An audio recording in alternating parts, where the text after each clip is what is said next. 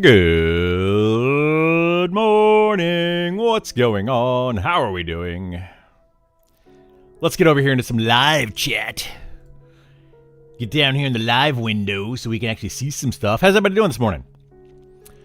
Wow, a lot of you are in here really quickly today. Really quickly. That's awesome. I love it. Thank you so much for being here. Hoss, Near Light, hello. Mightius, Andy Stolk, is that right? Magicot, as always. Thanks for being here. Steak. Burl's up in here. We got Setfer again today. What's going on, Setfer? How you doing, bud? Justin Beard is back. Glad to see you, Justin Beard. I was talking about you, or talking about Justin last stream on Friday, where he's one of the longest running viewers or longest running members of this community that I know of. Has been watching Sean for the longest of times. Been watching class guides. Nice. I'm going to try to do another one here soon. Hopefully this week. I think what I'm going to do for the class guides, it's not really class guides per se, but like just an overview of the different classes. We're going to do the Necromancer, Wizard, and Elementalist. All three of those together as a guide, like the Int casters. Even though they're not necessarily the same thing, they're actually a full DPS, a DPS plus utility, and then a support class. Technically, like those three classes are very different. So we're going to be checking those out. We will definitely be getting some more info. I doubt anyone will be denied access. For which one?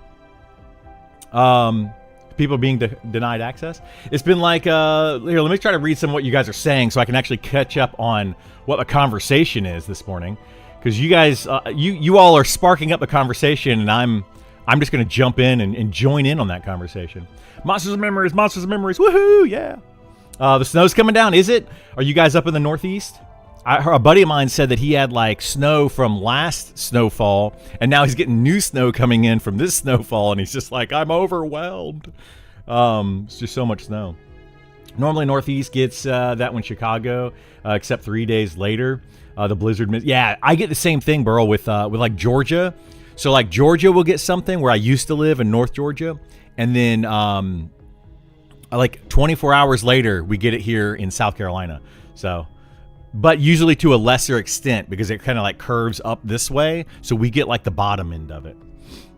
So basically the stuff that happens in like southern North Georgia, like right at the Atlanta border, if it snows in Atlanta, I might get it where I live. But if it snows north of Atlanta, I usually don't get it. Just dropped over 30 in 2 days in the Southeast. Oh boy. Is it cold again today? I haven't even been outside yet. We had our window open last night, though, which is really nice. I love cold weather. Do you guys like sleeping when it's cold outside? I love it. It could be like 30 degrees outside. I'll open my window, or I'll like crack it like, a couple inches and just let that cold air come in. Oh, you need an intro video now to play? Oh, an intro video to for these streams? call a plumber. I could pull out that intro video where it had me dancing as an AI thing. It had me like dancing. I could pull that one back out again. Mathematizer. I love it. I love Mathematizer. That's a fun name. Thank you so much for the follow. Appreciate it, bud. I was thinking of Embers Adrift. I'm worried that when most of the players are high level, the earlier zones will be empty, making it much harder and less fun for new players.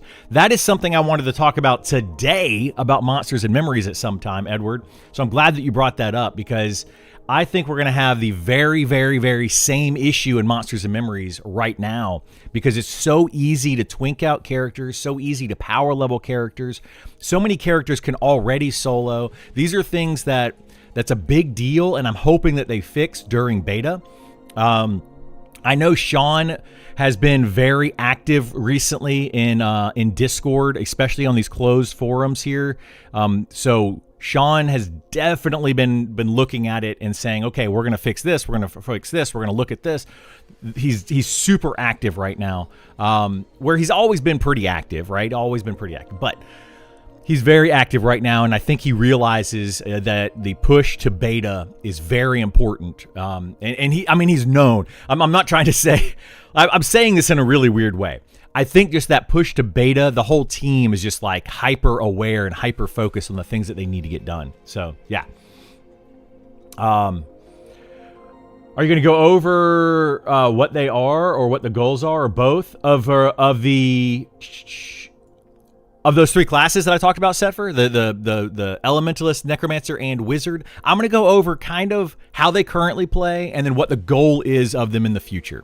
Because right now, how they currently play is not the way they're going to be intended. The Necromancer is basically done, right? The Necromancer is effectively where it's going to be in early access, and I don't see it changing much going forward. The Wizard, however, is going to change. We don't know exactly how it's going to change, but it's going to change for sure. And the Elementalist, they have ideas for it to change. However, it may not change much between now and early access, because it does function in what it does. It works just fine. However, the Elementalist needs to change, in my opinion. And I think that Nick has even kind of hinted towards this, that he wants to make some changes to the Elementalist. Now, how important the Elementalist is in that change and the priority list of other changes that need to happen, I don't know where it's at on Nick's list of importance. I would say that the Rogue and the Cleric, and, well, the Rogue, then the Wizard, then the Cleric are probably more important. The Cleric, not super important, is getting fixed or changed, but I think he wants to take the melee side of it out. And then also the Spellblade, I think he wants to bring its power level down. I know a lot of people are going to be like, no more nerfs on the Spellblade. The Spellblade power level needs to come down just a little bit more, but it needs to add in a lot more utility. Until it adds in that utility, I don't think that it needs to come down in power.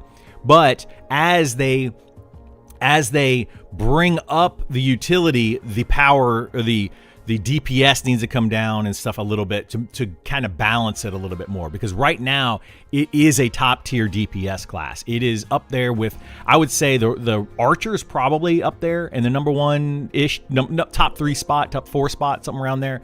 The Archer, the Beastmaster, the Spellblade, I might put those at my top 3 DPS spots at the moment. I think they would be. I don't know in what order exactly, because I haven't really had a chance to look at them a lot since the most recent changes, but they're my top 3 DPS classes. The Archer is the only one that is supposed to be there. The other 2 are not. So I think that we're going to be seeing some changes there with that. You want to move south to Florida for the warmth? It does, dude. South Florida is so nice sometimes. My family, I've got family that lives down there, and it is so nice to go to in the winter. I went in November to visit my mom for the entire month of November because she had knee surgery, and it was like 70 degrees in November. It was so nice. We could just go outside and walk around, all sorts of stuff. Think they're going to make corpse runs easier due to player pressure? No, I don't think so. I don't see that happening. Corpse runs are already super duper easy once you learn how to do them. The problem is players, a lot of the new players to this game, and even older veteran players to EverQuest and, you know, other old style like vanilla WoW and things like that, those players don't remember their original corpse runs. I don't think that they're going to change corpse runs in Monsters and Memories because it's not hard to do a corpse run. You have multiple options. You can make a rogue and have the rogue stealth down and get your corpse and drag it back. You can fight back down with some extra gear. You can also summon your corpse for 10 gold. At 10 gold, I know, is for a lot of people, it's like, oh my god, 10 gold, that's so expensive. However, you can do it. So corpse runs are not that hard. Not to mention that, I mean, when you get higher level and you're out in the world and you die somewhere deep in a dungeon, you can usually invis to that or invis undead and get to your corpse. Use a monk to pull corpses to a safe location. There's so many ways to do corpse runs, but people don't know about them yet. They don't remember how they used to do it at low level, because at low level it was much more punishing. It's much more difficult, especially if you're trying to solo. So I don't think they're going to change that. I don't want them to change that. Yes, it's freezing. It is freezing, Feisty. I didn't go outside. So Atlanta, you must be wow. Must be close to me in Bama. I lived in Atlanta for 30 years. I no longer do. I live in South Carolina now. I'm in just north of Charleston. Sleeping with thunderstorms at 65 degrees. I love thunderstorms as well. Yeah, absolutely. Crittles Live. What's going on, Dolce? How are you? I loved your idea of grouping, increase your XP gain. Final Fantasy 11 did this. They did. Yeah, Final Fantasy 11 was very focused on group XP over solo XP. I like player classes that don't solo well. So I worry about population in every zone. Yep, exactly. I do too, Edward. Like I play a fighter. Well, I mean, my main character is going to be a fighter for this game. Not a good solo class. You want to have a friend that's leveling a cleric. I most likely somebody. If I don't have somebody that levels a cleric, I'm going to recruit my girlfriend to level a cleric for my group. So we're doing that.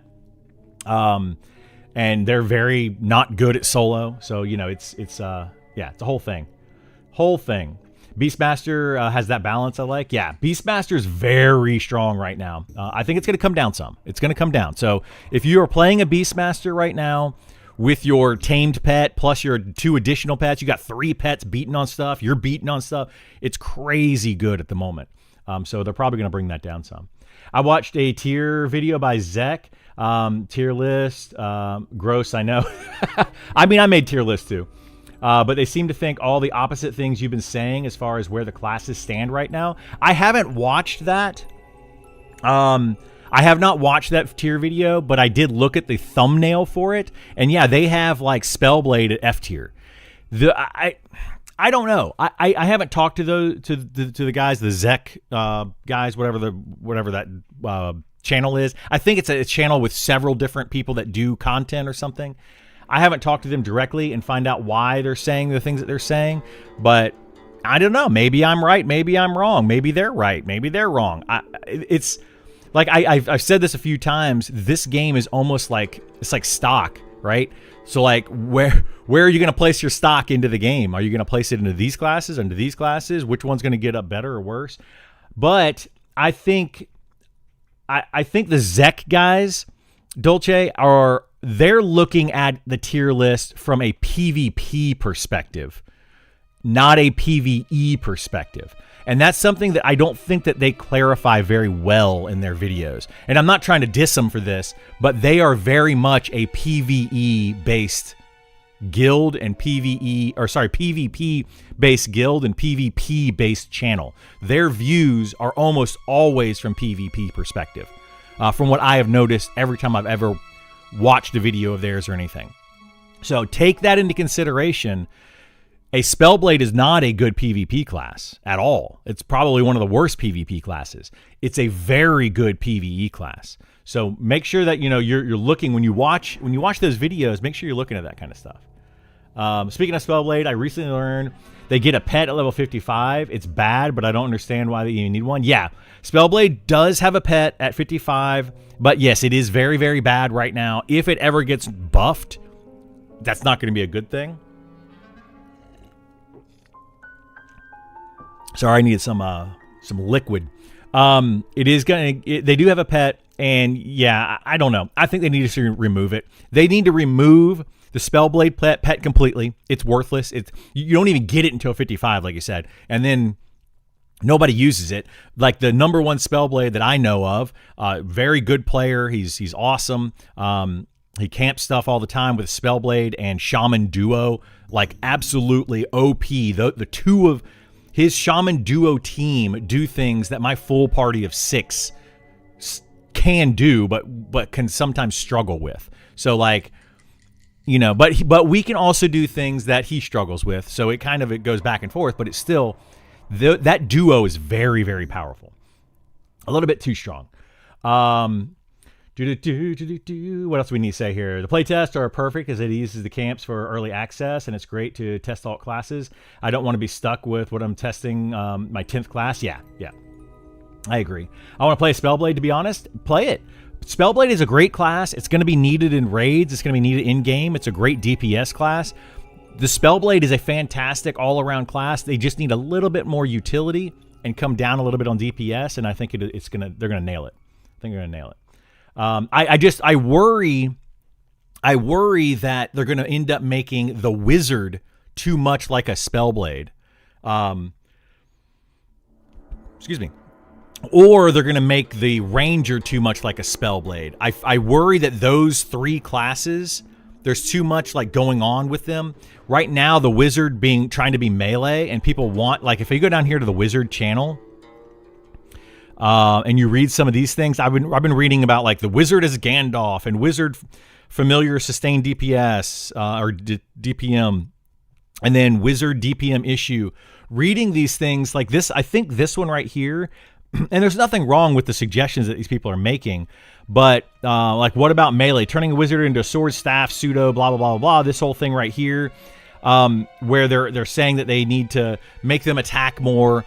That's just going to end up making a Spellblade. We don't need classes crossing over into other classes' territory too much. If you do that too much, too many classes become too similar and it becomes a problem.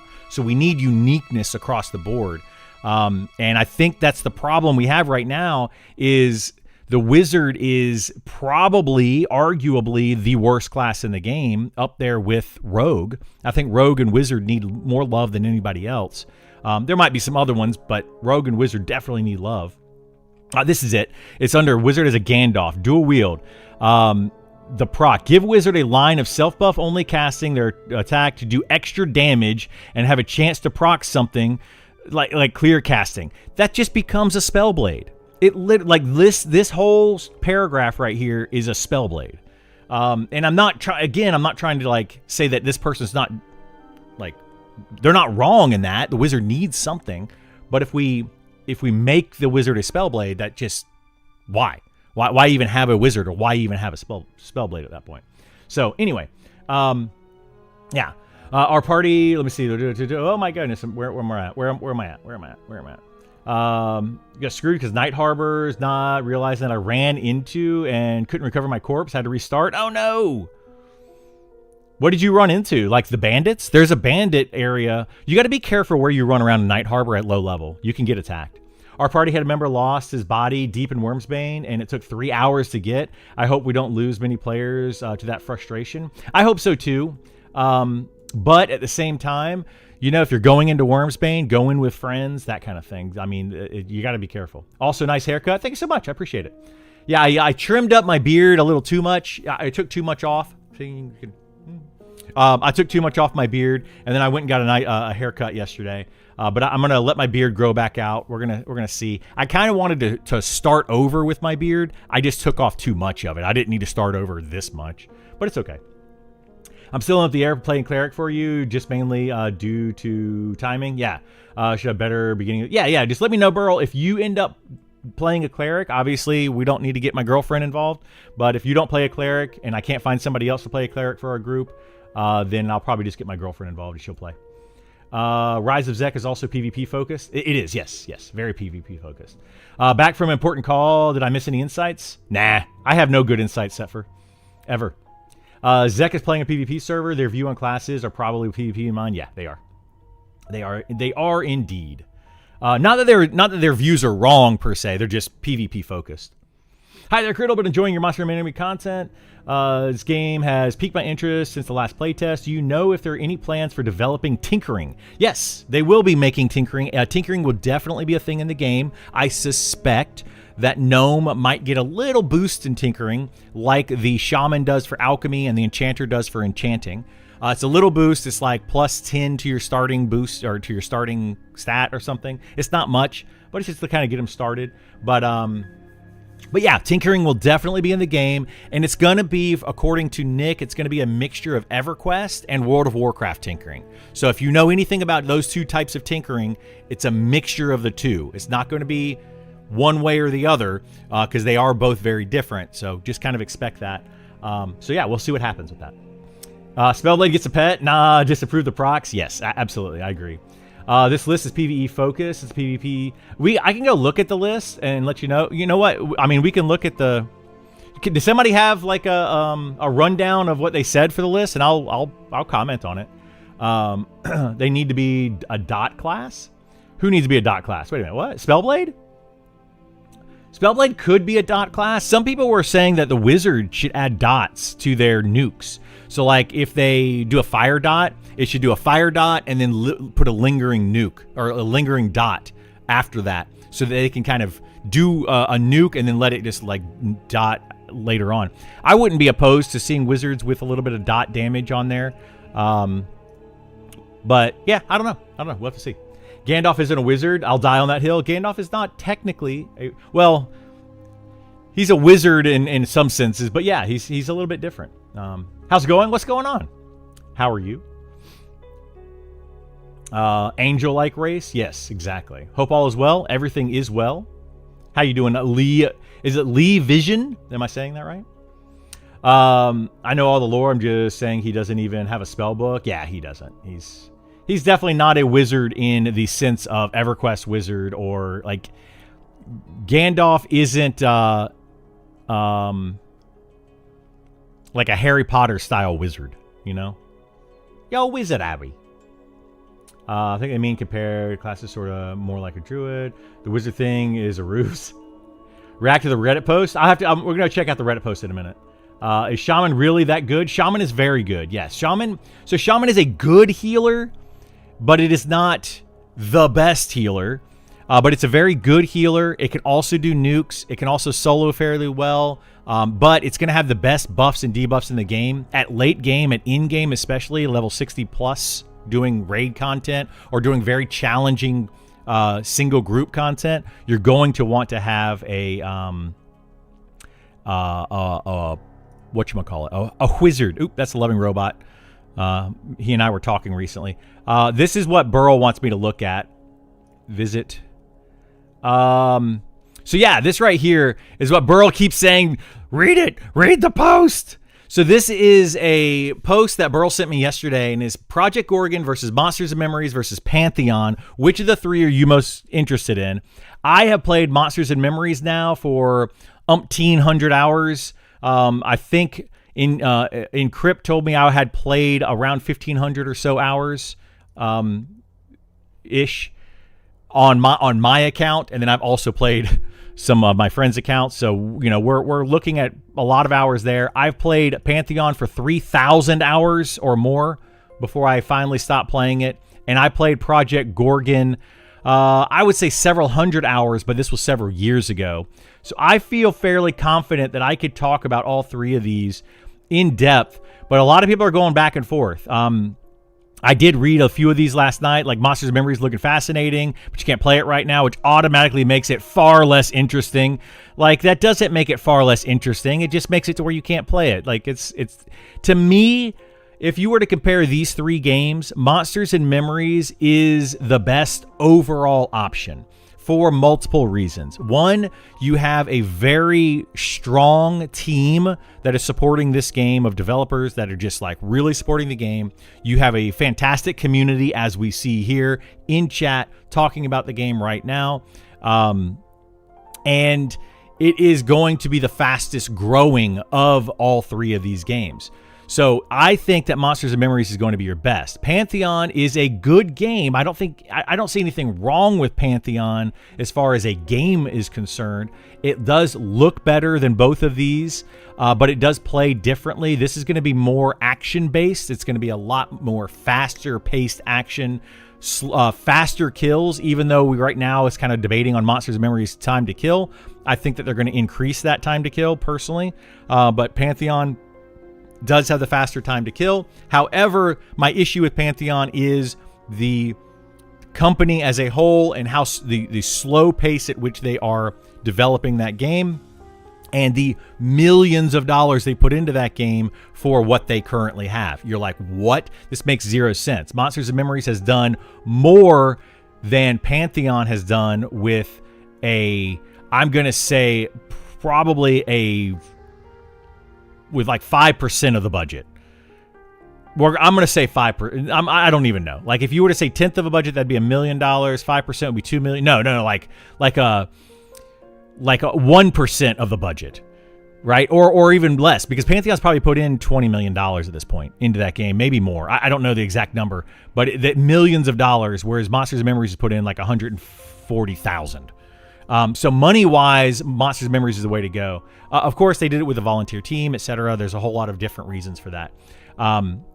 Project Gorgon, however, this is an outlier between the two. It is a single-person team at this point. It was a husband and wife team. The wife passed away. They have done a lot with this game, just the two of them. The issue that I think we're going to come into with Project Gorgon is, are they going to be able to hire a team to continue development on the game? And is it going to continue to go into development for years to come? So right now, I think Project Gorgon is a fantastic game to play, dip your feet into. It's a different play style than Monsters and Memories and Pantheon. It's a unique type of game. Some people won't like it. Some people will like it. The animations are pretty crude. The graphics are pretty crude, even compared to Monsters and Memories. So but you got to remember, it was like a singular, it was two people that developed this game. But now with it going into early access or releasing, I guess technically it's 1.0 in Steam. Hopefully they get some money and they're able to hire on team and build that game out some more. I don't know what their plans are for that. If they do that, Project Gorgon could actually be a very, very good game.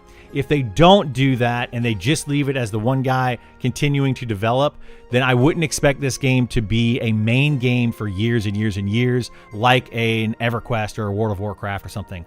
I'm going to stick to Monsters and Memories. Out of these three games, Monsters and Memories is definitely the one that I am most interested in, and the one that is that's got me hyped up. Out of these, I will take a look at Pantheon as we get closer to this big spring update, and I'm going to keep an eye on Project Gorgon. But I kind of had my fun with Project Gorgon years ago, and I don't know that I will be returning to Project Gorgon. We'll have to see. It might end up, Project Gorgon could end up being the best of the three. I don't know. Monsters and Memories could absolutely flop super duper hard. But I personally think, Monsters and Memories, then Project Gorgon, then Pantheon for me. So that's kind of where I'm at about those. So anyway, that's that. Yeah. Let me see what else we can say here. Who seriously puts Project Gorgon or Pantheon above Monsters and Memories? A lot of people do, yeah. A lot of people do. Shaman is great at named bosses, but not good XP grind. Just depends on what you're doing. Yeah, I would agree with Setfer in that. It's very good for named bosses. Shaman, though, it's a special type of class. Project Gorgon is great. It's a casual mess around game, not a committed group thing. Yes, exactly, Edward. That's how I take Project Gorgon. Fantastic game. I think that what they did with it is great. I just hope that they can take some of the money they get from their release in 1.0 and first of all pay himself for building a game and pat himself on the back and say, hey, I did it. I achieved an amazing game. That's the first thing. I keep forgetting the guy's name that made it, and I feel bad about that. But secondly, hopefully he can hire on some people and grow that game. I think they need to add Scars of Honor to that list now. Another competitor, the creator also said, it talks, He's in talks with Pantheon devs.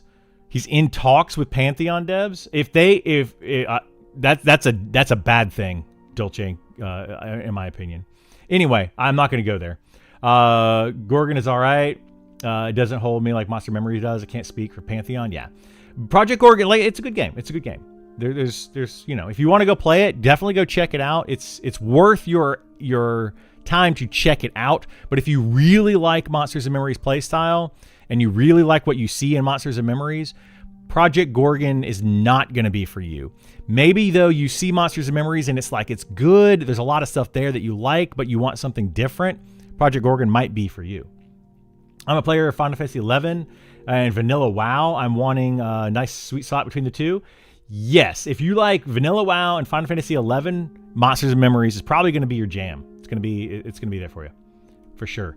I just cannot get interested in Pantheon. Combat looks, I guess, like art style is dull. Yeah, well, the art style being dull is because they did a lot of store-bought art and they haven't updated it. Their art team is not on the same quality and the same level as Monsters and Memories art team. Zukin and ZBrush are like, they're really into Monsters and Memories. They're loving it. And I think one thing that's holding Monsters and Memories back right now is the art.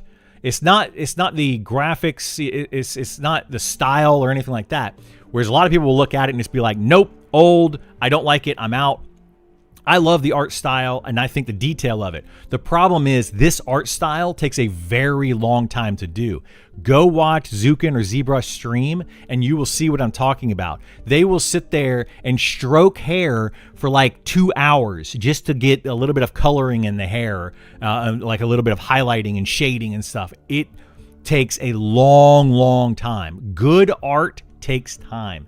And, that's one thing I think that's holding back Monsters and Memories, where they could have like 20 new zones a day if they could get that art going, right? Because when you watch Sean build a dungeon out, he can build a dungeon fairly quickly. He can throw in some NPCs, he can throw in some lighting, create a pathway. He can build a basic dungeon in a couple of days. But if they don't have the art for the dungeon, it doesn't look great. So they got to make sure they have the art, and then it just pops. So yeah, Pantheon Spring Wipe update is make or break, I think, for them. I thought that the early access was going to be make or break for them, but apparently other investors thought otherwise and decided to throw them, several $1 million. So who knows? Project Gorgon, we need to build up a team and have the funds for it now, but may take a while. Exactly, Corvid. That's where I'm at with it. Monster Memories is built ground up. It is, yeah. Monster Memories definitely scratched that itch for me. Good. I'm glad it did. It's scratching that itch for me, too. All three look interesting. They do. They all three have something they bring to the table. Monsters and Memories just has that thing for me. I think that some people that like more retail WoW, if you like WoW in the later years, I'm not saying like today's WoW, but like Wrath of the Lich King and later WoW, the more action-based type combat, this slightly faster paced, the ability to solo a little bit more, that I think is where Pantheon is going to end up going. Even though they say in their spring update they're focusing more on a group-based game, I don't believe them. I think that they're going to have some group content and some solo content, but I think that Pantheon is going to, the solo players are definitely going to gravitate to that game because they want to be able to solo. The dad gamers are probably going to prefer Pantheon's slightly faster jump in and play style over Monsters and Memories. I'm just being honest with you. I think that that's going to be a better game for the dad gamers. Monsters and Memories is definitely going to be hopefully the way that they want it to be. Currently it is not this way, but hopefully through beta we get it this way.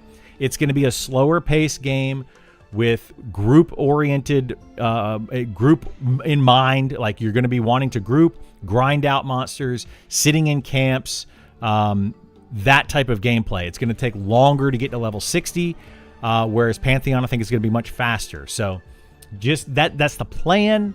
Now, if that happens, I don't know. It just depends on what ends up happening over the next, honestly the next month or two with Monsters and Memories. We'll see where we land. I would say by the end of March, we'll definitely know where Monsters and Memories wants to be. But I think right now, the gameplay is a little bit too fast, and I think that the community is trying to slow it down. And I think that the devs also want to slow it down, based on some of the recent things that I have been reading. One new horizon for spring, Scars of Honor being developed. Yeah, Scars of Honor looks interesting. I don't know how good it's going to be. I haven't looked into it enough. It'll take a lot for Monsters and Memories to flop. I don't think it'll take a lot, but yeah, I mean, it's gonna be tough. What's going on, Nicodemus? Hello, how are you? Great Monday. As far as Mondays go, granted it's not the weekend. Hey, hopefully we can start your Monday off right. I hope. We'll start the Monday off right. Because the weekend gonna stink. I don't know. Monster Memories will probably continue if it was just Sean, Nick, and Ali. Absolutely, yeah. I think Sean, Nick, and Ali would keep it going. Sean alone, I mean, I've said this many times. I have gained more and more respect for Sean. Not that I disrespected him previously, but as I have watched this game grow, I have gained more and more respect for Sean. He is the glue holding a lot of this together. But it's also that he has put a great team underneath him. Like what creates a good company is based on the person at the top creating a good team. And if you don't have a good person at the top, then the rest of the team is just going to fall apart. It doesn't matter how good the rest of the team is. A lot of times, like if you can have a fantastic foundation and somebody at the top, Steven, who just decides to let it all fall apart, right? Ashes of Creation had an amazing foundation of some fantastic developers. The person at the top, though, just let it all fall apart. So, it's a mixture of all those things. But yeah, Sean has definitely surrounded himself with the right people, I feel like, and done a great job. And then Sean himself has a good head on his shoulders. He knows what he's doing. He knows what he wants. He has a vision. He has a plan, and they're going for it, right? And I think the rest of the team also has a vision and a plan. Scars just looks too childish and WoW clone to me. Well, yeah, I'm not a big fan of that that style. Like, I didn't like World of Warcraft's art style. I never enjoyed Warcraft's art style, even from the original Warcraft. Like, the original Warcraft was okay because I was a much younger and it was a top-down strategy game, so it was okay. I didn't mind it, but I always preferred a more, I don't want to say realistic, but that the style, the cartoony style always put me off. But I really enjoyed World of Warcraft gameplay. I liked it a lot. Project Gorgon has a free demo. Definitely check it out. Yes, I would recommend checking it out. We just chatting again. I don't know what we're doing, Setfer. I'm trying to catch up on chat so we can read some stuff. Let me see if I can read. Will you update your class overview list? Have some content to hype up for beta? Yes. I'm going to try to do my class list that I did originally where it says outdated now. I'm going to redo all of those as we get closer to early access. I was a healer in Ashes. Yeah. Let me try to skim through here because there's a lot of things I want to talk about. Jabba said a while back, one of his early streams, there was no store assets in Pantheon. I didn't believe him. Well, what Joppa meant by that is that there were no I bought it at the store and then uploaded it into Pantheon and boom, that was it. They bought it in the store, they tweaked it a little bit and then put it into Pantheon. That is the problem with it, right? And something where like Joppa probably doesn't even want to talk to me anymore because I kind of I bash on Pantheon a little too much, most likely for his taste. But he's very careful in what he says, and I'm not going to be careful in what I say. I don't really care. There's a little bit of like Stockholm syndrome going on there. Somebody at the top is basically telling Joppa something, and then Joppa is just believing it and saying it out to everybody else. That's what's going on. He's just starting to believe what he's being told instead of openly looking at it. Now, I could be completely wrong. I am just a guy on the outside looking in. I am not a developer of any of these games. I'm just an avid player of them, and I'm looking at the information that I have available to me. But everything to me points that they got store assets, they tweaked them a little bit for their uses, and they put them in the game. And I know they did that for a fact. You're just chatting on Twitch? Am I just chatting? Am I under the just chatting thing again? Oh, wait a minute. There. Is it Monsters of Memories now? I should have changed. I clicked the thing. Thank you so much, Sepher. I appreciate it, bud. It should be under Monsters of Memories. Okay.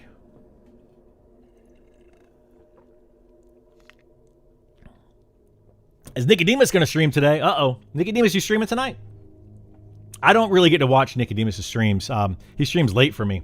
I'm usually in bed. My girlfriend wants to go to bed, like 9-ish, between. I usually go to bed around 9, but I say my girlfriend, I'm blaming her. I'm the one that likes to go to bed early. However, she likes to watch TV shows, so I usually try to get in bed in time early enough, and then we turn on a TV show so we can watch a show.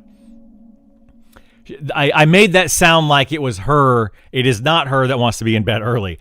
I like to be in bed early and be prepared and ready to go and comfy so that when she gets in bed around 9:30, we can watch a show. Griddle's an old man and sleeps at like 8 p.m. I mean, I would totally. I would eat dinner at 5 and go to bed at 8 p.m. every day. I'm that guy. I am totally that guy. What else did I want to look at today? There was something specific that I wanted to look at. It wasn't Fight or Love. But yeah, there was something I was like, Oh, did you guys see this? Hopefully we're going to get this fixed. I posted this. Removing the slam stun condition is the best solution, in my own opinion. Just make them have a chance to proc twice from behind. That could work.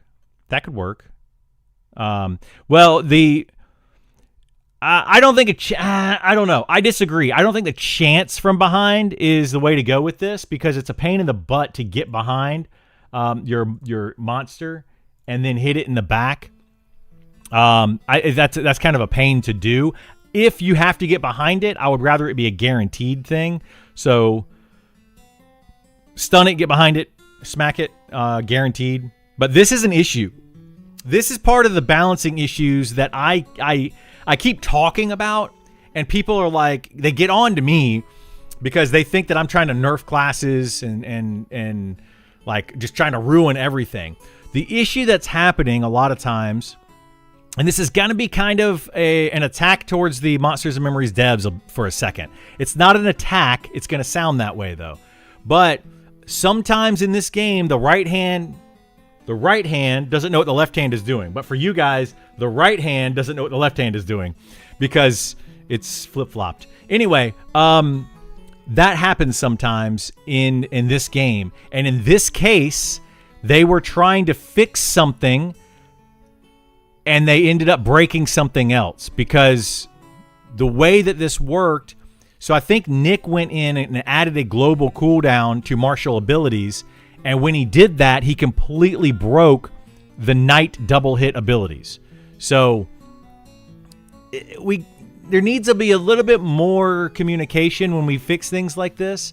This is just a little bit of, I don't know, maybe advice to the dev team at this point. Previous to this, the dev team has a lot of flexibility. Like Nick has said this on his stream. Sean has said, well, Sean hasn't said this, but we know this. They can go in and kind of change whatever they want whenever they want, and they don't really need to tell anybody. But they try to talk about this, like, hey, I'm going to change this. Is that going to affect anything? And that kind of communication does happen in their Slack channel. But the problem is that some of these things are happening and they're kind of getting slipped under the radar. And they need to be careful when they slip some of these things under the radar because there's abilities like this right here that completely got broken just because somebody said, you know what, we need to add in a global cooldown. There's normally nothing wrong with a global cooldown. It's a 1 second global cooldown, but it completely broke these abilities when they did that. So we got to be careful. make slam a might ability and strike a martial ability. That could work too. Or take it off the cooldown. Like, there's a lot of different ways they can do it. Yes. So hopefully they do that going forward. So I'm not trying to diss the team. That's just that's one of those things where I feel like the team could definitely use a project manager, something along those lines, because right now they don't have that manager hierarchy where, hey, this person talks to this manager, these people down here talk to this manager, and then these managers talk to each other, and then they trickle it back down to their teams. Right now it's just this person and this person and this person and this person and this person, and they can kind of all do whatever they want to an extent, right? They try not to step on each other's toes, but unfortunately that's going to happen. That's where I feel like, Sean has talked about a couple of times, he doesn't want to have a bunch of managers, and he doesn't want to have a bunch of meetings and do all that kind of stuff. And that's great for getting things done because it gives him more time to work. However, when it gets to the in-game, more polished product, you kind of need somebody in place to say, hey, this isn't working right. How do we fix this? We need to talk to this person and this person, get these two people together to make sure we fix it. I have to test the laundry day quest either tonight or tomorrow night. I'll be late when I can stream. Depends on the daughter's schedule. Thanks for asking and interest. Yeah, there you go. So Nicodemus says that he may test that either tonight or tomorrow, test one of the quests to make sure that they work. So there you go. I was under the impression that there isn't a hierarchy on purpose. That is true, Pack Attack. That is true. That's kind of what I was talking about. Night Harbor could use some hanging laundry props too. Dude, what about the slums in Night Harbor having like laundry? That would be really cool. I know it's not your area, but it would make sense. Yeah, that would be kind of cool. I could see that. Quality control is important. That's why I stopped playing WoW. They just do it. They don't do it anymore. Yeah, quality control I think is very important. Saying, hey, I changed this. Is that going to affect anybody? That's where I think they need to get to. Sean actually talked about in another post up here as well about a data analyst. That's part of the reason that the itemization is a little bit out of whack. If you've played this game and why certain drops are more common than other drops, they've been talking about that quite a bit. Rich is going in and adding in a lot of itemization lately, and there is there's a lot of tweaks that are happening. And Sean came out and basically was like, hey guys, sorry, I made certain, either he or somebody on the team, and Sean took the blame for it, saying that certain items were just way too rare. And they need to adjust that. There's certain roles I think that Monsters and Memories could use. However, since they're not paying anybody, it's all volunteer based, and they have to find somebody that's willing to do those roles. And those roles are not usually the fun roles, right? Like building out content is fun, and adding in monsters and adding in items, that's all super fun for a lot of people. But going in data analysis is not super fun. Being a manager, a project manager, some people might like it, but it's not a fun role. Like all they do, they're in meetings all day to make sure this person and this person and this person know that what they're supposed to be working on. Most people want to do like the more fun role. So anyway, I think from what I've been hearing and reading that maybe once the game goes into early access, they're going to hire some people on for that. So we'll have to see how that plays out. Data analyst is a blast. I don't know what you're talking about. It's a massive puzzle. Oh, I like it, Magicot. I like, again, my economics background, data analysis, that's literally what I do, right? Or that's what I did in college and I did real estate. I worked in real estate for like 12 years. And it's all data analysis. It's like, looking at this information, how do they tie together, etc. I find it fun. A lot of people don't. When they go into the gaming industry, they want to do stuff like build out abilities and build out NPCs and build out characters and, write stories and, that kind of stuff. The fun side of game development. Very few people want to do the non-fun side of game development. The reason I got out of game development in high school was because of the unfun side of it. I didn't want to take all of the programming classes. I was so tired of taking the programming classes. Oh my God, they were awful. So yeah. Anyway, where are we at? Where are we at? What was it that I wanted to look at? I wanted to look at something, and I forgot what it was yesterday. I think it was actually this whole thread down here with the wizard, because the wizard is so whack right now. So yeah, let's look at this and let's dissect this a little bit and think of things that we could help out. So basically, what he's saying here is wizard, you know, is Gandalf. So Nick has made a comment that his idea of a wizard is Gandalf from Lord of the Rings. He's stated this as his inspiration. It's supposed to be an S tier DPS class, but right now they are missing consistent damage. They have big nukes. And I think where the problem is going to lie here, people are trying to find out ways that they can add consistent damage, to the wizard. But if we add consistent damage to the wizard, it doesn't matter how we do that. It could be from a wand or a staff, you know, like cantrip type abilities. Any of those things could be consistent damage. But then we're going to be taking away from their burst ability with their nukes.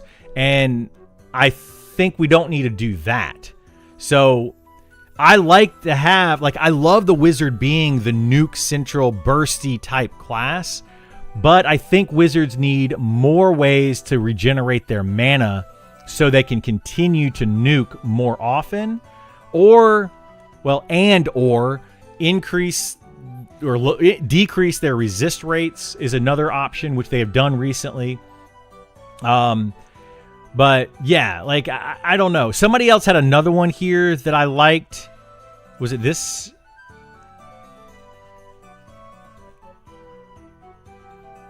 Somebody said they played for 500 hours.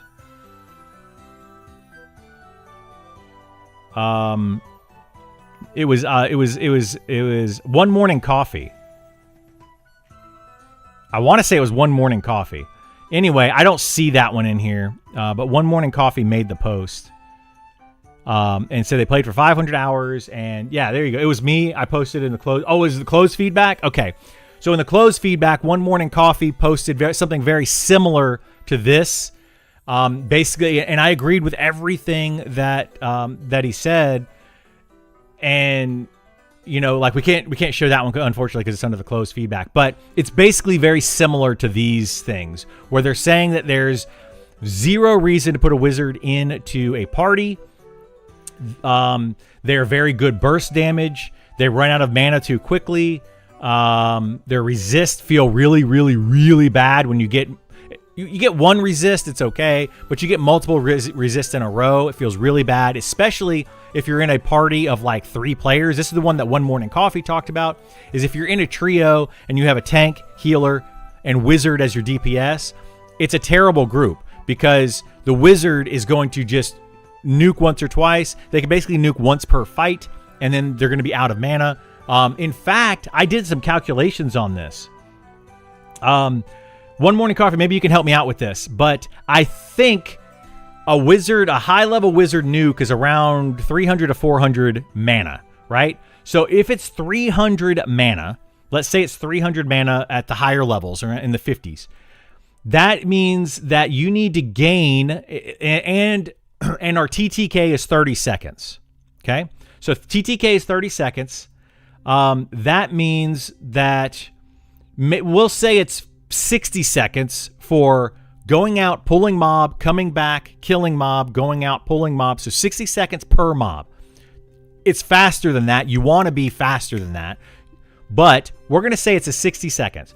So that 60 seconds means you get 10 med ticks. 10 med ticks at level 45 or higher is 225 meditation. That means that you're getting 23 mana per tick times 10. So you're only getting 230, let me clear that out, 230 mana per 60 seconds from meditation alone. Just from meditation. So this does not account for having an enchanter in your party or a bard or something to give you more mana. So you're getting 230 mana per 60 seconds, but you have spells that cost 300 mana. So you're losing 70 mana per 60 seconds in a fight as a wizard, unless you have a bard or something else giving you more mana, in which case you might be able to cast one spell per 60 seconds and maintain your mana. That is not good. Now, wizards do have an additional 10 mana per tick on their buff. I think it's 10, like a self buff. So they're getting an extra 10 per tick, which means 6 ticks. So an extra 60 mana, they're still getting negative 10. So they're getting 230 plus their extra 10 per tick. So another plus 60. So they're still at 290. They're still losing mana self-buffed. So they just need a little bit more mana regen of some sort. Like it just feels bad for them right now. 375 at what level? 60. Give wizards auto attack, range, staff, bolts. Like maybe something builds their mana. Yeah, that's the thing. Is it needs to build their mana if they're gonna do that. Then weave it in. Yeah. Wizard mana still feels bad sitting with good mana support. I haven't played one. Yeah. We'll go over all that. Maybe they need to go the way of 5e. A resist on damage spell is half damage at worst. Yeah, they could do that. 375. It's 72 seconds of mana regen per nuke without any mana refund proc. So yeah, that's about where I was. Yeah. Let's see. Wizard gets 10 mana regen of their own at high level. Doesn't stack with the enchanter though. It doesn't stack with the enchanter. It should. Is there any reason I haven't seen any specialization? Does it exist? Am I too low level? They don't have it yet. No specialization yet set for. They're talking about doing some sort of maybe. Actually, I'm not even going to say it that way. They're talking about possibly adding specializations in the future. However, it might be tied to quest. So, for example, right now you have the bard that can dual wield but doesn't double attack. There might be a quest at some point in the future that they can do to allow them to learn how to dual wield or to double attack. So there might be something along those lines for other classes in the future.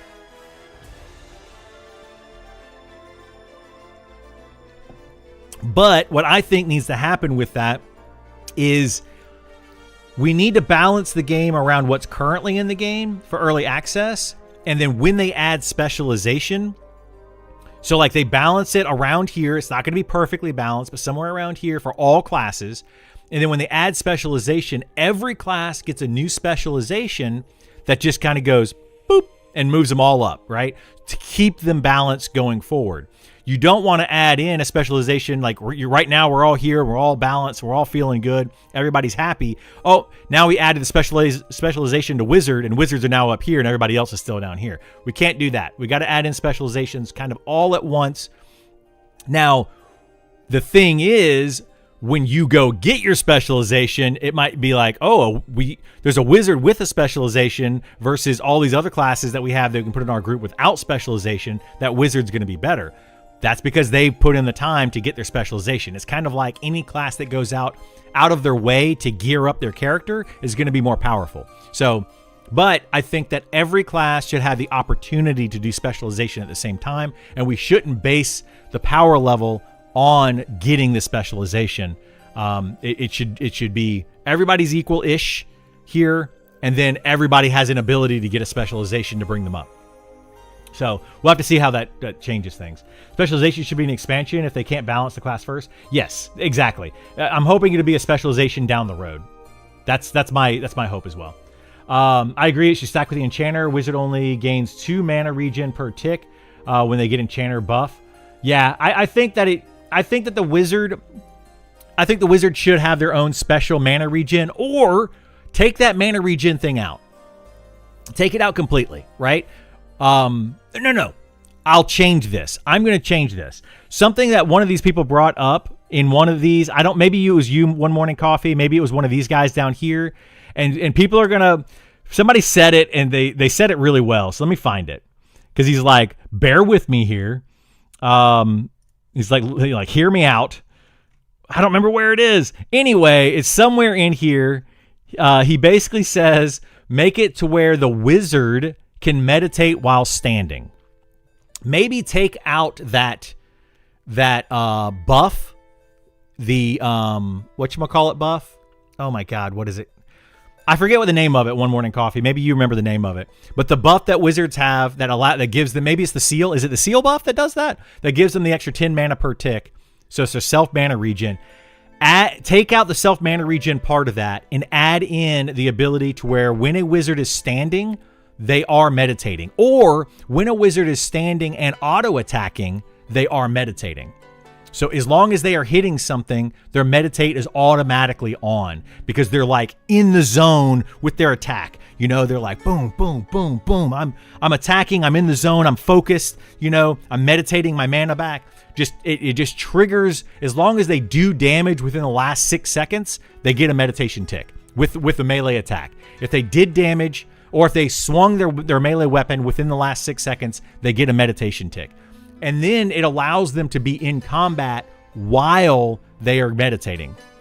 And that would be an exclusive to the wizard kind of thing. So they don't have to sit down. Now, if they're out of combat, they sit down to meditate. They sit down, they're meditating, gaining mana back. And as soon as the fight happens, they're boom, I'm up, I'm fighting, I'm still meditating because I'm fighting.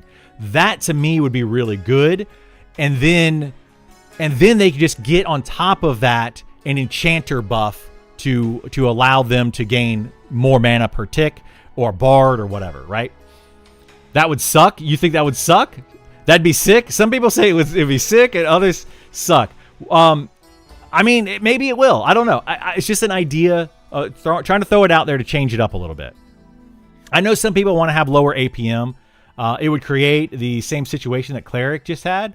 No. It's different than what Cleric had. What we're talking about, Corvid, is like Cleric has to still sit down to meditate.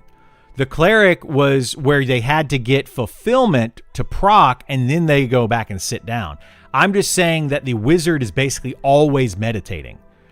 Whether they're sitting down, they're meditating, or whether they're standing up in combat, they're meditating. So they're always gaining that meditation tick. I'm not a fan of auto attack and Wizard. That's a spellblade. I mean, I agree, Setfer. I agree. I think that's a spellblade as well, but it's an option if they want to try to go with that route, because I don't like the option of what they're trying to do. Some of these, like this one right here, is procking. A procking wizard is just a spellblade.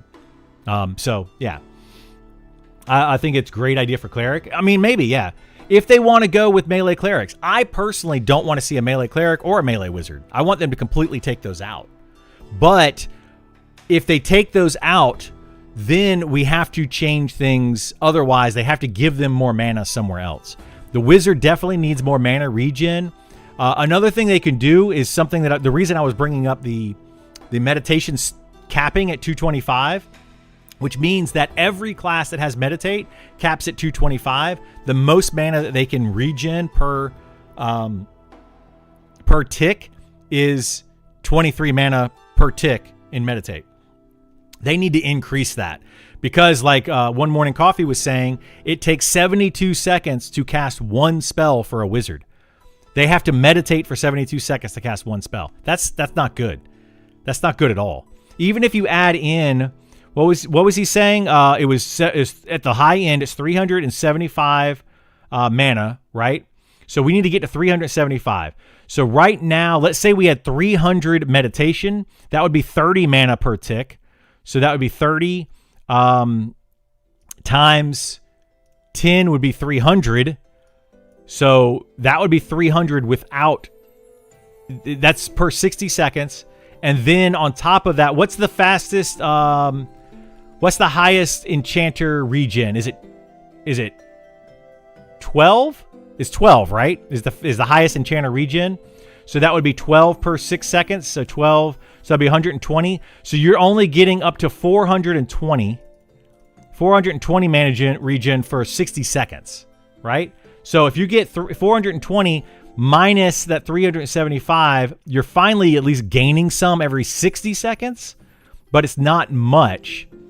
And our TTK right now is around 30 seconds. So if our TTK is 30 seconds and you need about 45 seconds to be able to get full enough mana, you see what I'm saying? It just doesn't feel good. You need to be able to get a wizard to where they can cast at least one spell per mob kill. At least one. Sometimes two. So like I would say 1.5 spells per kill, which would allow them every once in a while to get a second nuke in. Or if they get a resist, they can pick back up with that resist. So that's where we need to be at the very minimum. So I think we need to somehow get there. That's what I need to. That's what I want to see. Bard instrument confines remain incorrect. That will help a bit for groups. Their instruments, yes. So instruments currently do not function properly, if that's what you're talking about. But I don't think it's going to help that much, because you're still saying that the wizard was going to be reliant on the enchanter and the bard to be able to do their job, which they shouldn't be reliant on the wizard or on two different classes. Like, one of those classes should be enough. Let's see, cleric. Let me see if I can. It is it's lazy cleric who only wants to sit. Stop spreading its nonsense. I just want to sit personally. I want a cleric that just sits down, stands up, casts a spell, sits down. I want a wizard that just sits down, stands up, casts a spell, sits down. That's my preference, but it's not everyone's preference. So I understand that there's different types. Cleric is designed to tank, heal, and do damage in D&D. Just saying. That's a paladin though in this game. I think EQ got people confused what a cleric is. They think a cleric is a priest. It's kind of insane to me. I would prefer that I would think that they need to take a cleric, put it into cloth gear, and make it a priest. I agree. I think I would prefer that. I don't know why in D&D they decided to put him in plate gear, or not D&D, EverQuest, they put him in plate gear. But, they did. And that's just kind of where we are. How much approximately health does an unresisted take from a normal XP mob at level 60 percent-wise? Wait, what? How much approximately health does an unresisted nuke? A level 60 nuke can do upwards of about 3,000 damage if it crits. But about 2,000 damage is what a wizard does per nuke. Around there. Unresisted nuke is around, it's around 2,000 for a level 60 wizard. So you're talking about 2,000 damage per fight is all the wizard does. Whereas my fighter is hitting for about, if I use my fighter dual wield, around, I'm going to say almost 100 damage per swing, up to 6 swings in a round. If I'm using my two-handed weapon, I'm doing like 150 damage per swing. If I can get crits and stuff on top of that. So, that's just on a fighter. Like, and the fighter's not even top DPS anymore. It's still very good DPS though. That's why I'm using it as an example. And I play a fighter, so I can kind of talk about that. It should be 2 per mob. You can do 1 per mob easily in groups if you execute. That's a whole other thing. Yeah, if you execute, and that's the idea, is the execute. But as you get into higher levels, execute is easy from level 1 to about 30 or even 40. But once you start getting into level 40, 45 plus, definitely in the 50s, executing a mob is much, much more difficult. That 2,000 damage is, somebody calculated it out somewhere in here, is only about between 5 and 10% of the overall health of the mob, which means you have to wait till the mob is sitting at 5 or 10% health and then nuke it and then hope you get that execute to gain that mana back. It's very hard to do at that level. I shouldn't say hard to do. It's much more difficult to do at that level than it is at lower levels. When you're level like 20, a wizard is doing like 30% per nuke, right? It's a huge chunk of damage. So like you get the mob down to about 20% health, you nuke, boom. Hey, I got some mana back. Very easy. So that's another balancing thing they need to do, is they either need to increase the amount of damage that wizards are doing or increase their mana regen. The problem is mana regen, and I keep talking about this and I keep forgetting to continue that thought. Mana regen for meditation ends at 225, which means it caps out at level 45. There are 15 levels above that where you don't gain mana regen. You don't gain additional mana regen on any of the classes. This is across the board for cleric, for all of the 7 main like mana using classes. I think 225 is a good cap for hybrids, for your archer, not your archer, your ranger, your shadow knight, your paladin. Sure, their meditate can cap it at 225, but I think that your spell casters, the 7 spell casters, so your 4 int casters and your 3 healers should go all the way up to 300 meditate. That way they can at least gain a little bit more mana. It's only between 225 and 300 is only 7 mana per tick more. That's not that much. That's only 70 mana more per minute. And when the spells cost what they currently cost, it's not that much.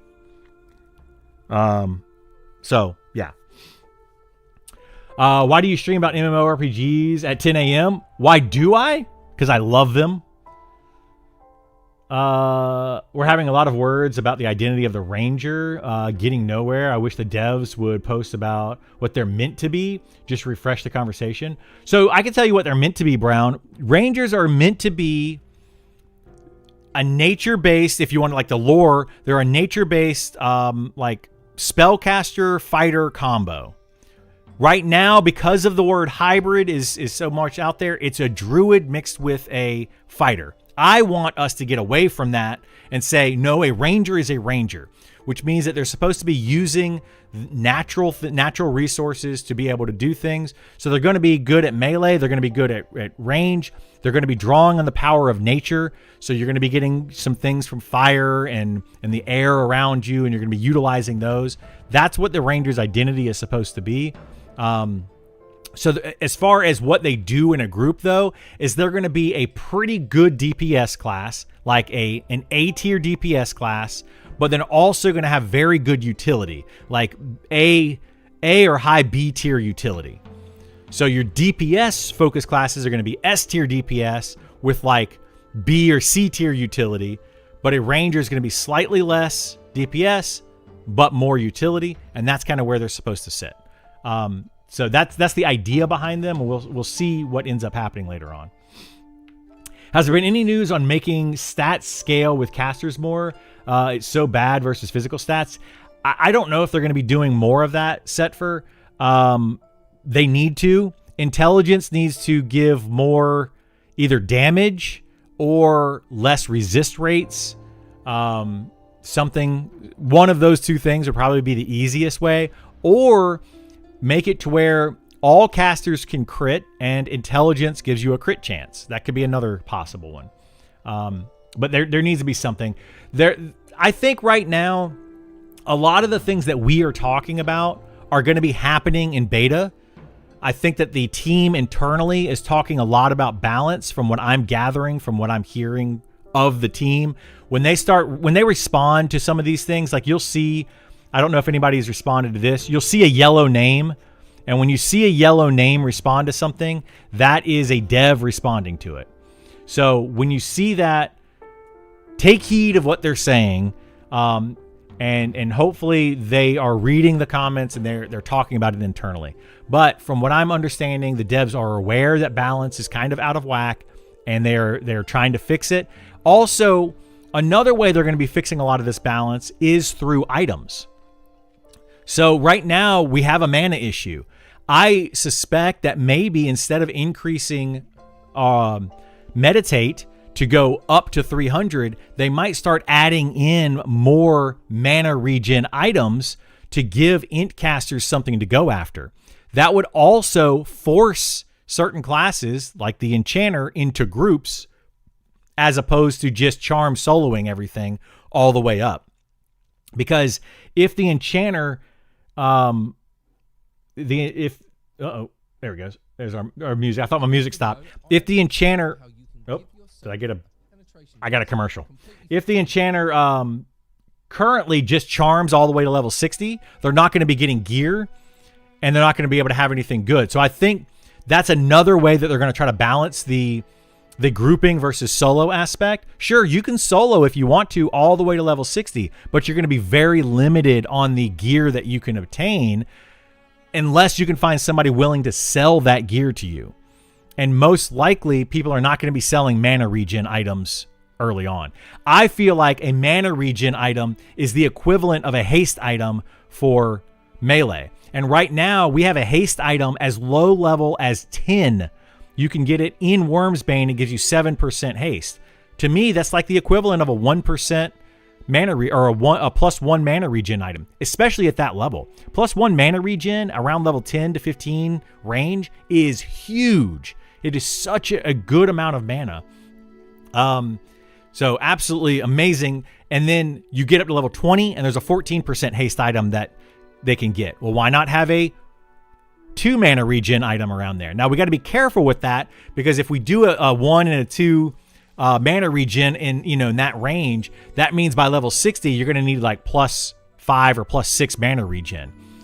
So we got to be careful with the balance there, but I think we need to start seeing plus mana regen items at lower level. There is one that you can get off the Bone Construct, which is level 20 level locked. So technically you could get it around level 20 already. But it's very difficult to get. And I don't recommend people really go after it. Ranger is a poor man's tank, but can tank after 40, I hear. So as part of its soul dies. Druid soul is non-existent. Ranger, good to tell about. Boss on track. Hybrid system sucks. Build unique classes. Yeah, I say build unique classes. Get rid of hybrids completely. Stop this whole, it's a hybrid class. It is a summation of 2 different classes. I don't like that. I think it is a terrible... It was a good design choice back in EverQuest, and it's because it's like multi-classing is what it was. It was multi-classing from D&D brought into a video game. Let's just not do that anymore. Just create a class and go with it. I just don't like the whole multi-class thing. Why didn't Nick give Ranger elemental spells and procs? It's just not a Ranger thing. Well, he gave them the elemental spells and procs because it is a Ranger thing, because they pull from the environment. He gave them lightning procs, to pull from nature. Fire procs is also, kind of part of nature. But I agree with you. I don't think that the Ranger necessarily needed that. I think the Ranger needed something else that was unique to their class. I feel like adding the procs was like an easy thing because, we already have it from the spellblade. We can easily add a lower level, easier, like weaker version to the Ranger. But it has made Ranger very strong. I would put the Ranger right now upwards in my top 3 or 4 of finished classes. So like your Ranger, I feel like is in a pretty good place. I think your Shaman's in a pretty good place. I think the Druid's in a pretty good place. I think the Necromancer is definitely probably the most finished out of all of them.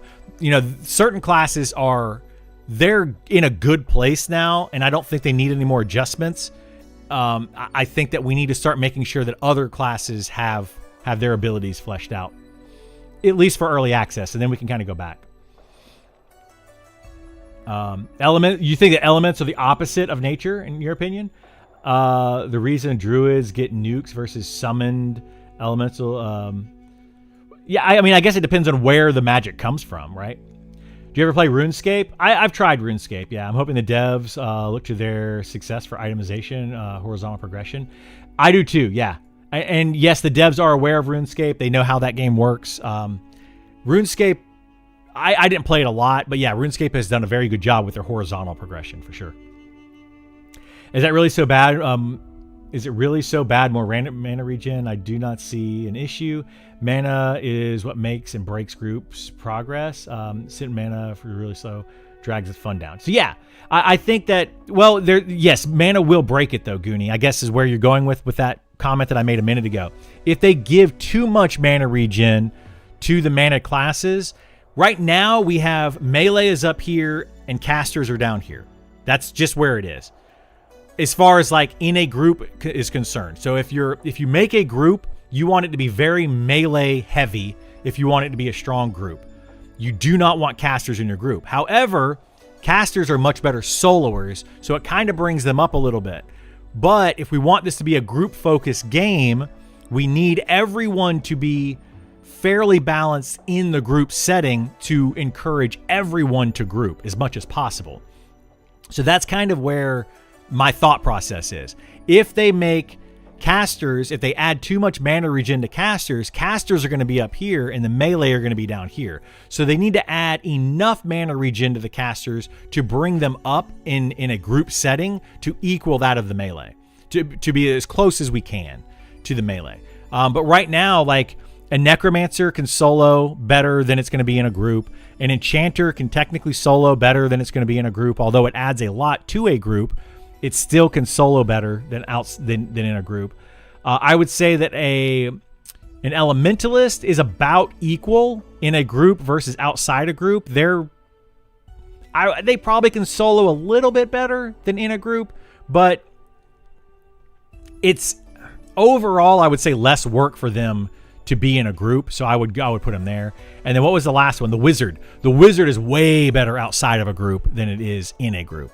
So I think that all four spellcasters need something to incentivize them to be in a group more. I think if you increase, let's say, the amount of mana regen for a necromancer, that's going to allow them to pump the other players in their group to do more. It's also going to allow them to nuke more. Hopefully it'll bring them up a little bit. So I just think that mana regen would be a pretty good fix but it needs to go specifically to those classes. If we give too much mana regen to the hybrid classes, it's also going to make the hybrid classes too strong. So we have to also consider that these items need to be like exclusive to the 7 spellcasters if we're going to give a lot of mana regen, I think. Of course, I would need to look at all the numbers, and I don't have that.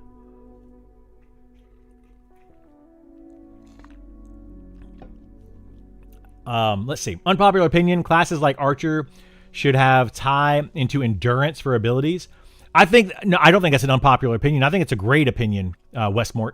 I would agree with you. I would love to see more tie-in with endurance, and then add in something to certain classes that increase endurance. That could be a good ranger ability. Is in a ranger aura that increases endurance regeneration. The problem that we're going to have with that is at character select, when you create your character, is you have 2 abilities there. One lowers your endurance and the other increases your endurance, but makes you eat more or less food, is the opposite of that, right? So that would be a very, very big choice for certain classes if they add that feature in. So they would have to go back and rebalance that as well. But I think endurance could be a very big thing. Right now, the only thing we use endurance for is jumping. Jumping is great for getting away from enemies. But let's say you had an archer that could go into like hyper focus mode where they get 50% increased attack as long as they have endurance, and it uses 10 endurance every attack. So they could do 10 attacks at 50% increased attack speed. I'm just throwing some numbers out there. This is obviously not balanced. But every once in a while, they could do that and they could burn all their endurance. Then you could have like a ranger that has an aura that increases the amount of endurance that you regenerate. Or trying to think of another class that might be able to do that. A paladin could increase endurance. It could give you holy endurance or something. I don't know. But that would be another feature that they could add in to some of these other classes, which I think would be a really good thing. Smokey the Bear doesn't like your fire in nature. It doesn't. However, fire happens naturally.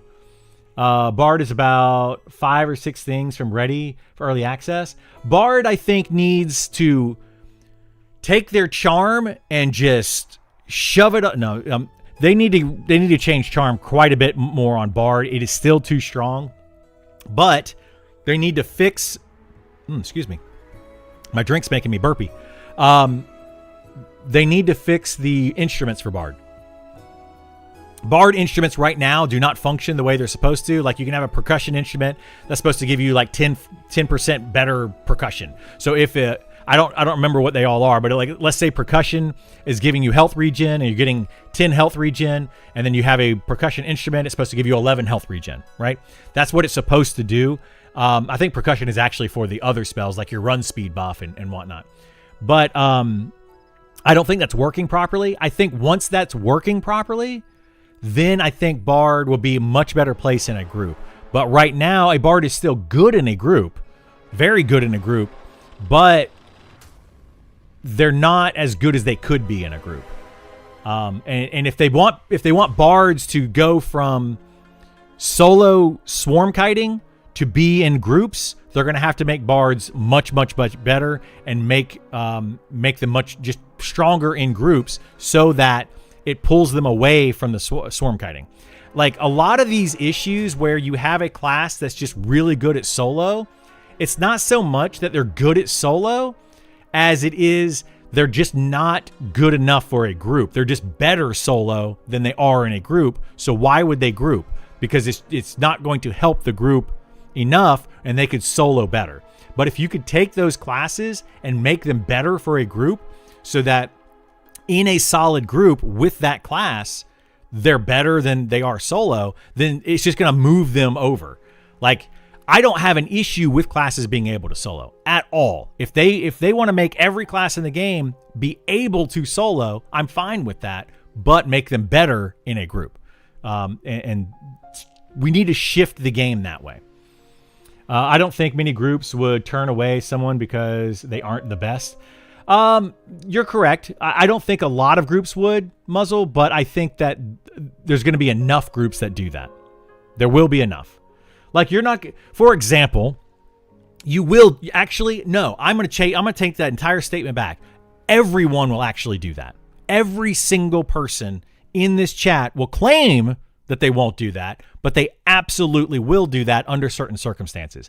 Let's say you have 5 people in your party. You have a tank, you have a healer, you have a DPS, you have a CC, and then you have an additional DPS. You have 2 DPS, and you have a utility like an enchanter or bard, and then you have a healer and you have a tank, right? What do you want in that group? You want another DPS. You don't want another tank. You don't want another healer. You don't usually want another utility class. So yes, they will turn away certain classes because they already have certain classes. So the best for that party is another DPS class. You're looking at it in a different way, saying the best overall of a group of classes, and I totally understand where you're coming from. But the thing is, we all do it in everyday gameplay. If you already have a tank in your group, would you add in a paladin? Like if I have a fighter in my group and they're tanking and everything's fine, I'm not adding in a paladin. Are you kidding me? Why would I add in a paladin? That's just going to be a net negative to my group. And everyone is going to probably think the same thing. Very few people are going to go, yeah, let's just add in another healer. And, like, oh, let's add in 5 clerics to my party. They're not going to do that. Like, people are just not going to do it. They might say they're going to do it, but they're not going to. I think you can only use knockback and quick shot. Wait, what are we talking about? I don't know what that one's about. I haven't played one, but does the utility list the minimum range? Anyone know why I can sometimes use my archer's special shot in melee and sometimes I can't? I have plenty of arrows equipped. That I don't know. I think that's just a weird range thing. I vote to give aura to Beastmaster. Beastmaster has an aura. They do have an aura, Brown.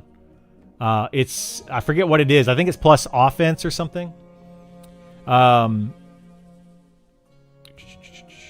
like Beastmaster needs a little love. Beastmaster does not need love. They're very strong. Nick said he liked Charm being strong. He did, which is unbalancing the game. I'm going to say Nick is wrong. I mean, he can do whatever he wants with his game, but in that case, in the case of Charm, Nick is wrong, in my opinion. It's too strong currently, or they need to buff everything else up so that Charm can stay where it's at, but everything else comes up to that equal, and then everything else in the game needs to be brought up to the Charm level. And then people are going to... It's the same thing as a nerf as to Charm, but hey, however you want to do it. I just think it's too strong. You couldn't pay me to be a bard without melody. I'm not going to ruin my body. I mean, I agree. They start at 20%, and it's not actually 20%. They probably shouldn't even start at 20%. Are you talking about the instruments? Yeah, it's. I don't remember what it is. I don't kite. I level to 60 faster in a group and duo trio. Yeah, when though, Corvid? Right now, it's. I mean, you can't base your one nobody can base their one experience on the game and say that's the way the game is and it's better this way. Your one experience is you as a player, right? When we talk about the balance between classes, you have to talk about the game as a whole. So we can't just say, oh, well, I think that Charm's terrible because Charm is it takes too much mana for me. I don't want to deal with it. You know, when Charm breaks, mobs hit me. I can't react fast enough, etc. That's an I thing. But Charm is very easy to control for a lot of players, and it makes it a very, very powerful tool. Extremely powerful tool. You wish halflings or gnomes could be shaman? Maybe down the road. Maybe. I don't think anyone should be able to charm reds either way. Yeah. Reds are... I don't think you should be able to charm anything over an even con mob. If it's even con to you, charm it. If it's yellow, don't charm it, because technically that is a more powerful creature than you. And you shouldn't be able to charm anything more powerful than you. That would be my big nerf to charm. That would probably be the first thing that I do, and then see where it goes. Charm is silly. I can solo 1 to 12 in 8 hours on Enchanter. I tried 1 to 12 on a Necro Elementalist. Took close to 14 to 15 hours. Yeah. And it continues. That continues one morning coffee to go like that, right? The curve continues to go faster and faster and faster with Charm, whereas every other class slows down. The reason that Charm doesn't slow down is because it stays consistent in its power. Because you charm this mob, it's equal to this mob. You charm this mob, it's equal to this mob. There is a slight nerf to charm. When you charm something, it does slightly nerf something else, but that doesn't matter. Basically, you do reverse charming. The people that are using charm are doing it the opposite of what some people think. They think charm this mob, kill this mob. No, it's charm this mob, kill this mob using this mob is what you do. So you charm this one, you have it fight this one. When this one gets low on health, you charm this one and kill this one. Then you charm this one to kill this one. Then you charm this one to kill this one. And you keep going back and forth. You use mobs at their full potential to fight another enemy, and then you XP off of those. That is how you use charm effectively. And the reason that charm doesn't slow down is because it has a straight curve. Because every other player ability has a curve where it does this, right? It curves like that. So you start stronger and you get weaker compared to mobs, whereas this is charming, it stays consistent. And that's why it just keeps getting better and better. Well, it doesn't get worse. It just keeps getting better. It stays the same. And that's something that a lot of people don't look at. Necro doesn't chain pull solo. Not mob. Well, a necro that's charming can level just as fast, actually faster than an enchanter, probably, because they have a better mana regen. They have ways to recover their health just in case they do take damage. Necros can level very fast if they're using charm, and there's a lot of undead enemies in this game, so they have a lot of ways to do that. If it's powerful, they'd have level faster. If what's powerful, they'd have level faster. When EA opens, what will be your primary class first to max? I'm leveling a fighter, but I have reasons for that. I'm leveling a fighter to max because I'm going to probably be I'm going to be the tank of my group first and foremost. We have a static group that I play with. I'll be the tank of that group, and then I'll probably end up being the main tank of whatever guild that I join or create or whatever happens there with a guild. I will probably end up, because my playtime, I'm going to be around more often. So that's probably what will end up happening. That's why I'm going to be playing a fighter. Beastmaster can't befriend a pet higher level than itself. Which means I don't think your charm should be able to do that. Does charisma stat determine what you're able to charm? So it's supposed to. I don't know if it's working correctly, Dreaming. I'm not 100% sure if it's working correctly. Charisma is supposed to help with charm and help with mesmerize, but currently I don't know if the formula is working properly or not. If it does, it's not noticeable. What Corvid's saying. If it does, it is not noticeable. Reverse charm is mega broken. It is, yeah. Why wouldn't that stat be tied? So enchanters would need more charisma gear to be better. It absolutely should be, and it needs to be adjusted. So like a lot of the things that we're talking about, like I'll re-emphasize this because a lot of people might be coming in and haven't been part of this whole conversation. A lot of the things we are talking about right now are currently being looked at by the dev team and will be adjusted during beta. So they know that certain classes are really strong solo, certain classes are better in groups. Itemization is an issue. The way that NPCs fight is out of balance. A lot of these balance issues are going to be fixed. I am confident they're going to be fixed in beta, which is starting next week. So yeah, just keep that in mind, everyone. Don't freak out for anything that I'm saying or whatever you're hearing. Don't freak out. They are looking at all this stuff. Stats need to be overhauled. Only physical ones truly matter. That's true, yeah. Right now, strength, dexterity matter quite a bit. They're both very, very good. Agility matters quite a bit for a tank. Stamina obviously matters for everybody for getting more health. Intelligence and wisdom give you more mana, whichever one is higher. So you would think that if you're on an intelligence caster, what they call an int caster, that's your necromancer, your wizard, your enchanter, and elementalist. Those four classes focus on intelligence. And then you have your druid, shaman, and cleric that focus on wisdom. So whichever is higher between the intelligence or wisdom dictates your mana pool. So you could be playing a druid with really high intelligence and still have a very high mana pool. But intelligence also increases your damage very slightly, and wisdom increases your healing very slightly. They need to probably double or triple the amount of that currently. It's around 20 points in wisdom or intelligence to gain 1% more healing or damage. It's a very small amount. I think it needs to go up a good bit. Like it probably should be about 10. That would double it.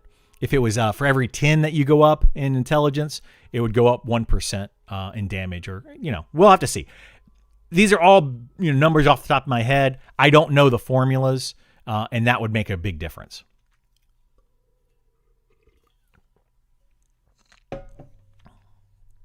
Hang on.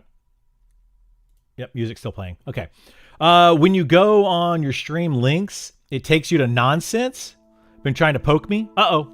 My stream links? What stream links are you talking about? I can definitely check that. If we go to here. So if I go to Twitch and I mute Twitch so that you guys don't hear me twice. Mute. There we go. What stream link are we talking about? I scroll down into my, the panel down here, that goes to Twitter. If I click on that, that should go to Twitter. Yeah, it goes to Twitter. This one goes to Discord. This one should go to YouTube. Well, it should go to ownpro.pro and then...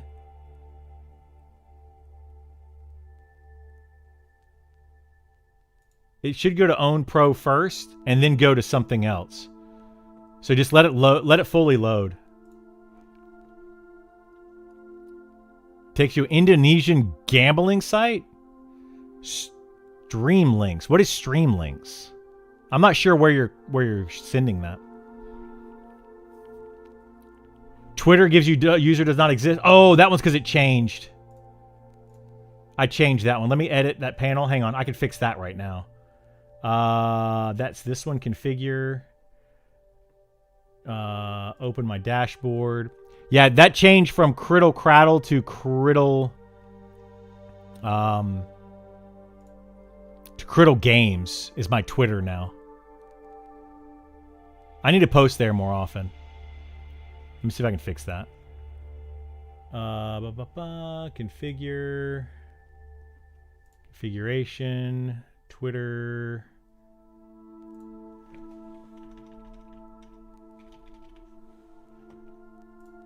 Okay, save that. All right, that should, so Twitter should now go to Twitter.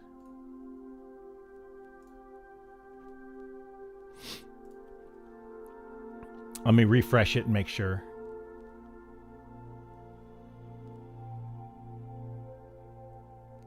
But it should be x.com/whatever. Twitter games. Twitter.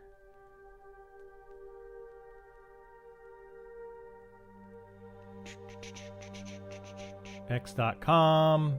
Twitter. Yep. So that one works. See streamer links. It takes me to Indonesia gambling. I'm not talking about Twitter. Yeah, somebody else was talking about Twitter. That's why I fixed that one. Yeah, you're on YouTube and they're on Twitch talking about it. Imagine if 20% strength gave you 1% damage. Yeah, or 20 strength. Yeah.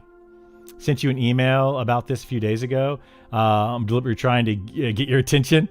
You sent me an email? Oh, goodness. I'll have to check that.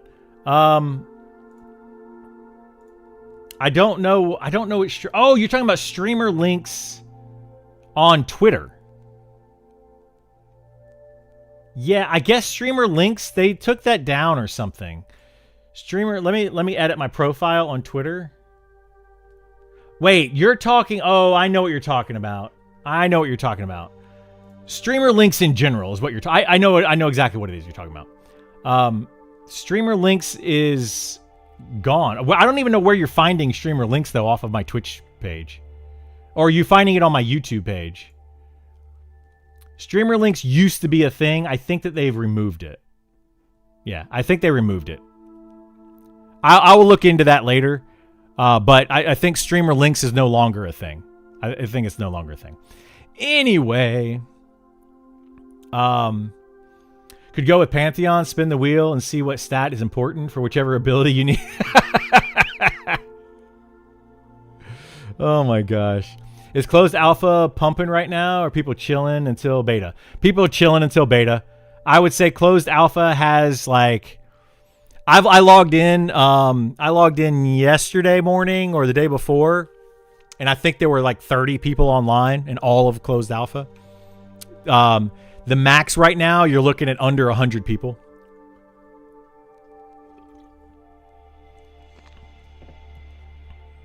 My group is basically the only group at level 60 that logs in.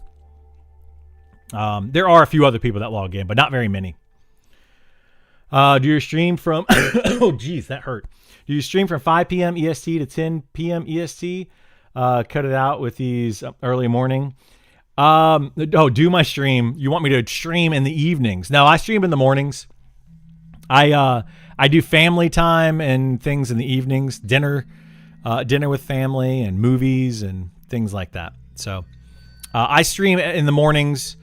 Going forward with Monsters and Memories, I will be streaming at 9 a.m. Eastern daily or earlier, and we'll be going most of the day with Monsters and Memories. Once it comes into early access, that's the plan.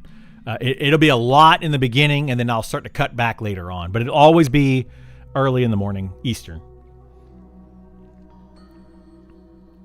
Thank you so much for the sub. I appreciate it. The Dirty Houdini.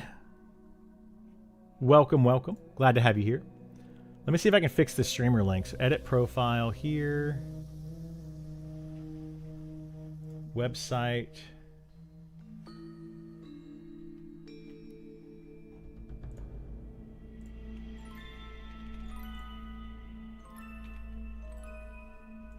There we go. We'll just change that one. That'll fix that one.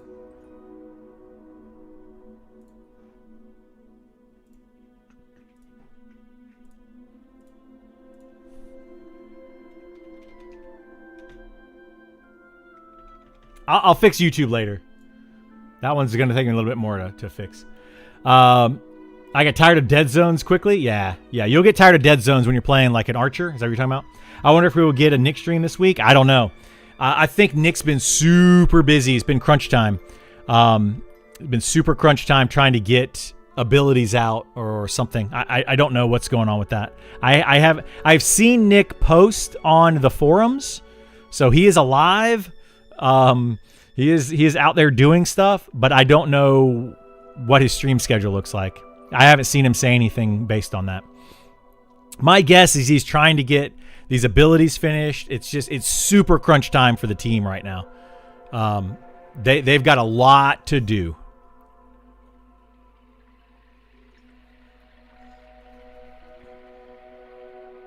There are no dead zones. I don't like that word for archers. There are dead zones for archers. What class are you playing in early access? I'll be playing fighter. That's going to be my main. Right as of right now, it's going to be fighter. It might change as we get closer to early access, but overall, all encompassing, the fighter is going to be the best overall tank in the game. So I'll be playing fighter and main tanking most likely.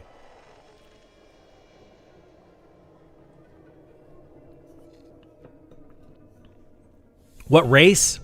I haven't decided yet. Right now, I'm leaning dwarf, but I don't know. Fail and draw fighter quest is great. Is it? I haven't done it yet. A dead zone is where you can't do anything. You auto swap to melee. Yes. That is correct, Setfer. Well, I'm confused about what we're talking about. There is a dead zone for archer. So like, you can be up to 30 meters away, and then I think you can be as close as 10 meters to hit with an arrow for archer, but I think you have to be like 5 meters to melee. So there's a dead zone in there in between those two where you can't melee and you can't range.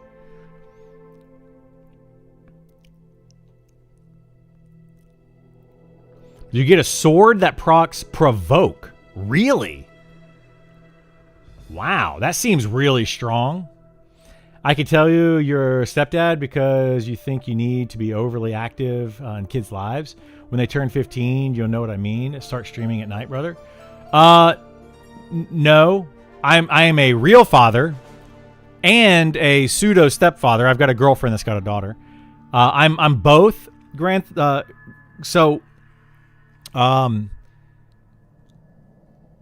short version of this is I used to stream a lot.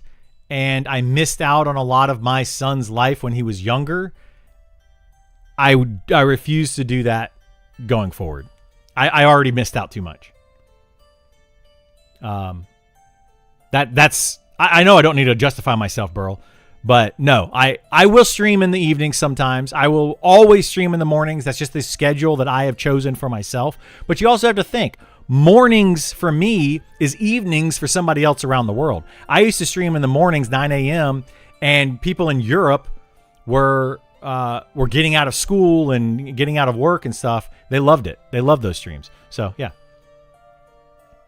I'm overdoing trying to compensate? Nah, you're just being a troll. You're overdoing it being a troll. So anyway, you ought to talk to melee when there is an area where you are too close to range and too far to melee. Yeah. I definitely didn't get that on the last open. It's a weird thing set for, like, I think certain abilities may cause it or something. I think it's just a problem happening. I watched your Pantheon content before the game became goofy. Well, thanks so much, Dirty Houdini. Glad to have you here. We're gonna keep checking out Pantheon, and I'm gonna keep an eye on it. But there's no promises I'm ever gonna play it again. But I'll keep an eye on it. Kids are the reason I stopped playing online games entirely. If it didn't have a start button, I didn't play it. There you go.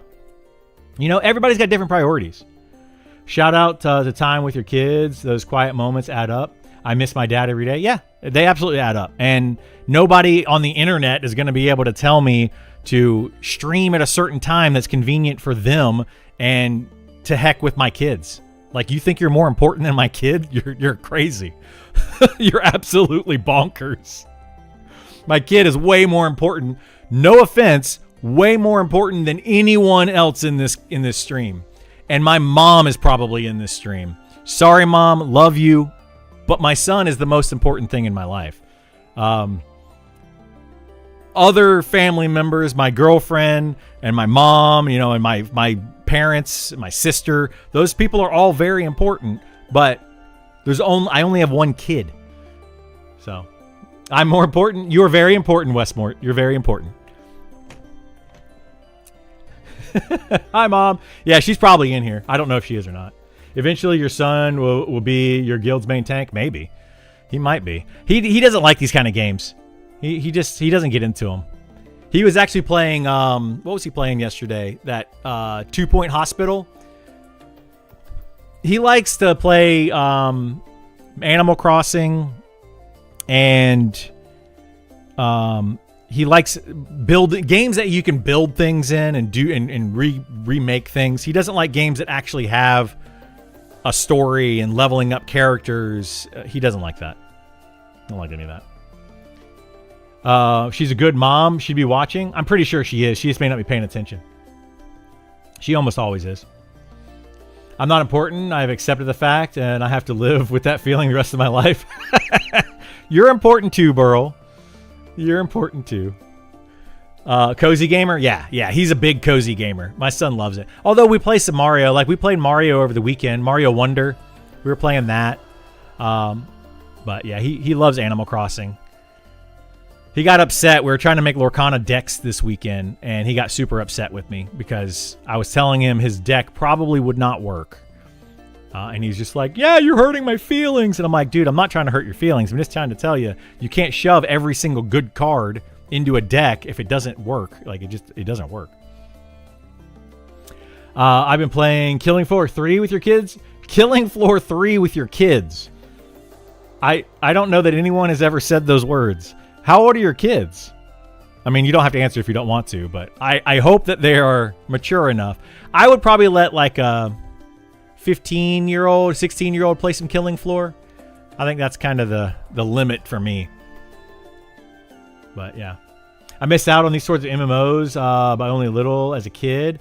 Learned about them when I was a teen, and always wish I'd been able to play Final Fantasy 11, Star Wars Galaxies, etc. Dude, this is going to be the game for you, Brown. They range from 4 to 19. 19-year-old, okay, Killing Floors. 4-year-old, not okay in my book. But, you know, you do you. I'm not going to tell you how to raise your kids. Killing Floors might be a little bit too traumatic for a 4-year-old, though. But yeah, Brown, I really hope you enjoy this game. This game is awesome. And I had so much fun growing up on these kind of games, these old school MMOs. Meridian 59, Ultima Online, EverQuest 2. I played a little bit of Final Fantasy 11. I played a lot of Final Fantasy 14 when it came out. World of Warcraft, and then every other game that has failed. I've tried them all, and I hope that you absolutely love this. I'm super hyped for Adrulan. Adrulan Online Adventures looks really good. It was really fun from a playtest. Did you try it out? I haven't had time to really put in enough effort into Adrulan Online, but I don't like the art style. That's one of the games where the art style does put me off a little bit. I don't like that blocky Minecraft art style. It's hard for me to get past, which is why I totally understand when people say they look at Monsters and Memories and they think it looks too old school and it looks meh when it comes to art and they don't want to play it. I totally understand that, and I'm not hating on you, because I felt the same way about World of Warcraft. I feel the same way about Adrulan Online. But the game does look pretty good. I think it's shaping up to be a very good game. The issue with that game is I don't know that it's going to have the same team. Like, the Monsters and Memories team is a special team. And if Adrulan Online has a similar team, then yes, it's going to be a fantastic game. My future child will be AFK flower picking in every MMO I play. There you go. Go over there. Yeah, exactly. I have 4 nieces and nephews. Some would be okay with it, like 10. Others probably wouldn't do it till 20 plus. Yeah, absolutely. Every kid's different. This is something that I say to my sister a lot. Growing up, my sister didn't understand my quirkiness, and I was a nerd kid growing up. Shocker, I know. But my sister was she was a cool kid. She was a cheerleader and, you know, kind of in with the cool kid crowd. And I would say that she just didn't understand me growing up. But now that she has 3 kids and all three of those kids are very different from each other, she's finally like, okay, this makes more sense. I mean, she's got like the really popular kid that plays all the sports and everybody loves him and all that kind of stuff. And she's got another kid who's very much more like me, kind of what do they call it? More of an introvert. She has her things that she likes to do, doesn't really want to be around a lot of people most of the time. And then she has another kid who's kind of in the middle of those. Like, it's just, every kid is different. And how they grow up, of course, is going to be a little bit based on your parenting style and your family style, that kind of stuff. But, they're also going to meet different people as they grow up in school, and it's going to kind of lead them in a certain direction. So we're all different. That Lorcana story reminds me of when my kid first got Magic Deck, mono green Stompy, but my cheapest card was Crawl Worm and no ramp. There you go. Yeah, my kid was so mad. He was just like, why does your deck destroy my deck? It's not fair. You made a really good deck and mine's awful. And I'm like, buddy, my deck is actually not that great. It would get destroyed in any type of competition, but it's just certain decks work with, I had to explain it all to him. It was the whole thing. I can't play Adrenaline Online due to the jumpiness of the blocks. It makes me instantly dizzy. Ugh, that's a bummer. I actually installed EQ when I was 9, created a frog guy, and didn't have a scroll wheel on my mouse, so I couldn't figure out how to adjust the camera. So I ran around in first person. Well, that game when it first came out was 100% first person, Brown. Did you know that? They added in the third person perspective later on. You're completely right about every kid's different. Yeah, every kid's different. You must still be I am still growing up. I'm still a big nerd. Adrenaline invokes closer to WoW Classic to me than EQ. Things like UI elements, quality of life, ease of use. I feel it feels good, but I haven't been able to get stuck in it yet. Probably because or sucked in yet. Gotcha. Yeah.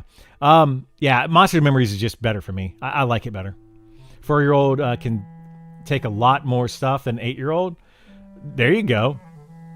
That's how my nephew is. My nephew at like 4, you could go up and smack him in the back of the head and he'd turn around and laugh at you and he'd fight back. My kid is 12 and you smack him in the back of the head and he's going to freak out. Like, it's just, they're very different kids. Very, very different kids. I'm one of 4. My wife is amazing on how different all 4 of us. Yeah. You are. Your family is very different, Burl.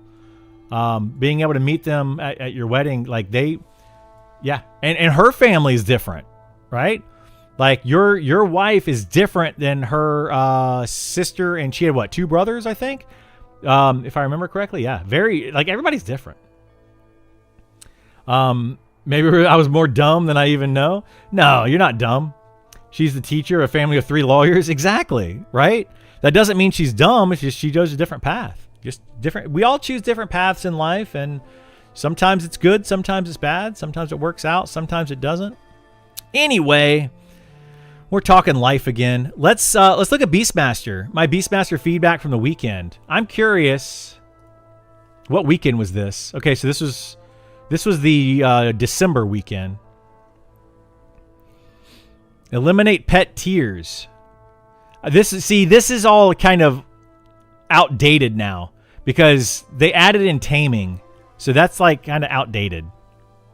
Taming is confusing, clunky, and tedious. Worst change to the class adds tedium and complicates the class for no real benefit. Oh no! I mean, that's a take. That is a take for sure. My big concern for this game is that our ravenous community is going to get in and devour every drop of it, then become impatient with the slow development pace. I just hope it never become the constant cry of dead game from the angry minority. So I can comment on that. This game, first and foremost, has a lot of content to it. A lot more than you probably think. I have put in months and months and months. I've got 1,500 hours in this game or more across my characters from the open test and the closed test. I think over 1,000 hours of that is on one character on the closed test. And we are still finding new items. new places or new things to do. I have explored the entirety of this game that is available. I have killed every single named enemy that I know of. I have seen everything, and they're still adding in new stuff. The rate in which this team can add new content is faster than most MMOs I've ever played. So I don't think we have too much of an issue there. That's going to continue through early access. When early access comes out, your casual player will not even be level 60 by the time they launch the Module 1 content, which is going to add in an additional 5 or 6 new zones and new races. So you're not going to be able to complete all of the content in this game as a casual player starting from early access going forward. It's going to take you at least a year or more because they're adding in new content as they go. You're not going to do it if you want to see everything in the game. Now, you might be able to get to max level, and get all your best overall gear. That could definitely happen. But if you want to try to do everything, and as they add in new stuff, there's a lot of content. So I wouldn't worry about that too much. Never assume a career makes someone intelligent. Oh no, a career does not make someone intelligent. Absolutely. He talked about life. That means giveaway. No, that's not me. Unfortunately, I can't do giveaways. I don't have any. The guy is smoking the pipe and filling it with weird stuff. Having to feed the pet is part of being responsible and a loving pet owner. It's true. Who is saying that? Is there something? There's a tame spell. Is that what this is saying right here? Nothing explains the system. If you get level 15, tame a pet. Level 2 beetle. I'm pretty sure it's level 2. Nothing adds up. You can level your... The idea is that you level up your classes. You have to feed pets now. This person just doesn't need to be a Beastmaster. Pick a different class, dude. Yeah. They just don't need to be a Beastmaster. That's another thing about this game where I don't like when people come in and they expect something to be a certain way because of a previous game. And they're like, I don't like this because it's not like this other game. Okay, we'll figure out why it's like that in this game. Rather than complain about why it's like that or why it's not like that from a different game, why does it work this way in this game? How does it function? You got to do that in this game. You have to do that in this game. It's a requirement. Your corpse recovery, having your corpse recovery and the penalty starting at level 1 where you die and you have to recover your corpse is there to teach you that you're going to have to recover your corpse at higher level. You don't lose experience until level 5. So they don't even teach you that you lose experience until level 5. But at that point, it's saying, hey, by the way, you lose experience when you die. You need to know this stuff. And yes, it does suck because in other games, you're like, no, I instantly die. Or I die, I just respawn, I'm right back into it. We're fighting again. Easy peasy. I hate corpse recovery. I think it's the worst thing ever. Well, it teaches you to play better. It teaches you that you need to be careful. It teaches you need to learn about the game. There's all these things, they add up together to something much greater. So don't hate on something just because you're like, I'm not used to it. Try to embrace it. Embrace it.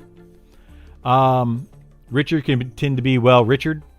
Yeah, I mean, I haven't read his stuff. Taming is fine. That person is difficult. It does bug out when they zone. It does bug out when they zone. They know that it bugs out. They're trying to fix it. They didn't say at launch they want double plus the current zones. No. You're talking about at 1.0 launch? No, 1.0 launch is going to be 5 times larger than early access. So the idea is that early access is going to start with around 20 zones. And then Module 1 is going to add another 5 or 6 or so.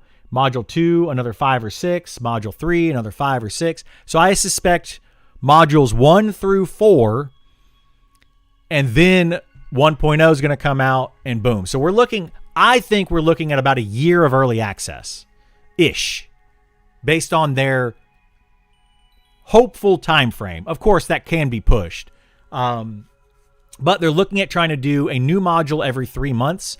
So early access in June, that means that module 1 is going to be September. Module 2 is going to be somewhere around November, December, and then every 3 months. And then hopefully 1.0 is around either module 4 or it would be the official, like module 5 would be 1.0. That's, I think, the pseudo timeline, but nobody really knows. Do we know if the unseen zones are going to be in the beta in March or June? There's going to be one additional zone in beta that we know of, and it's called Black Tide Bay. That is going to be in for beta. It should be in this week. I'm guessing we're going to get a very big patch this week sometime leading up to beta. So that will probably be in for that, and then it'll be in for all of beta. And I don't think we're going to get any additional zones for beta other than Black Tide Bay. They don't even mention the 2 summon companions. Did he not mention the 2 summon? Yeah, it's a lot. A lot of people on the forums can't put their head into a developer's head. They cannot. I had a pet bat on my Goblin Beastmaster. I went to Phalandraw because Adventure found out they won't talk to me there. They will not. You have to actually level up your faction. My bat is hungry and eats fruit. It was a whole adventure. Nice. It was fun and made me eventually get a big black bear instead once I was in Phalandraw. Nice. That's fun. Fun little adventure that you went on. The title of this post is For No Real Benefit. It began wrong. Yeah.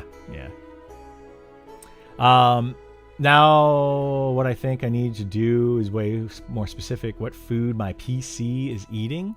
So I don't really eat my bat's fruit because it was better quality than my rations. No chance will Module 1 make September. We'll see, Corvid. Yeah, the plan right now is 3 months after early access, which would be September sometime. By the time Module 2 comes out, I don't think anyone will be able to complete everything in one. In Module 1 or in 1.0? Which one do you mean, Encrypt? I think that the rate in which stuff is coming out is going to be faster than most players will be able to complete it. Absolutely faster than most players will be able to complete it. Wouldn't they go sub-free 1.0 launch in 2027 or early access? Oh, sub-fee. Sub-fee is going to start with early access in June. The game is officially launched in June. 1.0 is going to be sometime after that, probably a year plus after that.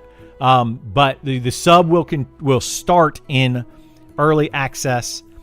They are not doing what some other games have done, Pantheon, where they say that early access is alpha test or beta test, or Ashes of Creation is another example of that.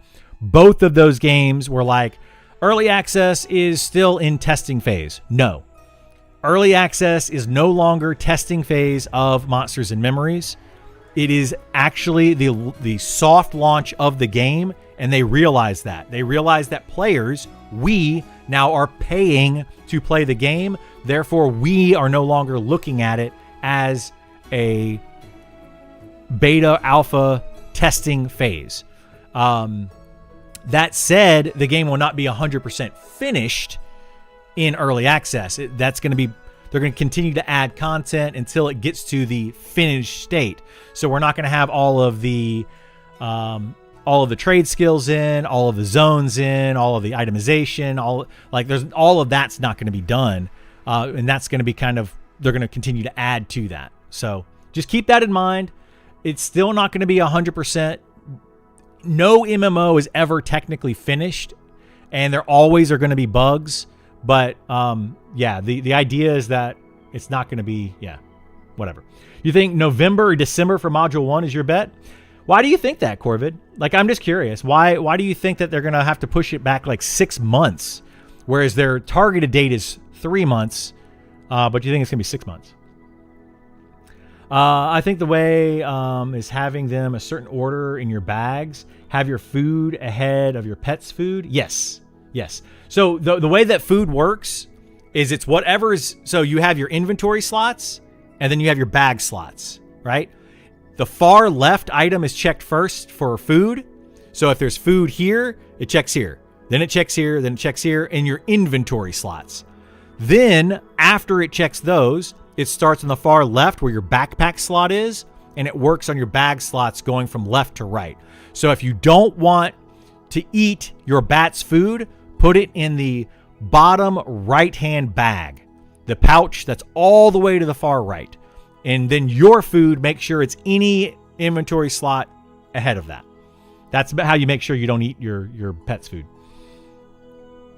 I had rations in my bag and the fruit on my belt bar. There has to be a better way. Yeah, if you have rations in your bags and your food on your belt bar, it should... Well, it depends on which bag. Depends on which bag. Rations on my belt and fruit in my bags. Well, like, what bag are you talking about? Because you have... Yeah, you have your belt slot, which are pouches, your bag slot, which are your satchels, and you have your backpack slot, which is your backpack. So it's going to eat from your backpack, then your satchels, then your pouch is how it's going to go. From left to right. Also think it's perfectly reasonable to always put your food in one spot. I always put all of my food in my far left pouch. Literally all the way at the end. That's just where my food goes. But I don't have multiple different types of food. I do have some concerns with power scaling of what a casual level 50 will be with a hardcore level 50. What are your concerns with that, Westmore? Like, you talking about their gear wise or what? There should be a reason for a casual healer to play with the hardcore tank and vice versa. There is. I mean, I would take as a hardcore tank, I would take a casual healer in my group for sure. As long as they heal me, I don't care. In fact, Burl is probably going to be my healer, and if he's not my healer, then my girlfriend is going to be my healer. One of those two is going to be my healer, and I would consider both of those to be casual to my hardcore. They're both more casual players than I am. My girlfriend being way more casual than I am. But since she works from home, I can just yell, "Heal me!" I can just yell at her, and then, she'll heal me. That's the goal here. You'd be like, "I need healing. Please save me." So hopefully we'll see how that works. Quite a bit of simple quality of life that I wish they added. I do too. Yeah. But once you realize they're intentionally not adding some, you begin to accept the game for what it is. Yeah. So sci-fi, I agree with you. I think certain quality of life, the omission of certain quality of life is good. And then I think some of it is bad. I think there's certain things that need to be in the game that are just not. I can't think of... There was one off the top of my head that I thought about the other day that was just like, why do we have it this way? One of the ones that was big to me was trading. So trading in EverQuest was take item, drag it, drop it on NPC or drop it on player. That's how you trade.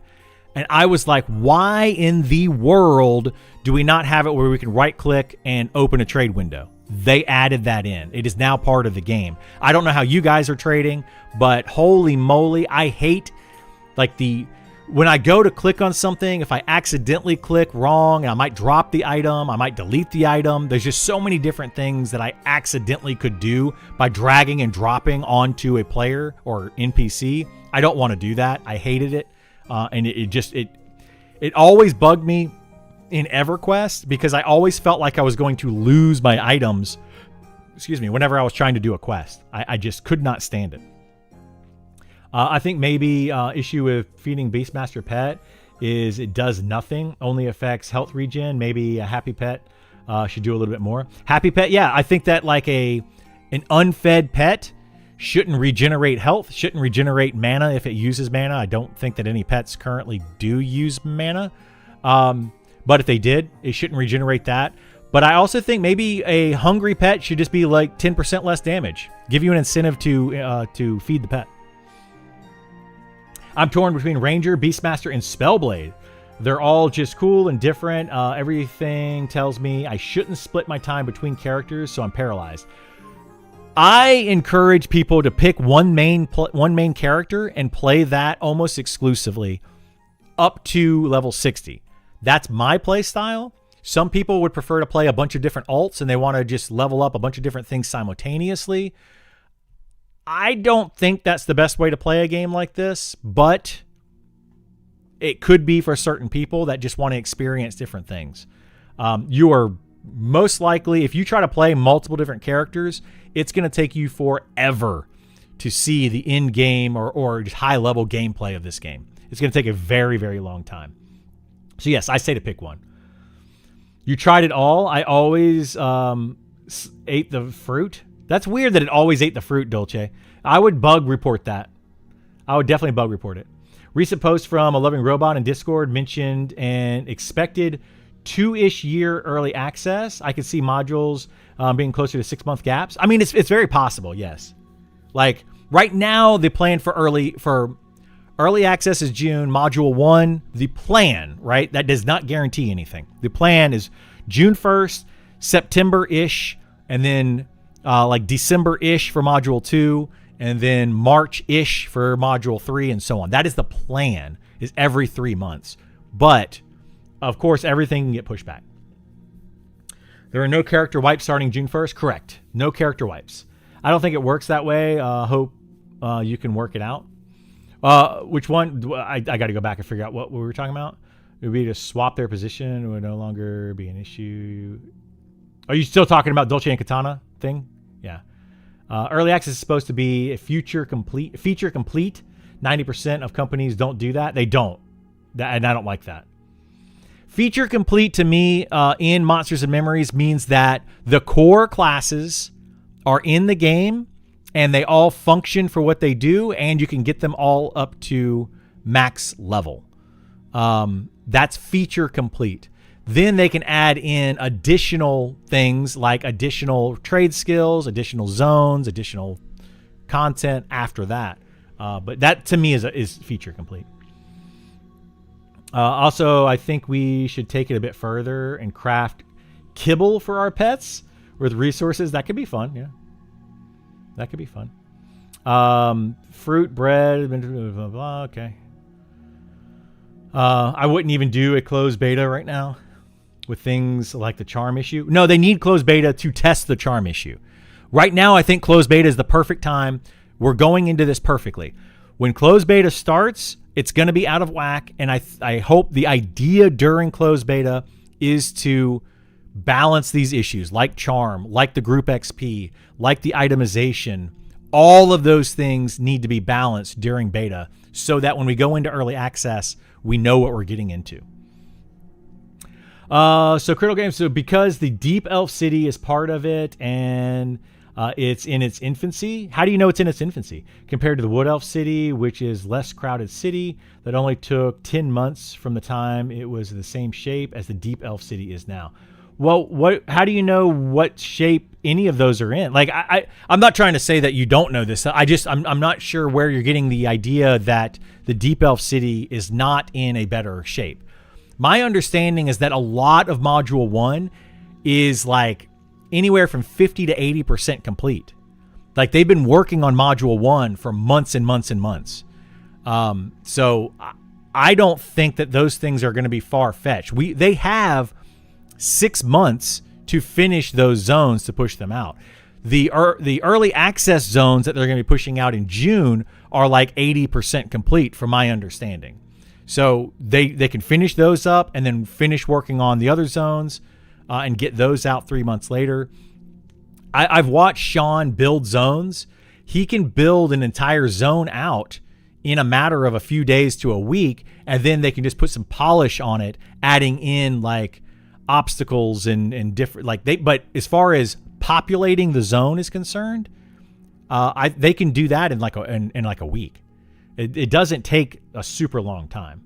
Of course, I hope they get it done faster. Yeah, you should split your time between all of them and enjoy it. Yeah, I mean, some people, if you want to split your time, go for it on different classes. He displays this while his camera is reversed from left to right.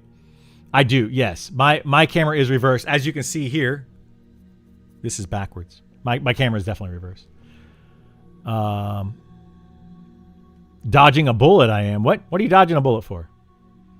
Don't have to heal Criddle. I mean, Setfer, if you want to join our group, we would absolutely have you. I would love to have you as part of my group. But the issue that we have right now is we have 5 of us in our group. You would be the 6th, and then we also have Dirk, right? If Dirk ends up playing, I'm assuming he is.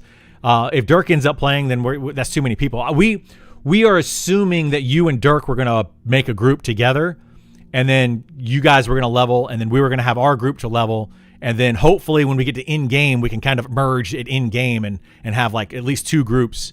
That was what we were thinking, but absolutely. If you want to be our healer, I will take you in a heartbeat. I personally will. So we'll have to see how that plays out. Cooked food lasts longer than raw significantly. Put it in a fire. Yeah, absolutely cook your food. That's awesome that she works from home. Who, my girlfriend? Yeah, she works from home. She's downstairs. See, watch. Hi, honey. I don't know if she'll respond or not. She might. She might be on a work call. I don't know what she's doing. Things that need to be in game.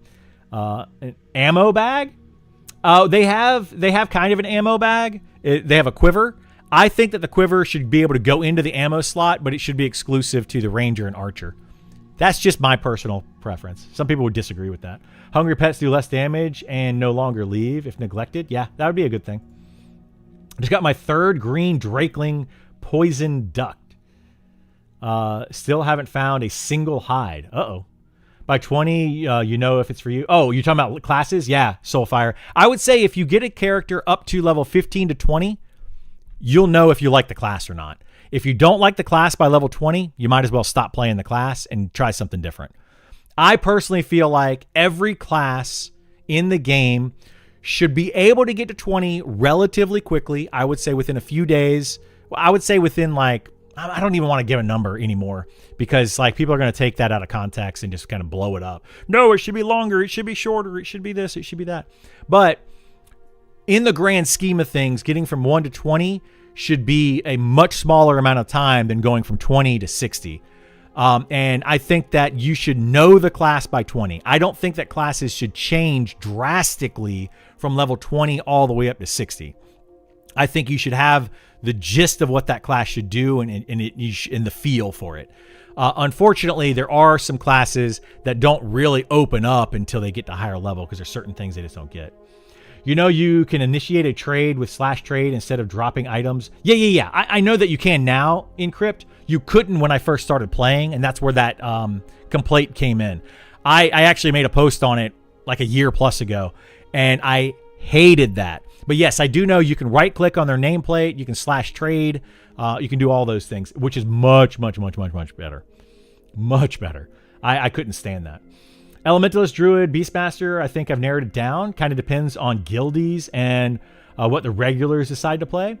Those are all pretty good classes, but they play very differently, Goonie. Very, very differently. I say when you're deciding what class to play, first and foremost, are you going to be playing solo or with a group of friends or with a guild? If you're going to be solo, I would recommend one of the solo classes. If you're like I'm a dad gamer, I don't have time to dedicate to groups, play one of the classes that are considered to be solo classes, like a necromancer. That one is going to be good solo no matter what. Even if they change charm, it's still going to be good. So I would recommend going that route. If you are playing with a group of friends, talk to your friends and say, okay, who's playing what? If somebody's playing a tank, you don't want to play a tank. If nobody's playing a tank, you might want to play a tank. If somebody's playing a healer, you probably only need one healer per group. So, choose accordingly. You're going to need probably a tank, a healer, a DPS, and then a utility are the first 4 that I would recommend adding to your group. And then from there, if you have 4 people that are already choosing those, add additional DPS. That would be my what I would recommend to most people. And then if you're playing in a guild, ask your guild. Like, get on your guild forums and everybody say, hey, I'm playing these roles. If your guild is like 15 tanks and 10 healers and then like 2 DPS, you're going to have a problem. Or if it's like 80 DPS characters and 1 tank and 1 healer, you're going to have a problem making groups. So try to balance your guild around that. That's what I would do. Let's see. What else are we talking about here? I'm going to level a monk in a group on early access. Then when the deep elf comes out, or when the deep module comes out, level a different character to max as a box. There you go. You're excited for it? So you're going to be on the box server, Ghastly? Play them all and narrow down as you level up. Yeah, I say play them all now on the open test, or if you're in the closed alpha, play different classes now and check them out and see which one you like so that you know on early access. Thank God it is a subscription-based game for a game to survive. It needs income, not predatory income. Yeah, and free games end up nowhere. Yeah, I mean, certain free games are great. I think that Where Winds Meet, hasn't that done pretty well? Where Winds Meet is free. And it's, for as far as I could tell, seems like a pretty good game. I played it a bunch when it first came out, and I enjoyed it.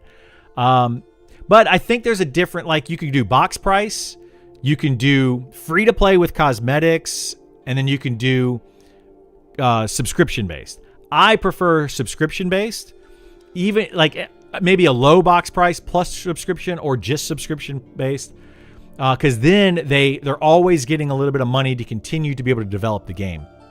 I can't stand when they do cosmetics in an MMO. The reason I don't like it is because they end up selling cosmetic. Well, there's two reasons. One is they end up selling ridiculous cosmetics. Look at Final Fantasy. I'm running around doing these in-game raid bosses, fighting these big monsters, and there's somebody guaranteed in my group that's in a bikini. Like, it's just ridiculous, right? They're in a bikini with like a stormtrooper helmet on or something. It's like, what is even happening? It's probably like a Moogle helmet in their bikini is probably what it is. But I don't like that. I think it just completely kills the immersion. The second reason that I don't want them to do cosmetics is because in a game like Monsters and Memories, the gear you find goes on your character, and that's the cosmetic. You want to stand out. You want to be the person standing in town, right? At level 60, you have your glowing weapons in your hand. You got like this really cool flowing cloak. You look freaking awesome, and you want to be able to show that off. And you want people to say, wow, where did you get that gear? That looks really cool. Not, oh, how much money did you spend on the game to buy all of those cosmetics? That's what I like. That's just me. Some people are not like me. Try an archer with using fletching in your beta test. And do you think other classes should have requirement to trade skills like the archer? I personally enjoy it. So the rogue is the only one that requires it, and it doesn't require it yet, but poison making will be a requirement for rogues, I feel like, once they add it in. But we'll see how that plays out. You don't have to do fletching as an archer, but it's highly, highly encouraged, and I'm okay with it. Because fletching is not hard to level. You can honestly, you can get away with just cutting down some trees and pumping out some low-level arrows. You can do just fine with that for the most part. You do, as you get higher level, want to try to make better arrows, but I feel like those are also going to be relatively cheap to buy. So you're going to be able to buy them off of other players that are doing arching or fletching. So I don't think it's going to be a huge deal, but I think that arrows should be relatively cheap. Corvid, the streams. What stream? I'm not sure what we're talking about anymore. I think we're talking about just like when the game's coming out, the different things. The streams is where you're getting your information from. Is that what you're saying? So yeah, I mean, yeah, maybe. I hope developers keep an eye on shenanigans like market manipulation from websites like G2G, setting market prices to reflect real money trade prices, bots, exploits. Yeah, any type of botting, real money trading, any type of that kind of stuff is an instant ban. There's a zero tolerance policy on that in this game. That's coming directly from the developers. If they catch you doing those things, you're gone. You're out. You're gonna have to buy a new account. And honestly, I think if they catch you doing it multiple, like I would do this if I were them. If they catch you doing it once, they ban you. If they catch you doing it a second time, they ban your IP address. Well, of course, you can get around that through VPNs and whatnot, but I think that they should do that personally. It's a zero tolerance policy. So yeah, we'll see how that plays out, but I have no doubt they'll have the zones in some form, but getting a starting city fully ready to go takes so much work. It does. I agree with you, Corvid. It does take a lot of work. I have faith, though, that they're going to be able to do it. It may not be 3 months. It might be 4 months, but we'll see. Once you have your tools built with game design, things can be done very quickly. It's just building them. Yeah. Well, that's part of it. They're still kind of building those, Westmort. And I think that's where Corvid is trying to say is there's still a lot to be done with this game. I'm hoping to have a chat with Sean sometime this week. That's what that thing was up here in these DMs with Sean. I'm hoping to have a chat with him sometime this week, and I'm curious at where they're at. The chat that I have had with him through Discord so far is we have a lot to do going into beta, but they're working hard on it and they have a plan and they're going forward. You know, he's made me feel really good about it for one. So hopefully, you know, I think they're in a good place. I think they're in a good place. But Sean has also said that they're willing to dial back a little bit if they have to be able to get things out. So like, that's why I think module 1 will come out within 3 or 4 months, because if they have to, they'll just dial back what they're going to be bringing out for module 1. So yeah. And you also have to think, once they go into early access, those people that are putting out the zones that they're currently working on can now start working on the next set of zones. They could do it very much like Call of Duty, right? For is it Activision that does Call of Duty, right? Yeah. Anyway, they could do it very much like that, where there's 2 or 3 different teams, or Assassin's Creed did the same thing for all the Assassin's Creed games. You have a team working on this game and then a team working on the next game. Then this game releases, this team works on this one starts the next, and that's how they're able to put out Call of Duties every 6 months, is because they have 2 or 3 different teams working on the next game. They're constantly working on the next thing. They could do the same thing with Monsters and Memories. This team is working on Module 1. This team is working on Module 2. When Module 1 comes out, Module 1 team moves to Module 3, and they just flip-flop. That could be the way that they're doing it, which would be good. I don't know if that's what they're doing. I'm just assuming that's what they're doing. We've seen her in your chat already. Seen who in my chat? Who's in my chat? Having used Unity over 20 years, I can tell you that it's pretty easy to build maps. Always ways to fix and polish the geometry. Yeah. Once they have the basics down, it's not too bad. I mean, MMO slot. When I say MMO bag, ammo slot. They have an ammo slot. So there's at the bottom you have main hand weapon, offhand weapon, range weapon, ammo slot.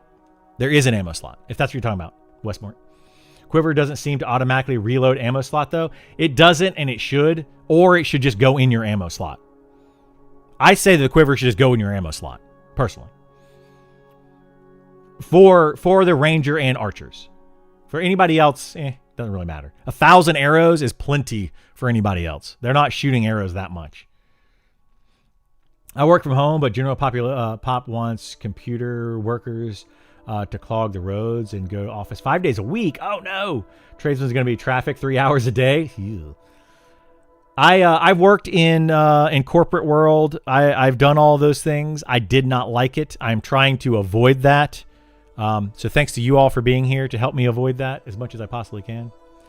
I make my Inquisitor human at the start with friends to play, Beastmaster on the side. Going to make another Inquisitor through Deep Elves. Yeah, absolutely. You're going to make a second Inquisitor, though? Man. Anybody that creates a second character with the exact same class, I don't know how you guys do that. I don't get it. I can't do that. 2 tanks or 2 healers, always welcome in dungeons. I disagree, but hey, you do you.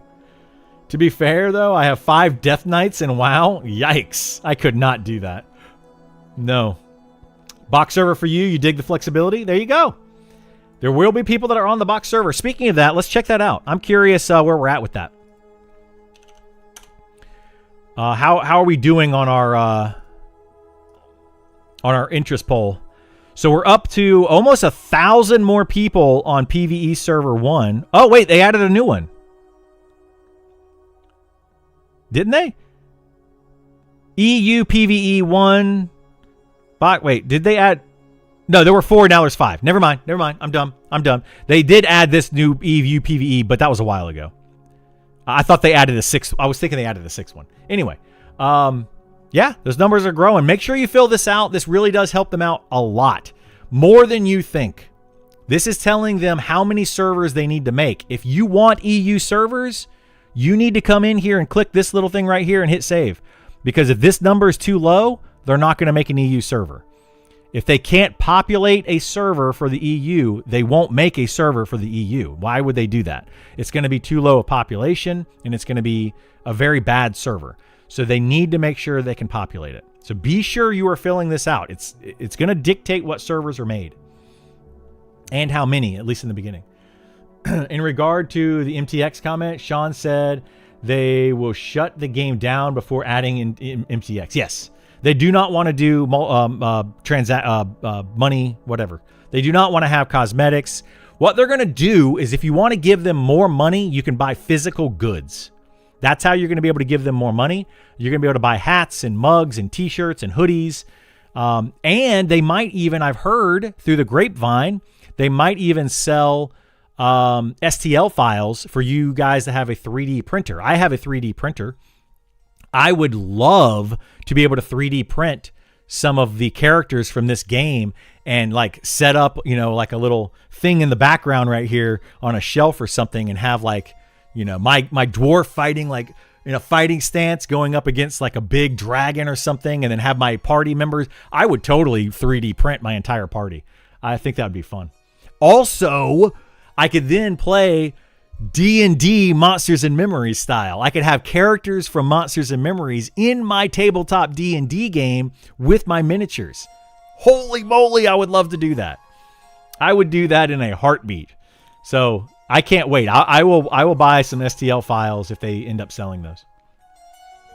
I'd love a simple cosmetic reward for early access playtest people, like a cloak or a badge. I think that I would love to see that. I don't know if they're going to do that.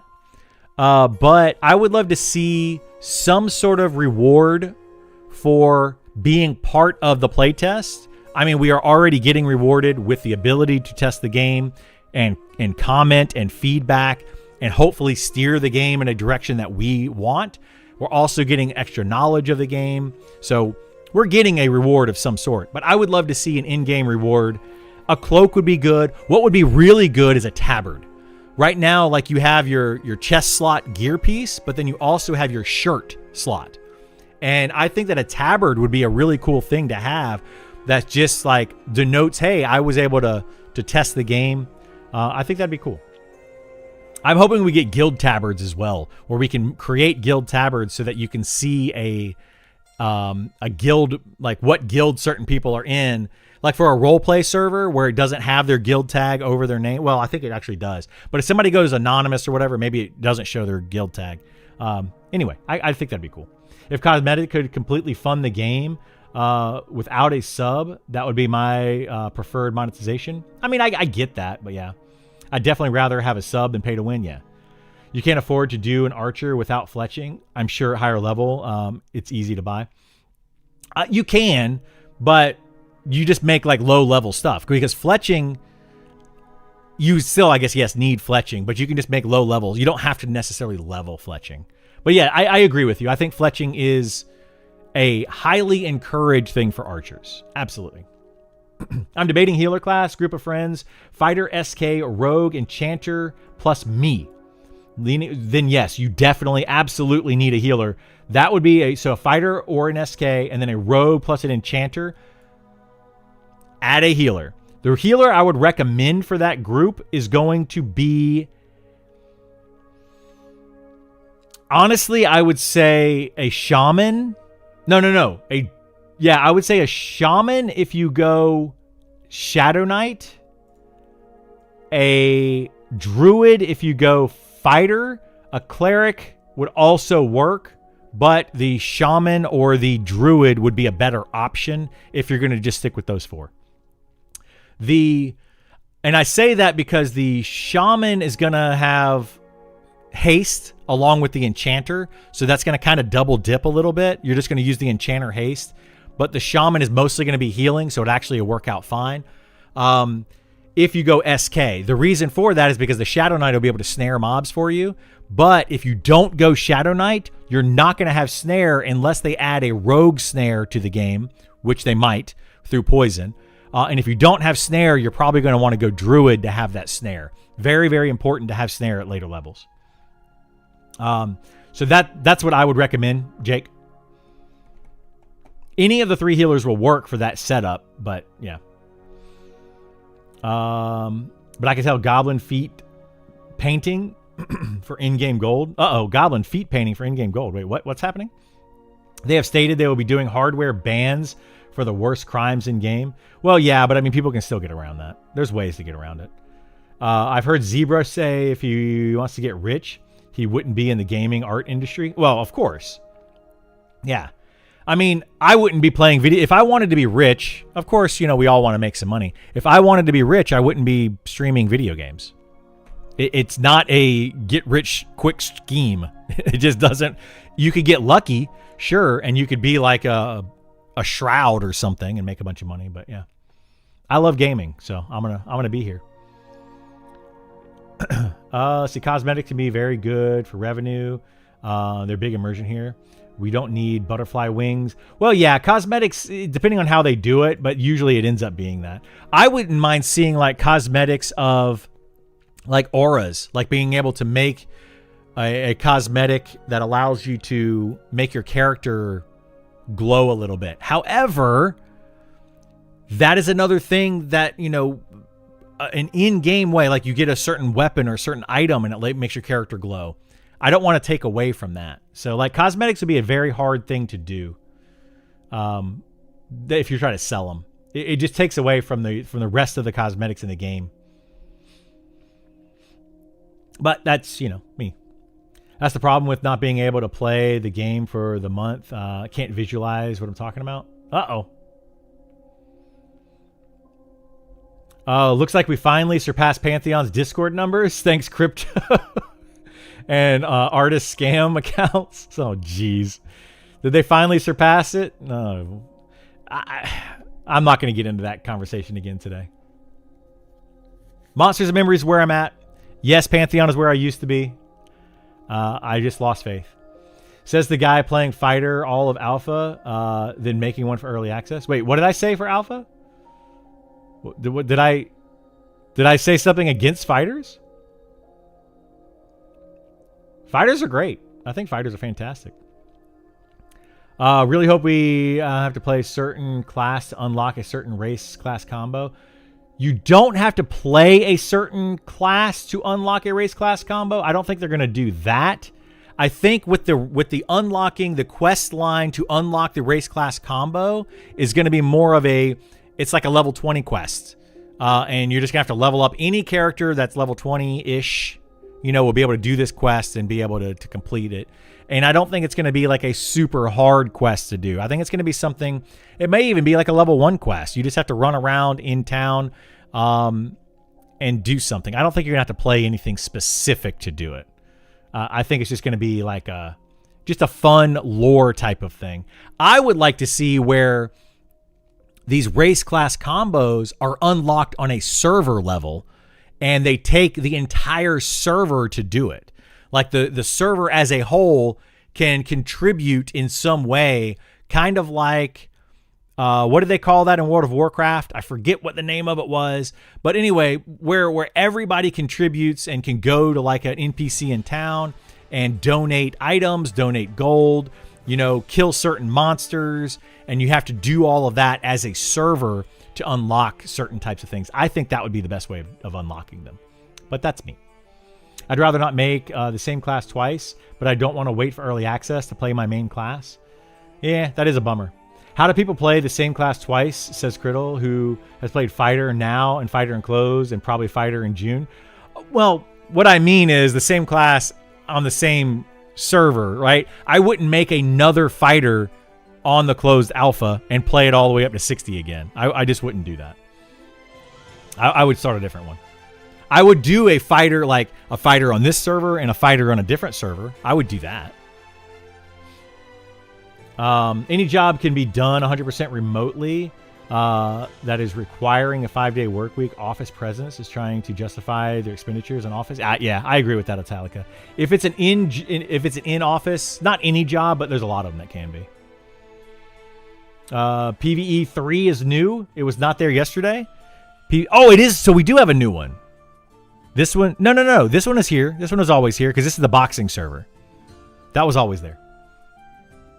Criddle, did you ever end up making that jewelry video guide video? Said you knew a way to help level faster or something. I have not made one, no, on leveling jewelry, but it's pretty simple. You just get some. You get oh my gosh, you get ore. Turn that into bars. Turn the bars into mounting, I think, and then you just keep making mountings and then sell the. It's the fastest way to level up any trade skill is going to cost you the most money, though. That's going to be the issue. So if you're not willing to spend a bunch of money or not make any money is probably the better way of saying that, then you can level up all the trade skills fairly quickly. You just basically make some piece of junk and then you sell it to a vendor, and then you make more pieces of junk and you sell it to a vendor. You're never actually making a finished product and selling that to other players. Or using it yourself. It's just a straight up money sink. My local library has a 3D printer.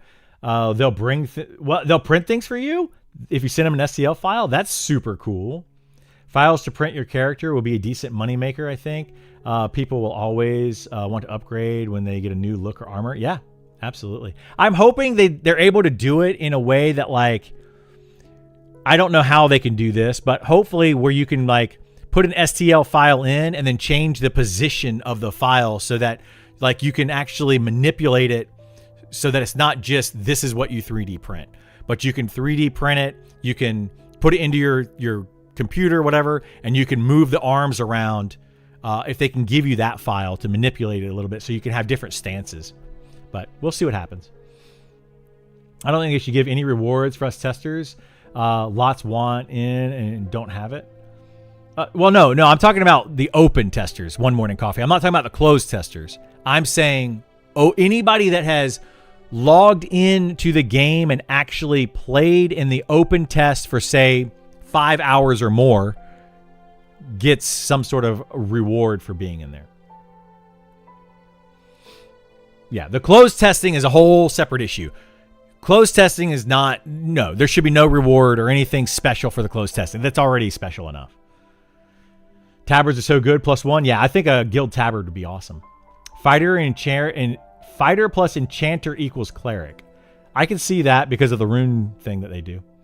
In regards to adding a reward for player base, I'm glad they aren't planning on time gating FOMO things like that personally, even small things. Yeah, I mean, I can see that too. People have very bad FOMO. That's another conversation, by the way. So some people want you to have, back in EverQuest 1, there was certain items, your Rubicite armor, for example, where they had it in the game and they removed it from the game, but allowed people to keep it. This is something that people have talked about. Not a lot, but I've heard it through other people, through Discord, through Twitch streams, whatever. And some people on the team like that. Some people on the team don't like that. I am of the type that I like the idea of that, but I don't like it ultimately, and I wouldn't want it. If they take an item and they put it in the game and they adjust that item in any way, it should adjust for everybody that owns that item. There should be no grandfathering in of certain items. I don't like that because things like the Mana Stone from way back in the day in EverQuest, they ended up adding another Mana Stone in later on, but they took the Mana Stone completely out at one point, and if you had it, you were just way more powerful. Like a cleric that had Mana Stone was insane compared to a cleric that didn't have Mana Stone. So I'm hoping that they don't do that because of what you were saying with the whole FOMO thing. It feels really, really, really bad. That's one of those old school things that some people like and some people don't. So yeah. I wouldn't mind having a healer in my back pocket. However, I don't want to consume dance. Yeah, that's another thing. If you don't want to consume dance, don't play a shaman, at least right now. Darts for rogue would be cool to see. Supposedly supposedly rogues are going to be really good at throwing weapons, specifically knives right now. But yeah, darts would be cool. I'd be okay with that. Maybe a melee healer where dealing damage heals another character. That's a really cool idea. I don't know how they could put it into this game, but yeah. How would people feel about bought cosmetic for tattoos? That would be okay, but it would be covered up. It'd be covered up by all of your gear. So you wouldn't really see it. You'd have to run around naked in town. But yeah, sure. Shroud wasn't luck. He has skill. Peanut is luck. Oh, no. There are some people that have skill. Shroud has a lot of skill. There's still luck involved in that. Any streaming, any content creator, if they ever tell you there was no luck involved, they are lying to your face. There is absolutely luck involved in that, or money spent, right? They either bought their way to the top, or they got lucky getting to the top. Those are the only two ways that you really get to the top as a content creator.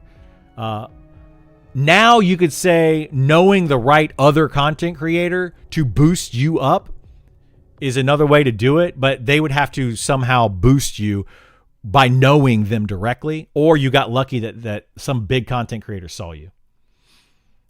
But I mean, I'm just saying, like, there's a lot of luck involved. I could see cosmetic for housing. Yeah, cosmetic for housing could be good. So you'd want tattoos to be a money sink instead of they put it in the game. I'm not sure how you would want to do tattoos. Fighter's in a good place? Yeah, I think Fighter's okay. I think that Fighter needs a little bit more to do, but it's okay. I haven't gotten them to actually say that you don't have to play the class to unlock the race class combo. So you think that you're going to have to play the class to a certain level to unlock the race combo of that class? I mean, maybe Corvid, but I don't think they're going to say one way or the other. They're not going to just flat out tell you, yes, you have to play the class, or no, you don't have to play the class. You're not going to get them to say that because they don't even know. That entire idea, they don't know. So there's no way that they're going to come out and tell you how it's going to work because they have no clue. And I'm saying that as somebody that I'm like 99% sure the devs have no clue how some of this stuff is going to work right now. They know that they want to put certain things in the game. They know they have the idea of putting certain things in the game. How they're going to go about doing that, or if they even will end up doing that, is still up in the air. Does anyone else have an issue with Monster Memories authentication code? I never get emails from them. There is no authentication code, so I'm not sure. What authentication code are you talking about? I don't know of an authentication code. Wouldn't mind seeing a server-wide quest type thing for opening a new zone. Yeah, server-wide quest, that would be cool. Yeah. Fastest way is failing on reds. Wait, what? They had something that was based on the number of each class hitting 60. I think it unlocked heirlooms or something. I mean, that'd be kind of cool. Like, after 100 people hit level 60, something happens. That could be cool. You will when more people use stalls due to the crossover requirements for trade skills. If you're not in a hurry, you'd be willing to get more money from players than a vendor. Yeah. I voted EU server, but seems so tiny community. This means more realistic play on a US one with some ping. I think that's going to be better for you. Ping is not a huge deal. It's a little bit of an issue. Right now, all the servers are hosted in France, and I can't stand it sometimes. It drives me nuts because I have a very bad ping apparently to some of these servers. Like it'll spike from like 150 milliseconds to like 5,000 and then back down, and it really, really drives me bonkers. So I can't wait to have a better ping. I just want a more consistent ping. I don't mind if it's 100, 150 milliseconds. It just needs to stay that way. The problem is that it spikes up and it spikes back down, and up and then down and up, and it just drives me bonkers. With the Rubicite, they didn't change the item. They took it out. Yes, Mana Stone was allowed to remain, but they only worked in classic zones. Did not work in Kunart Plus areas. Yeah, but Rubicite, they took it out, but it grandfathered into certain players. Same thing with like the Mana Stone. They took it out, but it grandfathered in. And then they had even like J boots and things of that, like where they took out the ability to just get it. You had to buy the J boots. Same thing with the Bag of Holding. It was on a beholder, then they allowed you to buy a version of it. Like, they just changed it a lot. I hope they don't have that at all. Like, Rubicite armor still exists in EverQuest. You can still put it on and wear it. It's just only certain people have it. You either have to be really good at something or find a niche. Thank you so much for the sub, Kat. I appreciate it. Very much helps out. 11 Road is always very against having MTX. Yeah. We're probably not going to see any type of MTX type of thing. Authentication code, two-factor authentication worked for me, for whoever. Do I not have a two-factor authentication turned on or something? Because I don't think I've ever seen that. They're hosted in the Netherlands. Right now, the servers are hosted in France, according to Sean. According to Ali, who is the one that hosts the servers. They're in France. Anyone know when they're announcing who gets in closed testing?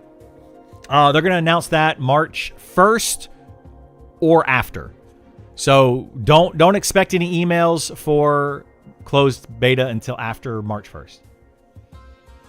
Release is June 1st. June 1st. 1.0 release? We don't know. Early access is June 1st, which is the official soft launch of the game. Yeah. I always have to use the email verification, the authentication through app. Never works. Weird. I can't remember ever using. Maybe I haven't opted in for that. I probably have to go in here to my settings and opt in or something. I don't know. My two-factor authentication. I can't get out of January mode for some reason. Oh no. Remember, there are over 10,000 people opted in, and it's still climbing. Yes, there are 10,000 people opted in for the closed beta. I suspect they'll probably invite about 1,000 the first week and see what happens. And then from there, they're going to invite more every week. And they want to try to get the server capacity looking like an early access start, from my understanding. That's what I think they want to do. It's an opt-in for two-factor authentication. I normally opt in for that kind of stuff, so it's kind of weird if I didn't do that. Is it pain Pantheon and Monster Memories make the major launch simultaneous? No. Pantheon is nowhere near launch ready. No. Don't get those two confused. Monsters and Memories is going into early access June 1st. You're going to start paying a sub, and there is no more wipes going forward. Pantheon is planned to have their spring update sometime in June. There will be, I'm not saying June. Sometime during spring, they have not announced a date. There will be another wipe after that. I can guarantee you that. Pantheon is not going to be ready in June or around June for going forward, and you're not going to have a characters wiped. That's just their spring update. This is the problem that I have with Visionary Realms. Their wording, their everything that they do is very carefully worded to confuse their customer, and I don't like that. But no, Pantheon and Visionary Realms, that game is not going to be ready in spring. Don't even think that game is going to be ready in spring. If you were thinking that, you are going to be very, very, very disappointed when you find out that those characters are going to be wiped again later on. They said there was only going to be one more wipe between early access and release, and apparently they said they were going to try to not do one more wipe between early access and release, but there would be a wipe at release. They have come back on that, and now they're doing an additional wipe. Pantheon's a mess. It is a mess. Pantheon Spring Update is an alpha restart. Yes, it is an alpha restart. It is still very much in alpha testing. Do you think closed testers will be invited before they go to opt-in list? All current closed alpha testers are going into beta. Currently, if you are in closed alpha, you already are getting in closed beta. Is the answer to that, Malik. Pantheon is doing everything they can to try and build back the player trust with all these revamps and system reworks. They're trying to, but again, their wording is just awful. Their verbiage is some of the worst I've seen when you're trying to communicate from development team to the community. It's terrible. Like, I shouldn't have to interpret what they're saying, but you do. You have to interpret what they're saying. Unres post wipe attitude stabilization mechanic. What is this? Following group wipes, cleric often face not only the logistical burden of resurrection, but also the emotional volatility that accompanies the player death. What? Clerics are emotionally volatile when they accompany a player death. What does that even mean? What? Unres is proposed as a controlled corrective tool, allowing clerics to maintain party cohesion by reversing problematic resurrections before they escalate. What? What? Unres, mid-tier cleric utility. Release a recently resurrected target back to the spirit realm when their post-death disposition poses a risk to group stability. What? Well, I don't understand what this means. Somebody please interpret. I don't get this. I tried Pantheon a few months ago. I found it empty. I can't play. Yeah, it's not in a good place.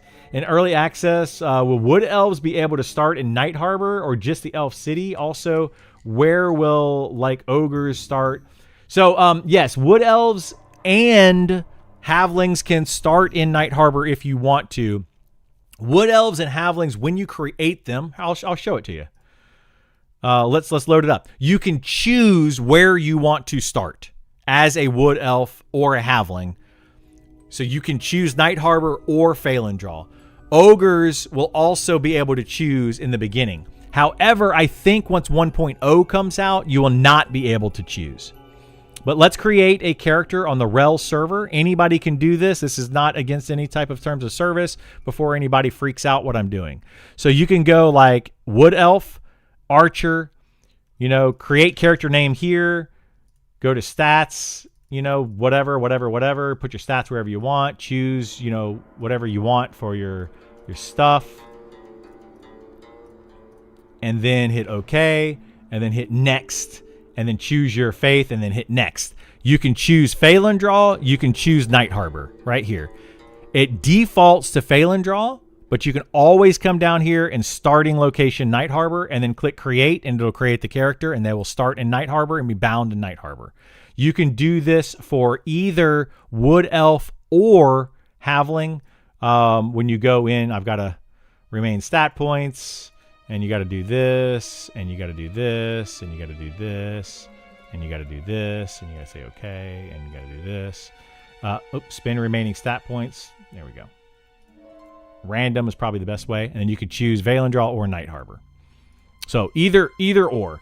But going forward in the future, they might lock them into their locations once they have all of the starting locations in the game at 1.0. It's a maybe, probably. So yeah.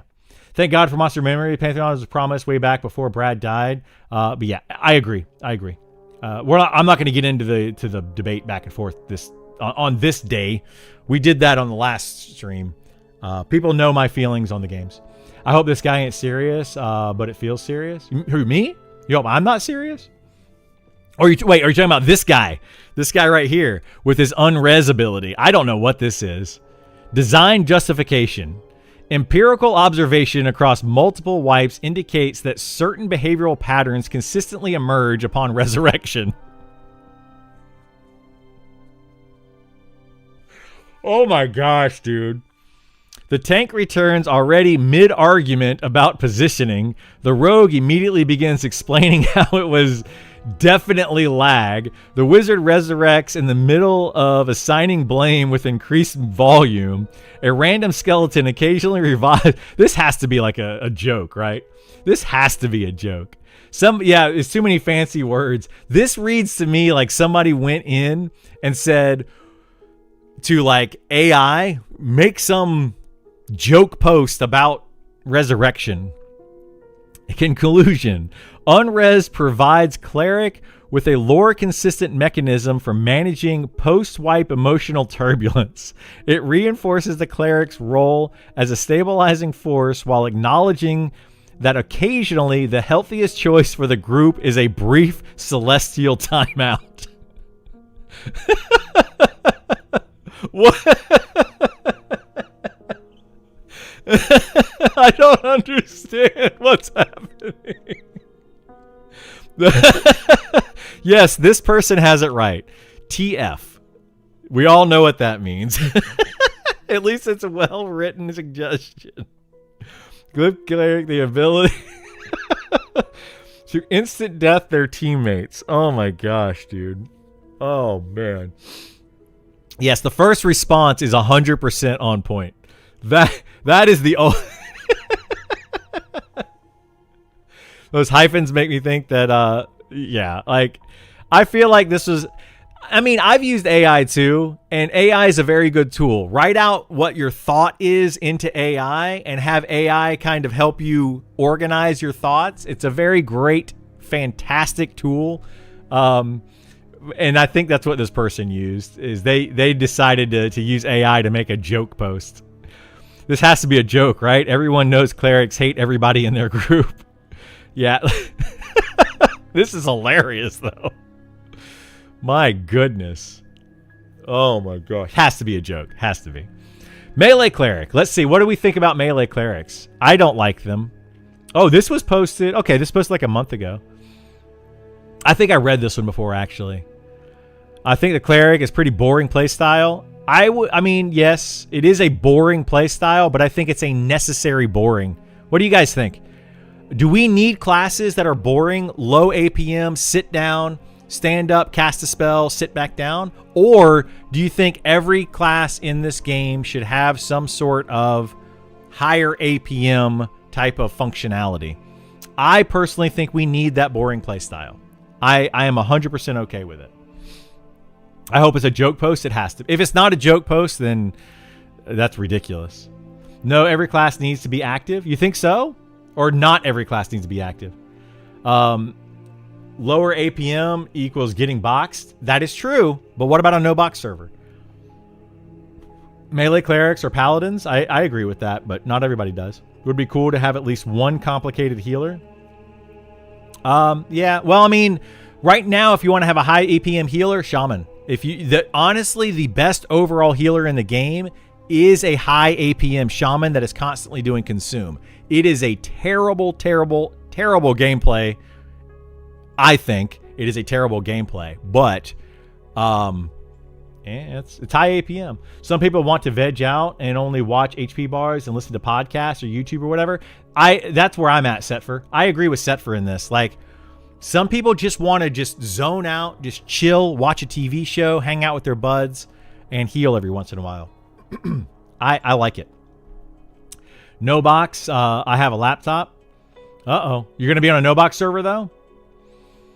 I like playing the cleric. Not sure what people's issue is. This is the play style of the game. Yeah, I'm there with you, Van Goose. Like, I think I like the play style of a cleric. I like the play style of a wizard that just sits down, meditates, and nukes. I think both of them need a little bit more, need a little look. Especially the wizard needs something because it's just not strong enough in that category. But yeah, I'm down for slightly more active than sit, stand, cast. And I plan to main cleric. I don't want a paladin-esque. Okay, so you want something between those then. Yeah, shaman cannibalize dance in this game is crazy. It's bad. Slower playstyle works for me for the setup camp, pull mobs gameplay. Fast regen works for WoW's method of moving through dungeons. That's why, like, when I pick on Pantheon, I think it's going to have a specific play style for certain players in Pantheon, and it's going to be more WoW-esque. It's going to be more move through dungeon than it is going to be sit camp style. So if you don't like the sit and camp of Monsters and Memories, I recommend you go and check out Pantheon and see if Pantheon is going to be the game for you. I feel like, though, what's going to end up happening is the play style of Pantheon is not going to work with the way that they're developing the game. They're trying to make it a WoW-driven game where you're trying to go through a dungeon, but at the same time, you have these longer respawn timers to be able to get those items. So they're making it where you have to camp certain things to be able to get the items, but they want you to actively move through the dungeon, and those two things can't be in the same game. World of Warcraft, there is no actively move through dungeon and camp mob. They don't do that. Like when you do a dungeon in World of Warcraft, they're instance based. You clear everything in the dungeon as you go through it. You kill the bosses, you get the loot, you rinse and repeat. So I think they're trying to do too many things with Pantheon, and I think that's part of their downfall. But I think if you like that gameplay style and you want to be able to dungeon crawl more, it's going to be more Pantheon. If you want to dungeon camp more, it's going to be Monsters and Memories. I think that's going to be the drastic difference between the two in the play styles. I think you need an active healer, but not a shaman. I could see that, yeah. There was a Rift healer. I think it was, I forget what it was called in Rift, but it was the one where you put a buff on your tank and then you do damage to the enemy and it heals your tank and it heals your party. I wouldn't be opposed to that, but it wouldn't work in Monsters and Memories. It would be too powerful. The reason I say it would be too powerful is because it would have to be very limited in the amount of damage that it does and do a decent amount of damage or healing, or it would have to be very limited in the amount of healing that it does while doing decent damage. If it does enough healing to be a primary healer and enough damage to be a primary DPSer, that's going to be the most powerful overall class in the game. Way, way, way too strong. They would have to balance the entire game around that. So it would be very hard for them to do. So I just don't see us having that class in this game. If maybe you guys can come up with a solution, a character that would play that way, but I think it would be overall way too overpowered. A variance of APM is important to the design of the game. Shaman, Bard, or higher APM. You have an Archer, Rogue, find a place in the middle, and you have classes like Wizard, Cleric, Spellblade near the bottom. Having Spectrum is nice. I agree, Todd. I'm right there with you, Todd. 100%. I think that having high APM classes and low APM classes and a variance between in the middle, I think is a very good thing. I think the problem here is when you say, I want to play this class, but I want it to be higher APM. Well, then maybe that's not the class for you. Like, I hate to say it that way because that it sounds bad, but find a class that's your play style. It may not be the role that you want it to be, or it may not be like, I want to be a holy knight. Well, a holy knight in this game is going to be either a paladin or maybe a cleric. You could argue that.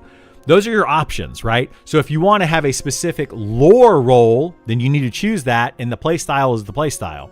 But if you want to have a specific play style, high APM versus low APM, then you might want to choose a class that does that. Luckily, with the APM type of thing, you have high APM DPS classes and you have low APM DPS classes. But you don't have high APM. Well, you do have a high APM healer class, and that's your shaman, and you have your low APM healer class, that's your cleric. So maybe, choose the class. Like if you are super fidgety and you got to be doing something all the time, playing a shaman might be for you. I don't know. Cannibalized dancing might be the way to go. I like a mix. Some classes have the sedentary play style like the cleric, but think that all casters should have to be like that. Yeah, they shouldn't have to be like that. I just want to dance. Me too. I just want to dance. Dance, dance, dance. Remember when Criddle plays, he has friends as a way to box on no-box servers. Report him every time he has 5 people trained. Yes, absolutely. Just report me all the time. I expect it. I'm prepared for it. Cleric needs awareness. Wizard needs coffee to not fall asleep. That's true. That is true. Very, very true. Chloromancer. Is that what it was called? Is Chloromancer in Rift? I had a Chloromancer at one point. Did the big content. Yeah. There was a Chloromancer in Rift, and it was completely broken at one point. I don't know if you guys used this, but my guild did. We had one Chloromancer, and if you put their buff on one character and you log out, log back in, you could put it on a second character, log out, log back in. We were able to put it on an entire raid force and have one Chloromancer heal the entire raid for an entire raid fight, like all the way through the entire dungeon and do everything. One healer in the entire thing, which allowed us to stack a lot of DPS, which allowed us to break a bunch of mechanics in the game because that Chloromancer was way too powerful. It just complete healed the entire raid party. Anyway, I want Blood Mage, cloth-based healer, and DPS combo. As long as the DPS is low and the heal is low, or the DPS is really low and the healing is decent, or the healing is really low and the DPS is decent. They gotta balance that. It's gonna be very hard to balance in a game like this. I like the one, I don't remember what it was called, where you could heal by doing damage. That was the Chloromancer, yeah. Or like a Blood Mage. Yeah, same thing. Final Fantasy 14. That would be the in Final Fantasy 14 it was the started with an S. Did it start with an S? Scholar? Was it a scholar? Anyway, yeah. That was a fun class to play. I enjoyed it. But in Final Fantasy 14, your healers are doing damage. Actually, your DPS are doing probably like, I would say your 2 DPS in a party are doing like 50% of the damage, and then your healer and your tank are doing like 30 and then 20%. They're still doing a decent amount of damage in a raid setting. Sounds like monk stance. Heal your party as you do damage. Yeah, and that's a proc for the monk. They would need to do something where it would be like a monk stance, but it would need to be more consistent if they want to make it a main healer. Whereas the proc, the water stance for the monk is too inconsistent to be a main healer. So that, like, you couldn't use that. But yes. How is Cannonblind Dacing different in Monsters Memory versus EQ? It's not. It's basically the same thing, Benjamin. It's very, very, very, very, very active. You have to constantly be doing it. Could make it so you place a debuff on mobs that come into camp. Instead of doing damage, though, the debuff would heal around it. So you want to bring in packs and keep them mezzed and debuffed. They could do it that way, yeah. There's a lot of different ways that they could probably make it work. I think, though, I don't know. That would be tough. You don't want to have a lot of mobs in your camp in this game. I saw somebody talking about that in maybe it was in the fighter somewhere in here. But anyway, tanks are talking about that quite a bit in this game, where they think, oh, I should be able to tank 5 mobs at once because they're used to World of Warcraft or Final Fantasy 14, where you can pull a dozen mobs and then you're just AoE them down. That is not this game. So if you are playing a tank in this game, expect to fight 1 mob at a time and hold aggro on 1 at a time. You can do 2 if you need to. Any more than 2, make sure you have an enchanter or somebody there to crowd control. This game is not made for multi-tanking. It is not made to do that and fighting more than really 1 or 2 mobs at a time. So just know that going in. People are trying to find ways that they can do it. They're trying to argue that tanks should be able to do that. That is not this game. It is just not built that way. I get really bored really quickly if I'm not doing anything. Then play a shaman or play a bard. Those would be 2 very high APM classes if played well, if played to their full potential. It's easier in Monsters Memories because the server tick is easier to see. In P99, it was very hard to see where the tick occurred. Why? How is it different, Haas? Your health and mana would rubber band back and forth. Oh, and are you saying in P99 it would rubber band? That might be a latency issue, though.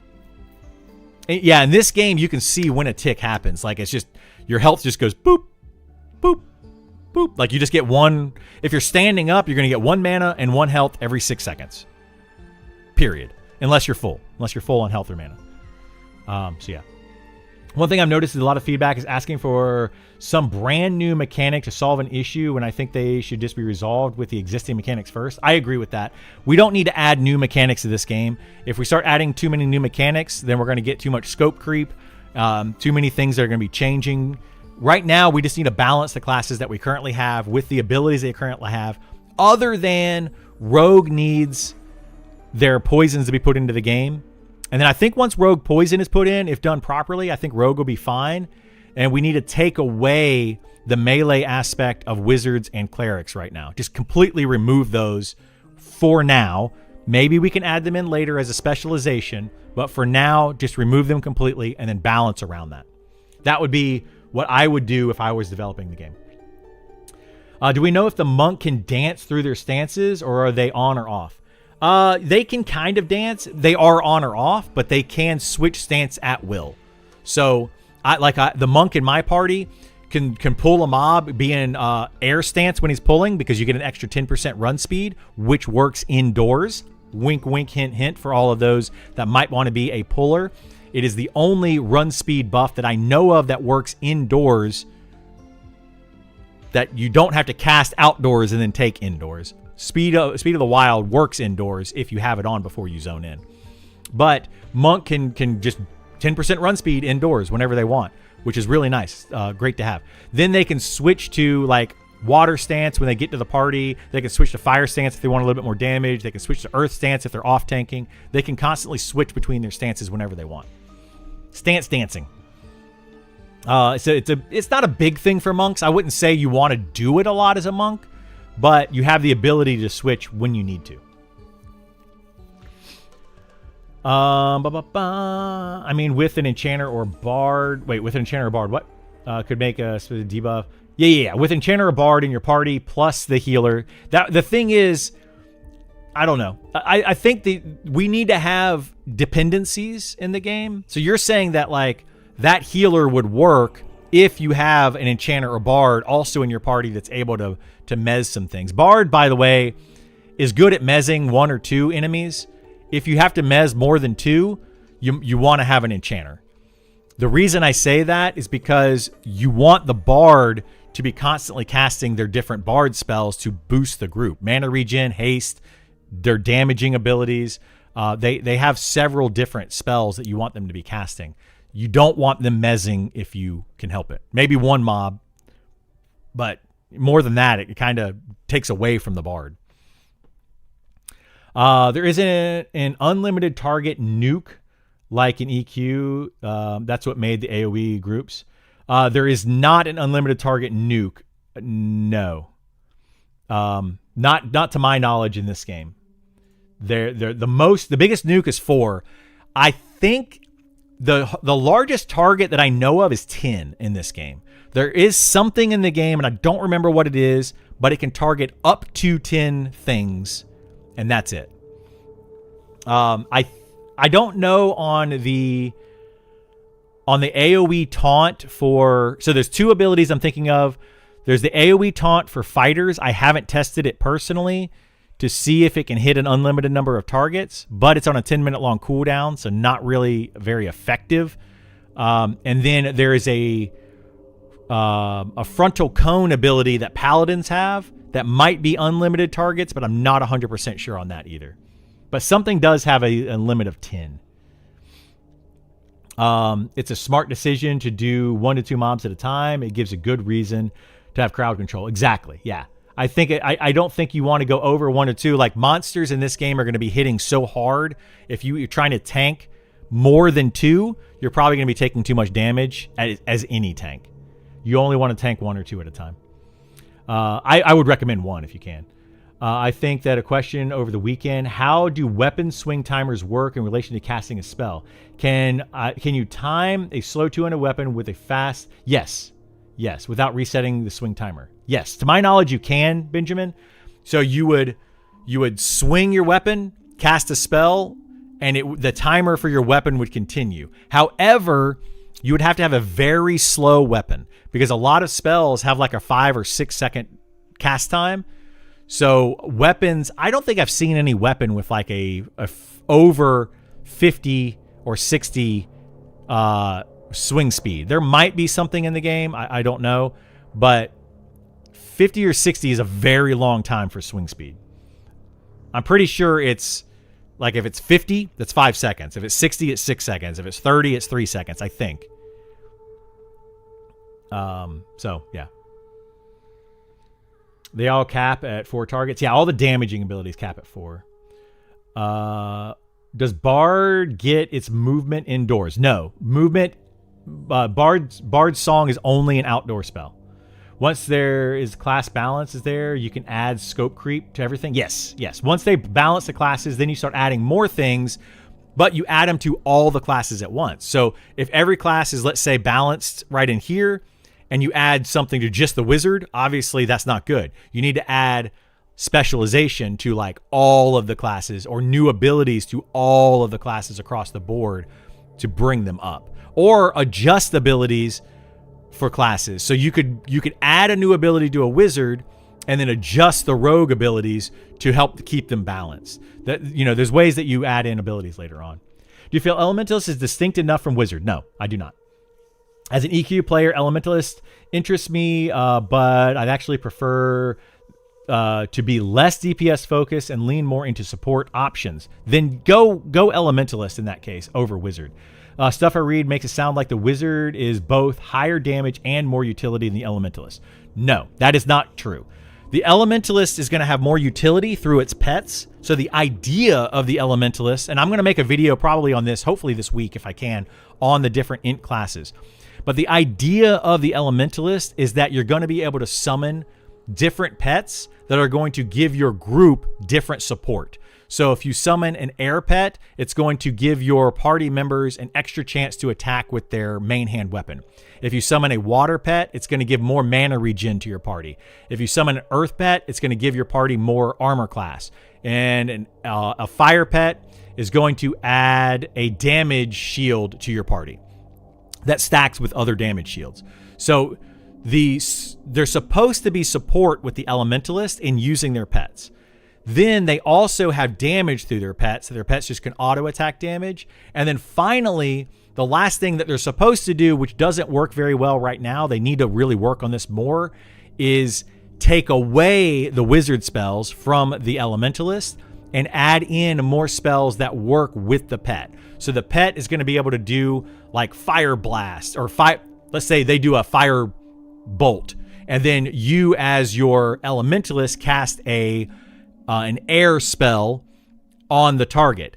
If you do both of those at the same time, it becomes fire blast and it knocks back the target as well as does damage to them. So the idea going forward for an Elementalist is that you're going to be working with your pet to do more stuff that's going to be more support oriented as well as damage. The support from your wizard right now is going to be lacking in the combat sense. They're going to be doing a lot more direct damage through the direct damage spells. But the wizard does have things like teleport, which is a very good utility that they get, but it's not a combat utility. The only thing they really get in combat utility is they get a spell. They put spell haste on people in your party. So they allow them to cast slightly faster. I think it's up to 20% or so spell haste, maybe 30%. Which is a significant amount. However, spell haste is not it's not the same as it is for melee haste.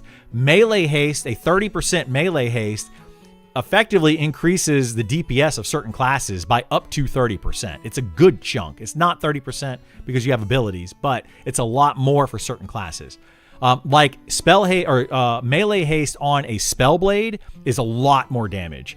Melee haste on like I'm going to say a rogue is not going to increase their damage as much because they're going to be doing a lot of damage through their backstab and ambush. So they're going to be doing a lot of their damage through abilities. So it's not going to necessarily be equal with melee haste. Spell haste is very similar to that. Increasing spell haste does not increase a caster's output. It increases their output in a space of time, but it does not overall increase the caster's output because they're still limited by their mana pool and their threat. So like a spellcaster can't just burn through They're just going to burn through their mana faster with spell haste, is really what's going to happen. Spell haste is actually best for healers, to allow them to heal before your tank dies. But spell haste is still good for those other classes, especially if you're trying to weave in, you're trying to melee with like a two-handed weapon and then weave in a spell, and then melee with a two-handed weapon and then weave in a spell. It allows you to do things like that. Or if you have a very long cast time, it allows you like a 6-second or more cast time. It could get below 6 seconds, allowing you to cast a spell, sit down, meditate, cast a spell, sit down, meditate. So that's where spell haste is going to come into play. But it is not like, it's not equivalent of that. So anyway, that's what you're going to get with a wizard. High damage, and then teleportation, spell haste, and that's pretty much all that they're going to bring to the table. Whereas the elementalist, through their pets, is going to have a lot more utility down the road. Right now, they still need to work on that some, but it does have more utility. Hopefully I answered your question. Probably a little too thoroughly there. Seems like Necromancer leans into the DPS support hybrid, but it feels like backwards to me. Necromancer is very much a support DPS, yeah. I think the Necro should be selfish DPS, and something like Elementalist should lean into support hybrid. I think that yeah, and that's a debate that we had down here that I made this post for a while back, is because the damage over time for the Necromancer is kind of lackluster, since TTK is so low, time to kill is so low, that the Necromancer damage isn't really that great in a group setting, but their support can be very good because they can charm mobs, they can mez certain mobs, they can pump mana, they can actually heal, they can kind of spot heal where needed. They have a lot of support that they can do in a party. So the Necromancer is actually a really good support role. Technically speaking, the Necromancer is a support class. It does not fall under DPS. It is considered a support. AC need to be a bit more damage mitigation in lower level monk tank more than a warrior. They're about the same, I think. But yeah, a monk can tank very well at low level. So at low level, you have 4 tanks in this game, but at lower level, like 1 to 20, your monk, ranger, and spellblade can all tank fairly well. So technically you have 7 tanks. 7 tanks. Starting out at level 1 up to about level 20-ish. Starting around level 20 and higher, you want to switch to one of those 4 plate tanks.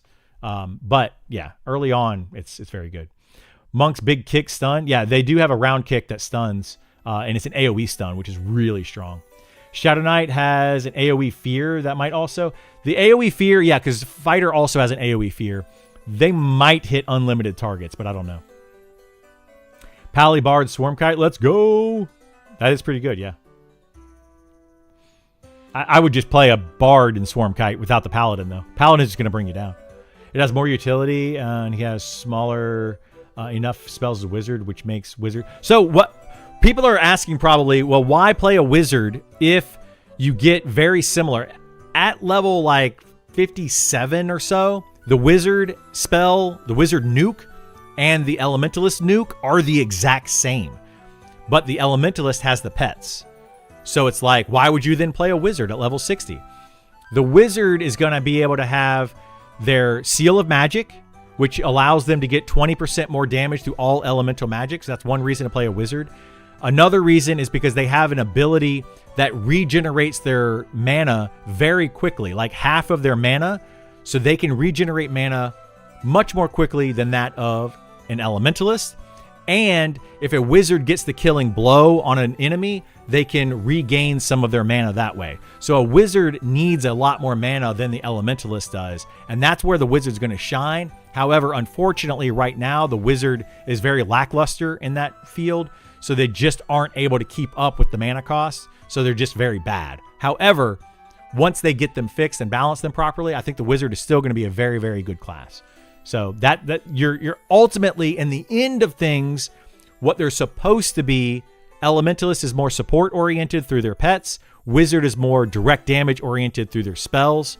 And then Necromancer is support oriented through their spells, with the ability to kind of heal and regenerate mana, better kind of pump people in their party.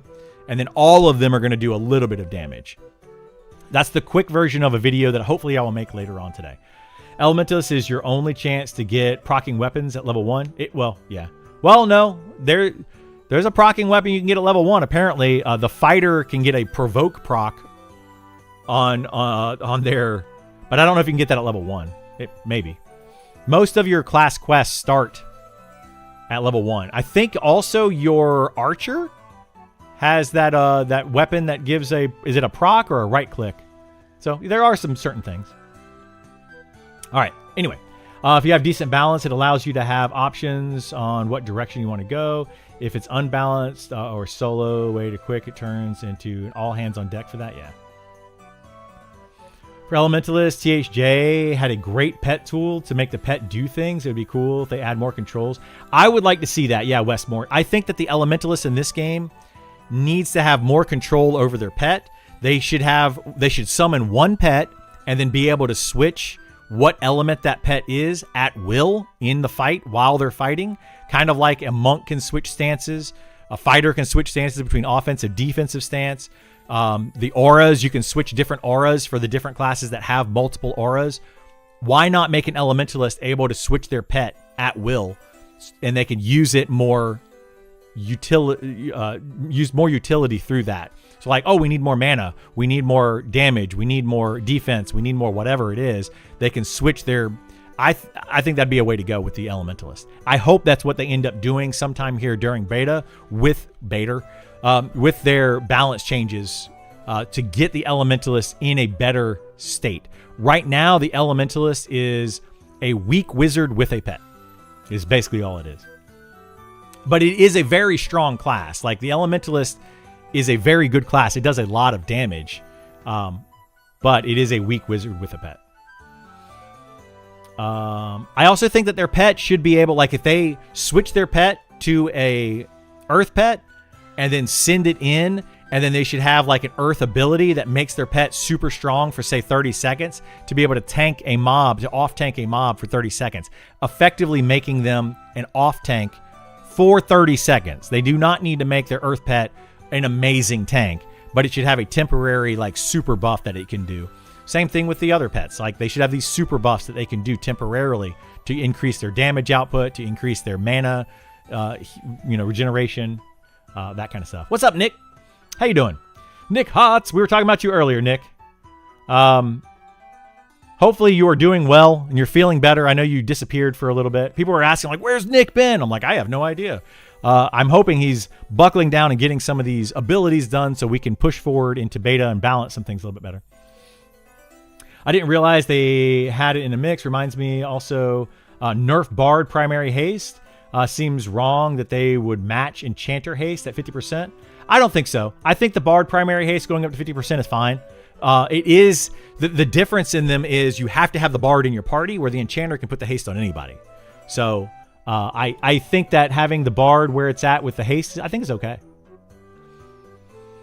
Let wizards have a chance to do their damage twice. That could be another option, yeah. There's a lot of things that can happen with the wizard. I think it's just kind of in a bad spot right now because of the way...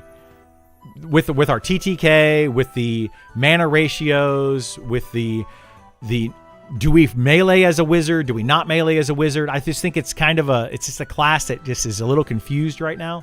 And I think we just need to dial it in a little bit more. You did answer my question. Thank you. Hoping I get to closed beta test.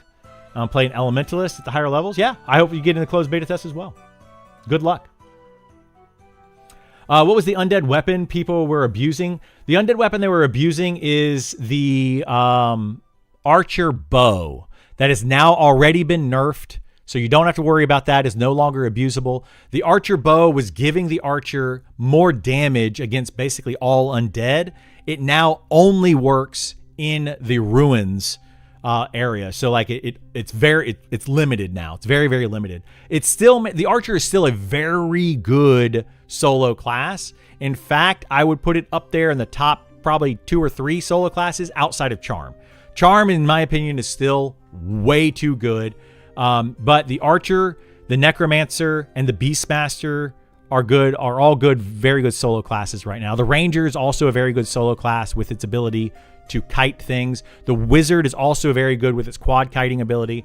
these are all really good solo classes outside of Charm. If you add in Charm, Bard is still very good. The Necromancer also has Charm. The Enchanter, very good with Charm. The Druid can Charm. So as long as you're fighting beasts, it's very good. So, yeah. They can have different health. I agree with the idea for Elementalist Pet idea. Bring more versatility. Yeah. I think that the Elementalist Pet should just be switchable. I would prefer that rather than having to buy 4 new pets every... I don't like that idea. I think it's dated. I love to see a melee debuffing class, either proc or ability. Procs reduce. That would be probably a rogue. Like, I think that a rogue would be a very good class to add in. Like, right now, the armor debuffing only comes from fighter and from druid, and they have like a dot that druids can cast to reduce the armor. I think adding that to rogues for a third class to be able to debuff armor would be beneficial. I wouldn't mind seeing that. I think once you get to 4 classes or more having the same thing, that's where you start to get in too many classes have the same abilities. So I think 1 is too few, 2 and 3 is okay, 4 is maximum. Anything over that, we shouldn't, like, there shouldn't be that much crossover between classes. I think it becomes too much. Doing a lot better. You had a stomach virus for 7 days straight. Ew. That's not fun, man. That is not fun at all. Well, hopefully you got it all out.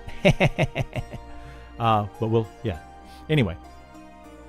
He finally got a res. Yeah, they resurrected Nick. Woohoo! Time to crank out Kirkland's. Uh-oh. Wizard port and nuke bot. Yes, that's kind of what a wizard is. There's a wizard port and nuke bot. The culprit was either your trip or Disney on Ice. Oh boy. Waiting it out? Yeah. Like, dude, whenever I travel, anytime I've ever traveled, you usually get like a stomach bug of some sort. It's rough. It is rough. All right, am I catching up finally in chat here? In the early days, my perception was only that Necros and Druids had the mana to effectively solo. Wizards and Bards could, but it was iffy. Wizards could solo Quad Kite very, very well. Bards also in EQ can do the same thing they can do in this game, which is Swarm Kite. So both of those are very good. Bards are one of the best soloers in EverQuest at certain expansions. Too many classes in Monster Memories can solo well because TTK is too low. Yeah, that's something that they're looking at. Maybe Nick can chime in here. Hey, what's going on, Torak? How you doing, bud? TTK, I still think is too low. I think it needs to come up a little bit more, but it depends on your level range. Level range in the 1 to 20, 1 to 30, maybe 1 to 40, TTK is way too low. I think that in the level 50 to 60 range, it's close. Certain fights are okay. Other fights, not so much. I think it becomes a lot better. The game becomes a lot more balanced in the higher levels, and it's way out of balance in the lower levels. But I still think it needs to be balanced across the board. There's just a lot of things that need to be looked at. Yeah, we're looking into TTK. I assumed you guys were based on some of the things I've been reading. But yeah, I think TTK needs to be adjusted a bit more. 1 to 40. 1 to 40 I think is too fast. Personally, I think it's way too fast, especially the lower levels. Like if you get in a full group around level 20, there's still some of those TTKs like in the right type of group are like 10 seconds. It's crazy fast. But I think that's partly because we have certain classes that are just still too good at soloing. And if you put 6 of those solo classes in a group, it becomes like astronomically better than any other option. So like 6 charm classes in a group together is just like it's just ridiculous. And the thing is, people are going to think about that. You don't want all 6 of those to break at once. You only have to worry about your one. If you have 6 charm classes in a group, you worry about your charm character. Pretend you are soloing. So that's all you have to do is just pretend you're soloing in a group of 6. As an archer, pretend you are soloing in a group of 6, and you're just going to astronomically be better than anybody else. It's just crazy good. I'm of the opinion that mobs 5+ need to have double HP and also higher damage. Maybe, yeah. I think that the AC needs to be tweaked a little bit, like the armor class mitigation, because I don't know, it's kind of weird. At higher levels, a mob turning around and hitting a cloth wearer can potentially one round them and just literally kill them in one round of attacks. But for a tank, you know, they have much higher AC. I don't know what we can do there. We got to be a middle ground somewhere. I think that they should be able to take a little bit more damage, but a cloth wearer should not be able to tank. So therefore, it should not be able to take a bunch of hits. So yeah, it's just a whole thing. Did you say solo archer is feeding groups? Solo archer right now is way too strong. Yes. It is more worth because of the group XP bonus. So no, kind of what I'm saying with that is there's an XP bonus, and I did it up here. I kind of talked about it in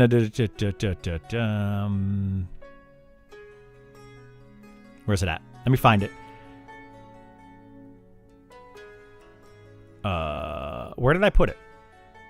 I don't want to show off too much stuff in the up here. Anyway, I did a testing of it. If you are in a party of 6 people, you only have to you can basically gain 50% XP. Is the quick version of that. So let's say a party of 6 should consist of a healer, a tank, 3 DPS, and a utility, right? That's your party of 6. That's the standard group. However, if you take a party of 6 that are all solo classes, and each one of them solos different mobs in an area, but they're all gaining XP together, they're basically getting 50% more XP than a solo player. So if I take a necromancer and solo kill a mob, I get 100% of the XP. But if I take 6 players in a party and I kill that same mob, we all get 25% of the XP is the math that I tried to figure out. So if you take 6 characters soloing 6 mobs, overall the entire party gets 150% of the XP. So right now I would say that your best overall group setup is 6 solo classes, 6 classes that can solo well. Right now, there are many classes that can solo better than a standard group of a tank, healer, couple DPS, and a CC class. So like the standard should be that.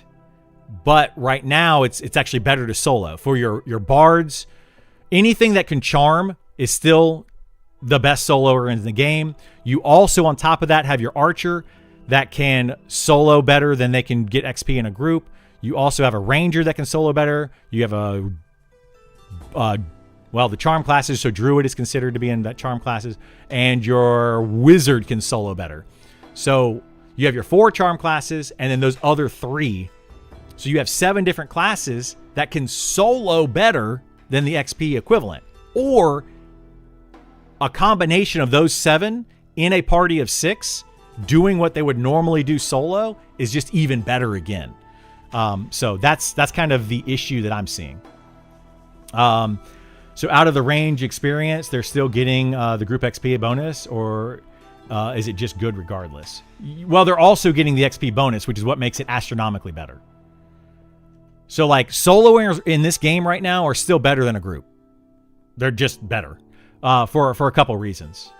TLDR, certain classes are insane at soloing so much that they out XP entire groups. And then take the same classes, put them in a group, and yes, exactly what Viro just said. Yeah, the TLDR of what I just said, which is much shorter and easier to digest. Does fighter offense stance bring its melee DPS to the same level as a ranger?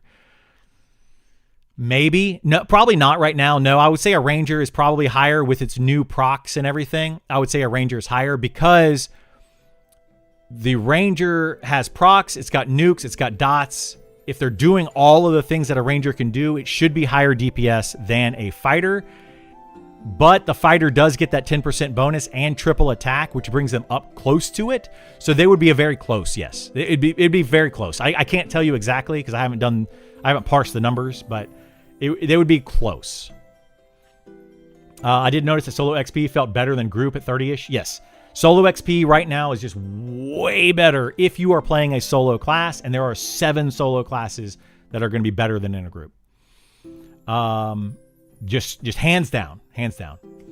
That's your post. What's my... Oh, yeah, you put it... It's okay. I don't need to... Here, let me look. Let me see if I can find it. Not the double hit post. I don't know if I put it in feedback.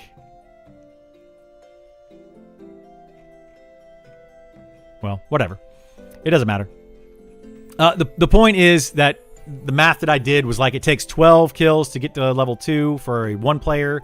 For a duo, it takes 24 kills, so it's literally just double. For a trio, it takes a little bit more, etc., etc. But for 6 players, it takes 48 kills to go from level 1 to 2 for a 6-player party, which means that you get 25% of the XP versus single player is 100% of the XP. So the way that the curvature works on grouping, a 6-player party needs 4 kills. It's a 4-to-1 ratio, approximately. Obviously, there's some other factors that could be coming in there, but it's about 4 kills to 1 kill. In a full party of 4, you need to kill 4 times faster than a solo player. The other issue to that is to keep up with a solo player, that full party of 6 has to kill consistently very quickly. They have to have more mobs in an area, and they have to constantly be on target and constantly pulling and constantly on point. Whereas a soloer can kill 1 mob, and then they can take a couple minute break while they meditate, and then come back and kill 1 mob, take a couple minute break while they meditate. Those are, I would say, about equal. So like a wizard trying to nuke down 1 mob, or non-charming, not those kind of things where they are using a lot of mana and they have to sit and meditate to get their mana back. Those are close to equal to a standard party of 6. But a class like an archer, there's no downtime. There's 0 downtime. A class like a bard, there's 0 downtime. So if they have 0 downtime, they can just constantly kill things very quickly. They're going to be way better than a full party of 6. And that's where the problem comes in. Charm is also like that because there's very little downtime with charm if done properly. Like if you can make it work, then charm has very little downtime in comparison to other classes. Whereas you take a rogue trying to solo, a rogue's downtime is considerable. They're going to probably die, and if they don't die, they're going to be at like 10% health when they fight any mob that's going to give them a decent amount of XP. Then they're going to have to sit there. They're going to have to bandage up. They're going to have to, wait until they get it all back up to health or whatever. And then they can finally kill another mob. I'm not trying to say that a solo, every class should be able to solo equally. I don't think that's true at all. However, when up to 7 classes can solo more effectively and efficiently than a full group, then you're going to not see those classes in a full group unless they group up with those other 7 classes. Like an archer would not want to join a group with any other class other than another archer. That's the only one, like if you're going to duo. Otherwise, they're going to be hurting themselves XP-wise, the XP rate. So that's kind of where we're at, unfortunately. There's just a lot to it. The group range bonus is fairly large. It's because your puller doesn't miss XP, but allows for spreading out. Yeah. You're talking about the range of gaining XP? It's pretty big. Yeah, it needs to be pretty big, though. So the group bonus needs to require that they're in proximity of each other. Yeah, you don't have to be super close. The range of XP is pretty far. Like, you can be pretty far away and still gain XP in a party. So you don't have to worry about that too much. If you can hit the mob, you're gaining XP. Like, period. Archers will duo with rangers. An archer duoing with a ranger will slow the archer down. It'll speed the ranger up, but it'll slow the archer down in total. I mean, there's no way around it. It's going to slow the archer down. 2 rangers together will be equal to 1 ranger by themselves XP-wise. If those 2 rangers, they might as well just solo, or they can duo, it's going to be the exact same XP just about. Like, give or take a little bit, but it's going to be pretty close. Now, when you get to 3 archers together, that's where you're going to start to see a difference. 4 archers together is going to be a huge difference. 5 is a little difference again, and then 6 is going to be another huge difference. I would say that your best overall group setup for that would be 5 archers, 1 ranger. That would just make everything smoother for everybody involved. It would just make it would be a lot easier on everyone, and it won't slow your XP down that much. It'll probably be maybe a little bit better. You can't compare quality needed to kill without also accounting for the amount of time in terms of solo versus group size. You can compare those. You absolutely can compare those. And that's what we're doing. Criddle, do you think Zims should fix some of this? No, Zim will not fix this unless it requires a group to go into a zone. Then Zim does not fix it, because if I can solo inside of that zone, I still get the zone experience modifier, so it doesn't fix anything. The only way that it would fix it is if you have to have a group, which is, I think, needs to change across the entire board. I think more of the game should require grouping to fix some of these issues. There's too many classes that currently can solo. I may not be explaining it well, but if we were to actually sit down and do all of the math, I promise you, I am 100% sure that min-maxing, if you want to get the most efficient XP in the game, you want to play one of those 7 solo classes. You will get the most efficient XP. Whether you are solo or in a group, you're going to get the most efficient XP. You're basically screwing over all of the other classes and making them punished, no matter if they're solo or in a group. And then if you add in those other classes, say you add in a fighter, you're punishing those 7 classes, because those 7 classes don't want a fighter in their group. They don't want a cleric in their group. They don't want a rogue in their group. They want another one of those 7 classes to maximize their XP. Like, I can't force you guys to believe this stuff, but it's mathematically and in game and practical use. That is how it's going to be if you do it. I played Archer and Ranger, and kill speed increases from solo Archer. Kill speed might increase, but you need it to more than double, Tabbiton. That's the problem. If the kill speed going from Archer to Ranger, it has to be a more than 100% increase going from a solo Archer to an Archer-Ranger duo. If I kill 1 mob in 1 minute, I have to kill 2 mobs in 1 minute for that duo, or more. And it does not, they do not translate. I solo in TE all the time on my character for XP. Not all classes need space. Yeah, not all classes need space. That is true. Some do, some don't. So yeah, it just depends.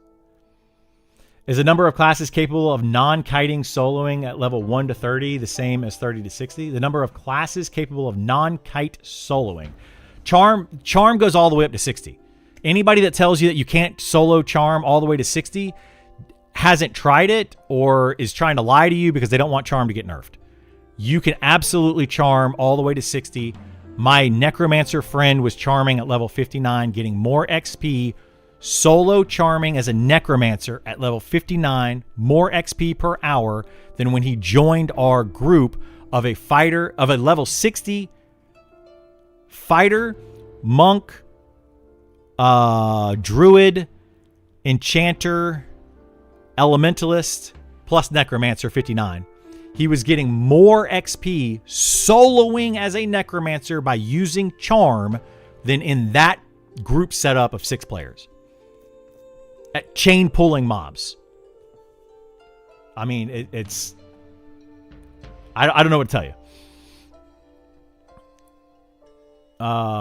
Play what you find fun. I mean, all of this is min-maxing. Always play what you find fun. Always play what you find enjoyable. Play with your friends. It doesn't ultimately, does it matter? No, it doesn't matter. But I'm just trying to say, let's try to balance it out a little bit, because you don't want to get into a situation where, hey, I'm playing a paladin and I walk up on a group of 3 people and I'm like, hey, I would like to join your group. And they're like, no, you suck because you're a paladin. We're going to get in those situations, whereas people that are playing the game solo, they don't have friends to play with. It's just going to feel bad, right? I'm a level 15 paladin. I just want to join a group. I can't join a group because I'm the worst class possible for that group. For most groups, I'm the worst class that you could possibly add to that group. I'm not going to do anything. Should I add a rogue to my group? We have 5 people in my party. We can add one. We have 1 DPS slot left, and there's a rogue LFG. There's an archer LFG. There's a wizard LFG. What are we adding to the party? Which one would you prefer? Some people will play the game and say, it doesn't matter, add any of them. We want to be inviting. But a lot of people will say, which one is going to give us the most benefit? The archer. It right now is going to give you the most benefit if you can get them to add to your party. An archer LFG is probably going to be unheard of because they're so good at solo right now. They're not going to want to join that party because it's going to slow down their DPS or their XP rate. If they joined that party of 5, assuming it's a standard party with a tank, a healer, a couple DPS, and a utility, it's going to slow their XP down. We need to make it to where that archer wants to join that party of 5 because overall it will give them more XP and more items, and they want to be able to go in to do the content. They want to have a reason to go into harder content and do that. If we don't make that a priority, then people will absolutely not do it. What they will do is they will take their archer, they will solo up to level 60, then they will go back and gear up where they need to gear up. And that's not what you want the game to be. You want people to want to join those parties. And then you want those parties to want to invite those classes. That's the challenge, right? It does, if playing properly, it requires tryharding, but you do double your kill speed. It's actually one of the few things I personally tested. I would disagree with that wholeheartedly. Like, maybe you've tested it and maybe for you it has doubled it, but how is a ranger doubling the kill speed of an archer? It's not, because it's not doing the same DPS and it's going to have a little bit more downtime. It's not going to double the kill speed of an archer. A second archer will double the kill speed of an archer. But a ranger's not. They're just not. The archer can already snare a mob using their caltrops, and then they can run around in a circle around their caltrops, and they're just, shooting arrows. Like it's super simple. It's not complicated stuff. Whereas the ranger will have to use some mana and eventually have to meditate. The ranger's also not doing as much damage as the archer, so therefore it's not going to be doubling the kill speed. If a ranger is going to try to compete with an archer DPS-wise, they have to use mana, which is going to cause them to have downtime because they're going to have to regenerate that mana back. So overall, over the course of time, it will slow them down. It's not going to be a lot. I'm not talking like drastic numbers here, right? I'm talking about little things that are going to add up over time. Is it true that classes are more efficient soloing for XP, but the places they can solo are generally outside? Yes, I would agree with that. In general, boring mobs, yes, it would also be boring. Charm classes can solo indoors, especially if they have lull CC charm, but it's more dangerous. It's still better to group up indoors. That's the thing. That the statement of it's still better to group up indoors in dungeons or going for named mobs, that is where you get into a territory of opinion. Is it better? For some players, yes. For some players, they like to have that safety net of the group, and they're willing to take the hit of the slower XP to be in a safety net of a larger group. Some other players, however, are not going to have that. So a lot of this is based on opinion, but then there's also some of it based on fact. So you have to be able to separate those two things. People that are arguing that it is better to be in a group are basing that on the fact that they want to be able to play with their friends. They want the safety net. They like that play style better. But the play style versus efficiency are two different things. If you're talking about being efficient and who is the fastest overall leveler in the game, it is by far going to be certain solo classes. It's night and day difference. if they like that play style. If I don't want to sit there and be a bard and swarm kite all day long, which is boring, then of course you don't want to play that way. But if you want to be the most efficient, then yes, a bard swarm kiting is probably the best. So like there's two different arguments there that are separate arguments. We have to look at them separately. But I agree with you. I say play the game the way that's fun for you. Absolutely play the game the way that's fun for you. Don't play a swarm kite bard if you're bored. Don't do that. You know, join a group and have fun and enjoy the game. I'm just trying to give you like min-maxing, because the reason I'm giving you all this min-maxing information is because what's going to end up happening is it's going to create elitist groups, something that a lot of casual players hate, where why would you invite that player over this player? Why are you choosing them over me? Like, it's kind of like adding in a parser to the game. If you add in a parser and somebody's not pulling the numbers that the other players in the party expect of that class, then they're gonna hate on you for it. They're gonna be like, oh, you're not doing good enough. Kick them out of the group. They suck. Blah blah blah blah. We're going to be like feeding that to these players, and it's going to become more and more and more prevalent if we allow it to continue. I honestly, like, the things that I'm saying sound really mean, but I'm trying to make the game better for all players so that we can get away from that elitism a little bit. And you want to always be encouraged to group more. You want to always be encouraged to invite others to your party all the time, rather than say, nope, we don't want that person because they're just going to slow us down. We want that person because they're going to speed us up. Like, that's what I'm trying to say. And I know it sounds bad. I'm not trying to sound bad, guys. I'm really not. I'm really trying to help the game. I hope we don't need to cease charming in the 50s. It's such a fun part of the kit. I don't have anything against charming. I think that charming should be in the game, and I like to see charming. It's just too strong right now, especially as a solo toolkit. I'd hate to lose a huge class-defining kill. Yeah, I agree. You'd be more wrong on that assumption. Which one? I don't think you played 50 plus, making guesses. Enchanter Charm Pet out DPSs my wizard. Enchanter, a Charm Pet will out DPS anybody in the game at equal level. If you charm a level 50 mob versus a level 50 player, it's going to out DPS them. Now, can a wizard do more damage in a short amount of time? Yes. But overall, over the course of time, over, an hour's worth of XP grinding, a Charm Pet is going to way out damage any other class in the game.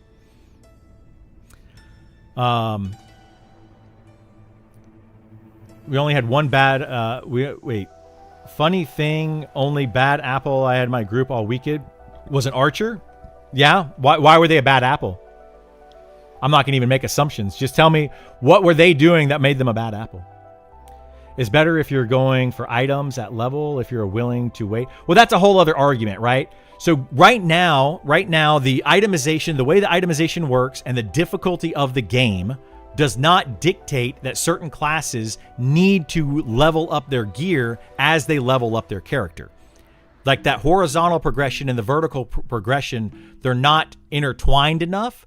If they itemize properly, which is what they're trying to do, I know that Rich is working very hard on this, but if they itemize properly, all classes are going to want to level up or going to want to horizontally progress, getting better items as they level up so that they can take on those higher level zones. But the problem is certain classes in the game can wear level 1 gear and continue to level all the way to 60. Those are the charm classes. They don't need any gear necessarily to level from 1 to 60. It might be a little bit tedious. It might be annoying to do so, but charm classes can do it, especially a bard. They can level from 1 to 60 basically without any gear whatsoever, if they really want to. Not saying it's going to be the most efficient and effective way, but they can. Now, if they make it to where you are required to also gear up as you go, that's going to force people into groups, which is going to help the grouping out quite a bit, because if you require a group to defeat certain monsters, to get certain gear, to be able to move on and progress in the game, that changes things. So that could be another route. That is one route that I know that they are trying to do. So it's not just bring the power level down of soloers, it's also increase the difficulty of the monsters so that these people can't solo as well unless they gear up. So there's a lot of different moving parts that need to happen that I think are happening, and I think the devs are aware of this. But we're getting there. TTK was one thing that Nick just said a second ago. They are looking at. If we increase TTK across the board, that will make soloing more difficult for anyone but charm classes. Again, charm classes are not affected by it as much for a lot of reasons because they're putting up monster versus monster, not player versus monster. So that's why charm is so strong, is it almost doesn't matter what you do to a monster. You can increase its health, you can increase its damage output, you can do anything. Charm stays consistent all the way across. It just continues to be good. They're going to have to do something to charm specifically to bring its power level down. But they could increase the TTK, they could increase the monster's health, they could increase the monster's damage output, they could do a lot to a monster to force players into a group setting, which would lower the solo ability of certain classes. If you increase TTK, an archer then takes that much longer to kill a mob, whereas a group only takes marginally longer because they have 6 people in the party versus 1 person in the party. So it slowly shifts those soloers into groups. Anyway, hopefully that makes sense. Hopefully second, third bis will be droppable and raids aren't 50 plus players required. Raids are definitely going to have some of the best gear in the game. They have already stated that. But there will also be some really good items that are available and obtainable through grouping or questing. So we do know that as well. Like best in slot probably will still come from raids. It's going to still come from the most difficult, challenging content. But yeah, it won't be 100% of everything. I agree 100% that it will lead to class group elitism. Yeah, that's 100% what's going to do. And I don't want that. That's why people have been requesting a higher level charm for months. Well, people want a higher level charm because they want charm to continue to be stronger. It doesn't need to be stronger. Like anybody that says charm is weak literally is either A, not using charm the same way as the other players are, or they don't want their class to be nerfed because they like where it's at. That's really it. 3 or 4 groups of well-composed 6 in a group is reasonable in my opinion. Yeah, I agree. I think that we need to have groups where they consist of a tank, a healer, a couple of DPS, a CC class. Like that should be our standard, and we should be building around that. I'm not sure where you're going with that, Pocket Watch, but that should be the standard. If we start seeing to where groups are only taking certain classes, or they would prefer certain classes over other classes, that's where we need to start looking at, okay, we need to start bringing we need to fix something. Like in EverQuest, it was you wanted like a warrior, a monk, a rogue, a cleric, an enchanter. Like you wanted those 5 classes in your party. And that you could just blast through levels super fast because they were the best overall. And if you had any other class outside of that, it brought your XP rate down a little bit. It might be a small amount, but each time you bring a different class to that party, it brings it down a little bit more. So there was like this perfect group setup. What I'm trying to say is let's try to get away from that perfect group setup. Currently, that is currently happening in this game. Hello, Snow Team. How are you? Since the fighter's offensive stance gets a very near to Ranger DPS, would a second fighter be better choice for a melee DPS since it can off-tank? Ranger can also off-tank, but yeah, in some cases, having a second fighter wouldn't be necessarily a bad idea, and that's why I've been saying that I don't think that fighter offense or DPS should be as high as it is. I've been trying. I main a fighter. I'm a main fighter character player. I still think that fighter DPS is too high, and I would rather see more abilities go towards their tank side of things and their utility side of things rather than more DPS. I think that the fighter's just too... But that said, a fighter does have to choose offense stance or defensive stance. So there is a choice there. But currently, a fighter in offensive stance is a good enough tank and really good DPS, making them a very good choice for a tank for your party. So there's an argument to be made kind of on both sides there. We literally watched Nick test these things, the level versus level damage, hit, miss, etc. Okay. I don't know. I don't know what you guys are arguing about. I'm going to let y'all continue to do what you're doing. NPC hit rate seems to be higher than players. So 52. So yeah. This isn't a raid game, they said. It's okay. So Arrow, that's where things get a little bit skewed, right? They get a little bit skewed. This isn't a raid focus game, meaning that the entire of the game is to go from level 1 to 60 and then go into raids. The majority of this game is going to consist of your leveling from 1 to 60 and the journey, exploring new areas. That's going to be the bulk of the game. But there will be a good portion of the game, I don't know how much percentage based, but there will be a lot of the game where there will be raids. There's going to be that content for those players that want to do raids. Same thing as the game is not a trade skill focus game. However, if you want a trade skill, there is trade skill, right? It's not focused on trade skills, but it does have it. It's not focused on raids, but it does have it. Its main core is going to be single group content from level 1 to 60 and exploring. So that's what that means. People are thinking that it's not a raid focused game, therefore it's going to have 0 raids. That is not the case. This game absolutely will have raids, and those raids will be rewarding and probably some of the best gear in the game because it takes a lot more effort to put in a group or multiple groups and take down a larger boss. So just know that going in, it's gonna have it. They're already in the game, so it's gonna be there. There aren't groups at all spots though. Can only give reference to the place. Yeah. What if people, instead of wanting the highest XP rate in the game, they want the lowest, so they have a full group of rogues or paladins? I mean, maybe they want that. I don't know. As much as I like charm, I'd be happy if they removed it. I don't want them to remove it. I think that there's a place for charm. I think there's a place for solo ability. I think that some classes should be able to solo very well. And I think that charm should be a thing in the game. And if people want to go that route, they should be able to do that. I just don't think it should be the best overall. And currently, in my opinion, it is the best overall.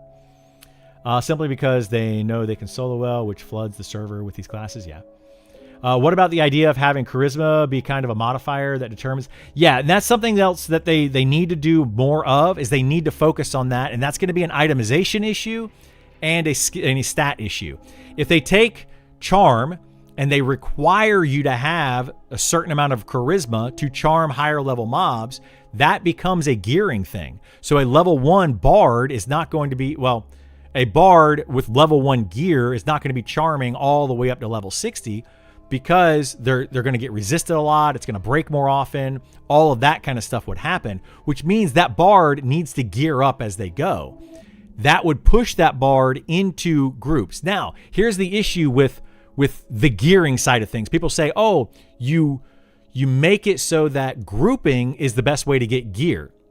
Well, if soloing is the best experience in the game and grouping is only better for getting gear, those solo classes will join a group until they get the gear and then instantly leave the group and go solo again for XP. They'll get up to their next XP point where they need to get more gear. They'll join a group, get the gear, instantly leave, XP a little bit, and you see how that's going to work. They don't stay in the group to XP. That's why we can't have it to where the only benefit to grouping is the gear. If the only main benefit is the gear, then they're just going to join temporarily and leave. That's going to leave groups constantly having to replace members, which is very tedious. And it's going to, again, slow down those classes that require groups, like your fighter, your monk, your rogue, your cleric. They kind of require groups to gain XP. So those classes are going to be, again, shunned by most of the game because, you know, we don't need those classes unless we're grouping, And I would prefer to have these solo classes even in a group setting. So I'm just going to be the solo class in the group setting, get my gear, leave, solo some more. So that's why we can't just be like, oh, well, they get better gear. Doesn't matter. They're not helping out in any way. They're just getting the gear, and their solo classes are known to be extremely selfish. They're going to roll on every single item that drops. They're going to get their gear and they're going to jet as soon as they can. If there's nothing for them at that camp, they're not going to join that camp. We need to encourage people to join groups for everybody in the group. We need to encourage socializing. We need to have more interdependency between classes. If a class is too independent, they're not going to want to group up. Make them dependent on other classes to be able to level up effectively, and that will encourage more grouping. I'm scared to solo charm. Definitely need a healer or better items to do it safely in certain areas. Chanter charm is close to pretty balanced risk reward wise. I disagree, Pilgrim. It is not balanced at all. It might be balanced for you. Maybe, it stresses you out as a player. Maybe you feel like it's just not worth it. But for some players, it is absolutely worth it. And in fact, it is the best way to level. So the problem is, and I know people are going to be like, oh, well, those are the sweaty players. Those are the basement dwellers, the poop sockers, whatever. It's not just those. I know people that are not very good at the game that can still charm and defeat monsters. Like you don't have to be amazing at it. But I will say that play style is not for everyone. Just like cannibalized dancing is not for everyone. Just like the sit, stand up, heal, the really low APM classes are not for everyone. High APM classes are not for everyone. Charming is not for everyone. But those that do it well are really good at it. Those that play a shaman that like to cannibalize dance are going to make that shaman way powerful, like super, super good. So the game needs to be balanced with that in mind. How does mob difficulty factor into this? A solo killing blues all day will be crushed by a group killing yellows and reds, won't they? So mob difficulty factors in only for the charming side of things. If we increase the damage of monsters to make people more reliant on groups, then charm classes are still going to be better because they're going to be able to charm monsters that are doing more damage. So it doesn't really affect the charm classes that much, other than making it slightly more risky. I'm telling you, the risk versus reward for charm classes in this game, risk is way down here, reward is way up here for the classes or for the players that are doing it a certain way. I'm not going to say properly because that's not correct, but the ways that you can do it. Now, if you're playing a charm class and you're saying, I'm charming this monster and I'm having it fight this monster, and I want to kill this monster, get the XP. Now this monster is low on health. Now I got to heal this one back up. And you're trying to play that way. Yeah, it's not very efficient. The most efficient way to play, though, which maybe people are not looking at, is I charm this monster to fight this monster. Whichever one gets lowest is the one that I kill. Even if it's my charm monster, I break the charm, I charm the other one, I kill this one, and I get XP. Then I charm another monster to kill this one that's low on HP. Then I charm another monster, you see, you bounce them back and forth. Somebody that's trying to I'm holding this monster to just charm this one and fight for me, yeah, that's not the effective way to do it, or the efficient way to do it. And you are not going to see what I'm talking about until you change your thought process. Somebody that's playing a bard that's charming monsters and just doing 1v1 all the time, yeah, you're not going to see what I'm talking about. When you get into swarm kiting, then you're going to be like, oh, okay, now I get it. Somebody that's playing a wizard that's nuking down, that's root nuking one monster over and over and over, and then they're out of mana, and then they root nuke another monster for XP, yeah, they're not going to gain XP very fast. Once you learn how to quad kite, then you're going to look at it and go, wow, wizards are one of the best soloers in the game because they can quad kite. It's insanely, the difference is just crazy big. It's a drastic difference between the way in which you can play different classes. So I understand that some of you are going to be like, no, charming isn't that powerful. In the right hands, in the right certain situations, it's extremely powerful. Way too powerful. In DQ, no one want warriors in groups. just in Rabbids to rotate defensive stance. Well, yeah, I mean, maybe, but I don't know. It depends on the era of EQ. There's lots you can do to nerf charm without taking it away. Yeah, we could nerf charm a lot. I personally think that one of the ways you can nerf charm is make it to where you can only charm monsters of equal level to you or lower. So that would fix some of the problem. No charming of yellows and red monsters. A bard charming a red enemy and then having it fight a bunch of blues for them, it absolutely dominates the blues. And they can constantly charm that red all day. And it's really, really good XP. So I don't think you should be able to charm anything over your level, period. That would solve some of the problem. Also, when you charm a monster, I think it should weaken that monster considerably. It currently weakens it a little bit. It takes it from like 100% power to like 80% power. I think it should take it to like 50% power or even less. Like charm monsters they hit really, really, really hard. They have a ton of health. It's just, they're just really good. More or less health wise, HP legit 6-7 hits from death. One fizzle on resist and you're cooked. Yeah, but that's the thing is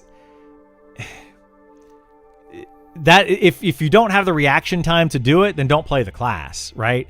Like that's just like saying that any other class, if you have a slower reaction time, which some of us do, I'm getting older, I can't react as quickly as I used to, then it's just not a good class for you. That doesn't mean that somebody else can't do it. That doesn't mean that a lot of other people can't do it. And it doesn't mean that the class isn't too strong. Just because one person can't do something doesn't mean that the class isn't too strong. 3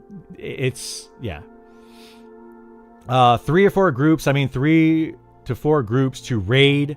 Best in slot, second best in slot. I don't know if people want or have the time to wait around 60, 70 people to kill. So right now, raids, I would say, are anywhere from 2 groups to 4 groups. I don't think you really need any more than 4 groups. You really don't even need 4 groups for anything that I've seen in the game. So I don't think that they're going crazy with that. I would love to see 60 player raids, so 10 groups. I would love to see that, but that's me. I'm a different animal when it comes to that. And I know the majority of people probably don't want to see that, but yeah. I bet good money that Enchanter wouldn't be the 3rd most played class without charm. Oh no, absolutely not. Absolutely not. Yeah, but it's not going to be like EQ as far as raids. Yeah, this game's going to be a little bit different as far as raids. It's not going to be the same as EQ. Absolutely not. Druid isn't mostly played as a charm class. I only saw them as healers. So that's the thing about Druids. Druid is the most played class in the game. Well, the reason for that, most likely, is they're very versatile. So you could play a Druid to be a healer. You could play it as a solo quad kiter. You could play it as a charm soloer. You could play it in a lot of different capacities. It's a very versatile class, and it has a lot going for it. Therefore, a lot of people are probably going to play Druid. Whereas you have something like a Spellblade, one of the least played classes, the reason people don't play it is it's very boring. You put buffs on, you turn on auto attack, and that's it. It's a very boring class to play. Still one of the strongest DPS classes in the game, but it's very boring. And it doesn't do anything really other than just turn on auto attack and sit there. Inquisitor, also one of the least played, because I think people are confused on how to play the Inquisitor. They don't really understand what its job is, how it functions. That's why it's one of the lower played. And it's a human. So it has 2 things, like you can only be human and play the Inquisitor. So I think that's 2 factors that factor in why the Inquisitor is such a low played class. So there's, when you look at the statistics on all those things, you have to look at all of that, right? You gotta look at a lot of different places. Charm prevents me from playing Enchanter. I just don't want to deal with it. It sounds like people probably expect you to do it. Absolutely, they expect you to do it because it is so strong. If you're not charming as an Enchanter, you're overall going to be a detriment to your party. Well, not a detriment. You're just not going to be as beneficial as another player. That's what's going to end up causing this to happen, right? There's going to be the elitism that I was talking about earlier. You're going to have people say, hey, we need an Enchanter for our party. Okay, well, let's find an Enchanter. There's 5 different Enchanters looking for group. Only one of them is willing to charm. everybody's going to want to have that one. Well, not everybody. A lot of people are going to be like, I want that enchanter in my party because they're willing to charm. They're able to mez, buff, and have a charm pet, which is all around just insanely powerful for your group. I would much rather invite, using myself as an example, a player that is willing to utilize the best abilities of their class rather than a player that's not willing to do that. So if charm is so much more powerful than enchant ally, then people are going to expect you to use charm over enchant ally. So that's why they need to balance those things. They need to make it to where, okay, charm is this strong, enchant ally needs to be this strong. But if you make enchant ally too strong, then it breaks the game another way. So we got to balance something somewhere, right? You got to balance it somewhere. Just got to stay on point. Everyone won't like you if you don't pay attention during charm groups. Get smacked or die. Yes, absolutely. Yeah, you definitely have to stay on point. If you're playing a charm character, any class that charms, you need to be paying attention. If you're going to charm in your party, you need to be paying attention. But if you're paying attention, it's not hard to deal with charm. It's not risk versus reward and effort. It's more like reward for the amount of effort you're willing to put in. And that could be anything. That's why I say that the risk for charm is not so great. It is the effort. I will give you that. A person that is charming for your party needs to put in more effort. If I have a shaman in my party that's not willing to cannibalize dance, they're not putting in the same amount of effort as another shaman. So therefore, I would rather have the shaman that's willing to cannibalize dance. If they're not willing to candy dance, they probably shouldn't be playing a shaman. That's my opinion of it, right? Because shamans need to be able to debuff, they need to be able to buff, they need to also be able to heal, possibly throw in a dot here and there. It's going to cost them a ton of mana to play a shaman well. That's why they need to be doing the cannibalized dancing. So if they're not willing to do that, they're going to be playing the shaman at a subpar level, in which case I would rather have a different player or a different class or something else in the party that would play at a higher level. You know, that's just, there's a lot of ways you can look at it. I'll trade my monk being top DPS by a mile for not being able to AFK in a group already can't while pulling. Yeah, well, monk is very good puller. They're amazing pullers, but they're also decent DPS. They need to be a little higher in DPS. I think that monks are like mid A tier DPS once you gear them out. Probably low A tier DPS. They need to come up a little bit. They need to be like always be low to mid A tier. If you gear them out, like they need to go up to top A tier, maybe low S tier DPS. That's where I would put them. Monk should be very good. Why in most modern MMOs, online games, some classes being better, solo is just part of it and it's accepted, but in a game, it must be such a big deal. So, well, the reason that being too good at solo is a problem is because if you're too good at solo, it takes away from the group aspect of this game, and this game is a very group-driven game. So the more solo classes you have, the harder it's going to be to find groups, and the harder it's going to be to create groups and keep them together in a group-focused game. Most current MMOs are not group-focused games. They are solo games where you can group. And that's why it doesn't really matter as much in those other games.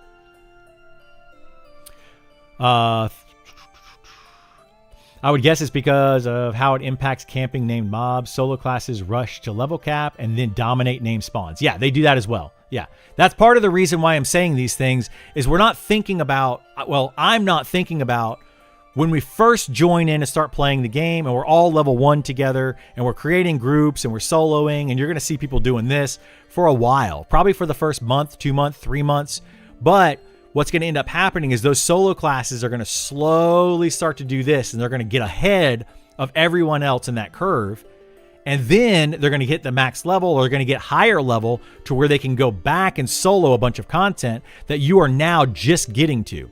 Let's say that a soloer is able to get to level 60 in a month, and it's going to take you and your group a month and a half, just 2 additional weeks. For 2 weeks, that soloer has a window where they're able to go back and get all of this low-level gear that you tried to get while you were leveling, may or may not been able to get, whatever. They're also able to do some of the higher level content that they can solo. There are ways in this game, and it's something that a friend of mine actually brought up in a Discord post just yesterday.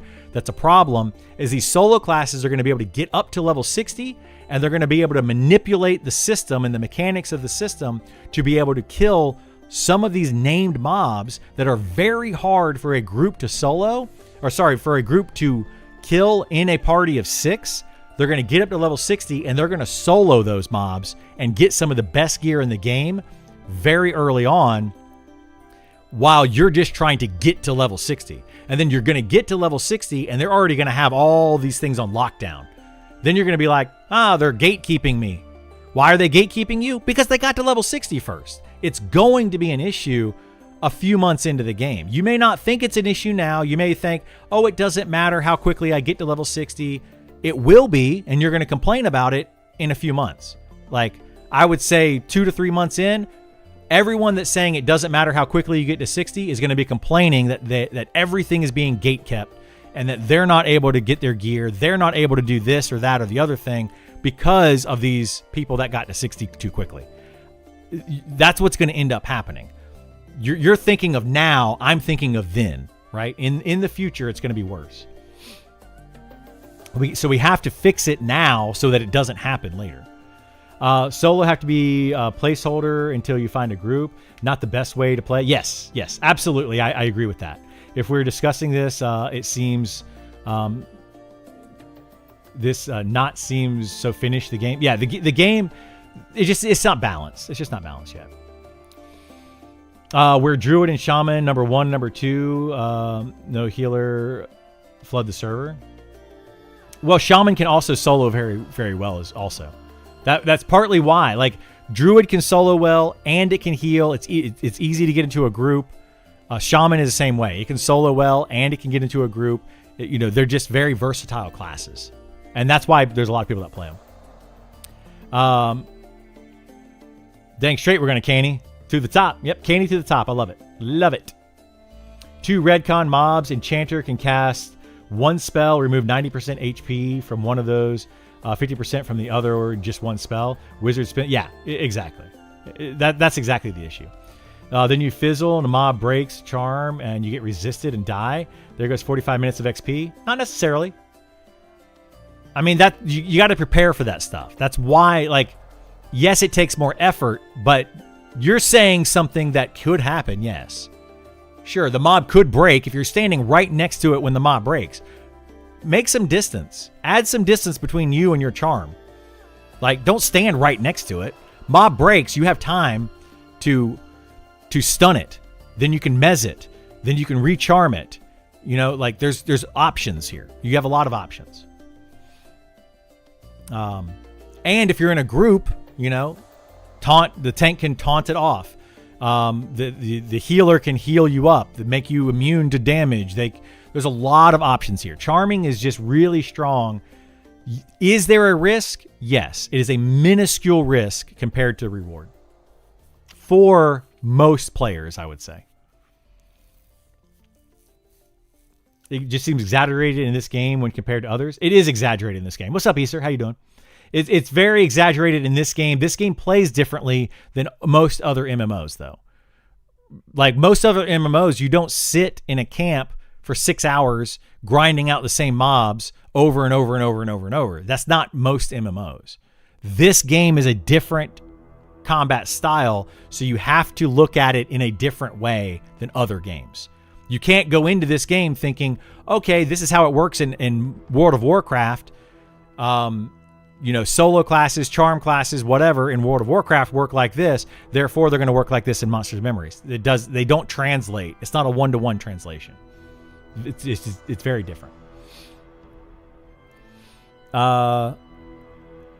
Can also make it progressively harder to recharm the same mob. Yeah, that's another option. Yeah, make it to where if you've charmed the mob once, the second time becomes more difficult, the third time becomes more difficult, fourth time. But with that said, that only fixes one style of charming. It doesn't fix the other style of charming where I want to charm this mob to fight this mob. Then this mob gets low on health. I now charm this mob. This mob hasn't been charmed yet, but this one has. So it doesn't fix that problem. So you can't that can't be the only resolution. You have to have other fixes. Agreed on charm monsters only hitting at 70-80% of its normal DPS. Yeah, they just need to bring it down. And it makes sense thematically as well. They're charmed. When you charm, if you look at like a lot of fantasy movies and TV shows and books and just fantasy in general, when you charm something, they generally become dumber, right? Generally speaking. They shouldn't be at a full capacity of what they always are. They should always be a little bit less, at the very least. Basically, your mileage may vary. Yeah, your mileage is going to vary in all of these, Arrow. It's going to vary in all of these. Some people are not going to want to be charmers. They just don't like that gameplay. They don't like that style. In which case, playing an enchanter is still a good class because you can still group up and you can still do a lot of things outside of charming. I'm just talking about charm side of things. If you're willing to take the slight risk, if you're willing to put in a little bit more effort, you can be exceptionally better than other classes. What I'm saying is we need to bring those people down a notch. Just a little bit so that they are more in line with the other stuff. It's the outliers that are going to cause problems. And a lot of people are like, well, we can't balance a game around the outliers. No, we can't. But if we bring the outliers down a little bit, we can balance the game much better. We're not balancing it around outliers. We're just trying to eliminate some of those outlier abilities. Camps and mobs were limited when peak time, so it was just charming on pull, then breaking to kill, and worked wonderfully. That's going to be another issue that's going to come in, is when you get... That's the whole power level issue that I've been trying to bring up to people lately. So aside from charming, aside from anything else, if you play a certain character and you can get it to level 60 quickly, then you can go back and you can power level, you can tweak those characters and make them super powerful. Well, now you have a character that could potentially be equal in the lower levels, be equal to a full party of 6. They're able to go into a camp and camp the entire area, whereas normally that would house 6 players. So if we don't fix twinking and we don't fix power leveling, then that's going to hurt other players. It's going to hurt the low-level players that are trying to level up naturally, because they're going to have fewer places that they're going to be able to XP at, because you now have 6 different people power leveling, taking up 6 total camps, rather than 36 people trying to level properly with 6 total camps of 6 players in each camp. So you see how that could exponentially get worse. So we need to make sure that we're toning certain things down so that we don't see these issues 3 months into the game. It's going... I hate to be this person. I'm going to be the one that's going in 3 months going, I told you so. And then we're going to be sitting there going, well, you're ruining the game for me. Well, they're doing exactly what I've been saying for months. Like, that's what's going to end up happening. And it's going to be frustrating. And a lot of us are going to be frustrated with other people that are just ruining the game for everybody else. You know, if charm an enemy left it with a debuff that prevented it from giving XP for 10 minutes, that would mostly bring Enchanter in line. It would fix a lot of things, yeah. I agree. If you were to remove the ability from players getting XP for a certain amount of time, yeah, it would definitely do some of that stuff. 1 button Arcane Mage and WoW Wrath of the Lich King, 1 button rotation, top DPS. Yeah, and that's bad. That's very bad. I don't like that. What did one cannibal shaman ogre say to the other cannibal ogre during dinner? I'm having a ball. Wow. Yeah, keep pumping out your day job, Nicodemus.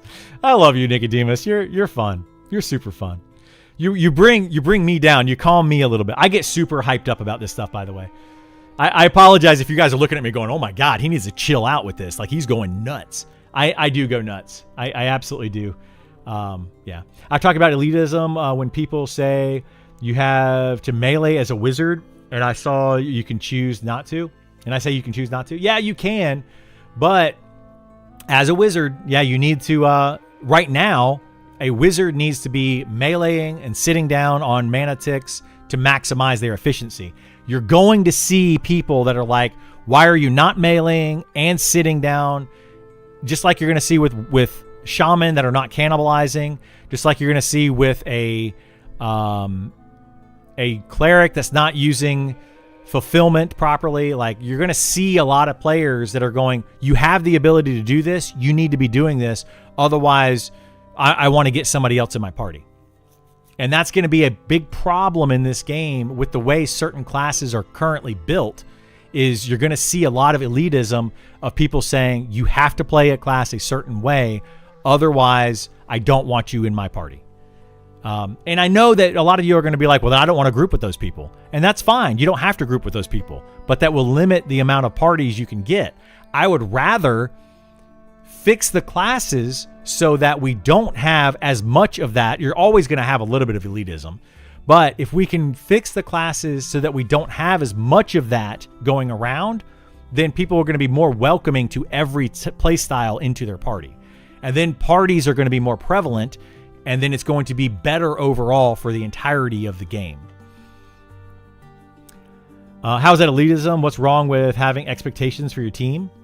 Nothing's wrong with it, but when we create classes that focus on it, that require it, then it's just going to cause it more. You should always I of course am going to have a little bit of elitism where I say, hey, you're a melee class, why are you not meleeing? Like, stand up, do your job. If you're just sitting there AFK, of course I don't want you in my party.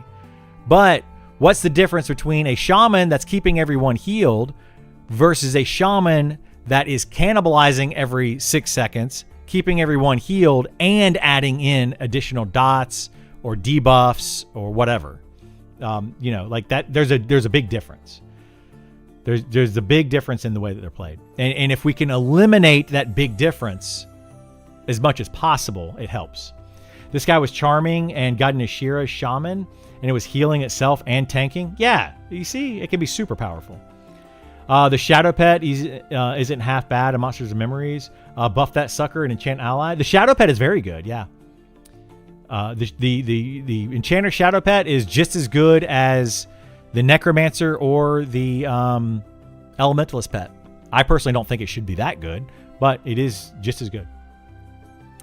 Take 3 months off work, get to 60 with solo class, and then and sock best droppable soloable loot. That's the thing, is it doesn't even have to be soloable right now.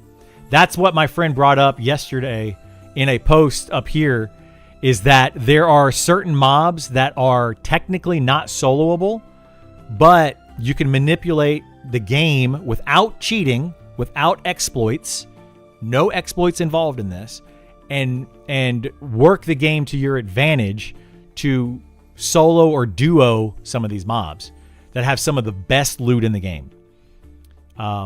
In fact, there's a raid boss that my friends were able to duo. It's supposed to require at least 2 groups, but they're able to duo it. So these are the problems that I'm trying to bring up. A lot of you are going to be like, what? No, there's no way they can do that. Like the same people that are saying that charm is not overpowered. Well, if you know how to do it, it is overpowered. If you don't know how to do it, then it's not overpowered. It's the same thing. If you know how to duo this mob without cheating, there's no cheating involved. There's no exploits whatsoever. You just learn how to do it. You learn how to use your skills effectively, and you can do a lot in this game that you should not be able to do. Doesn't matter how fast you level. Not everyone should be the first. It doesn't matter how fast you can level, but you will be the first one, Tintifax. I promise you, with that attitude, it doesn't matter how fast you level.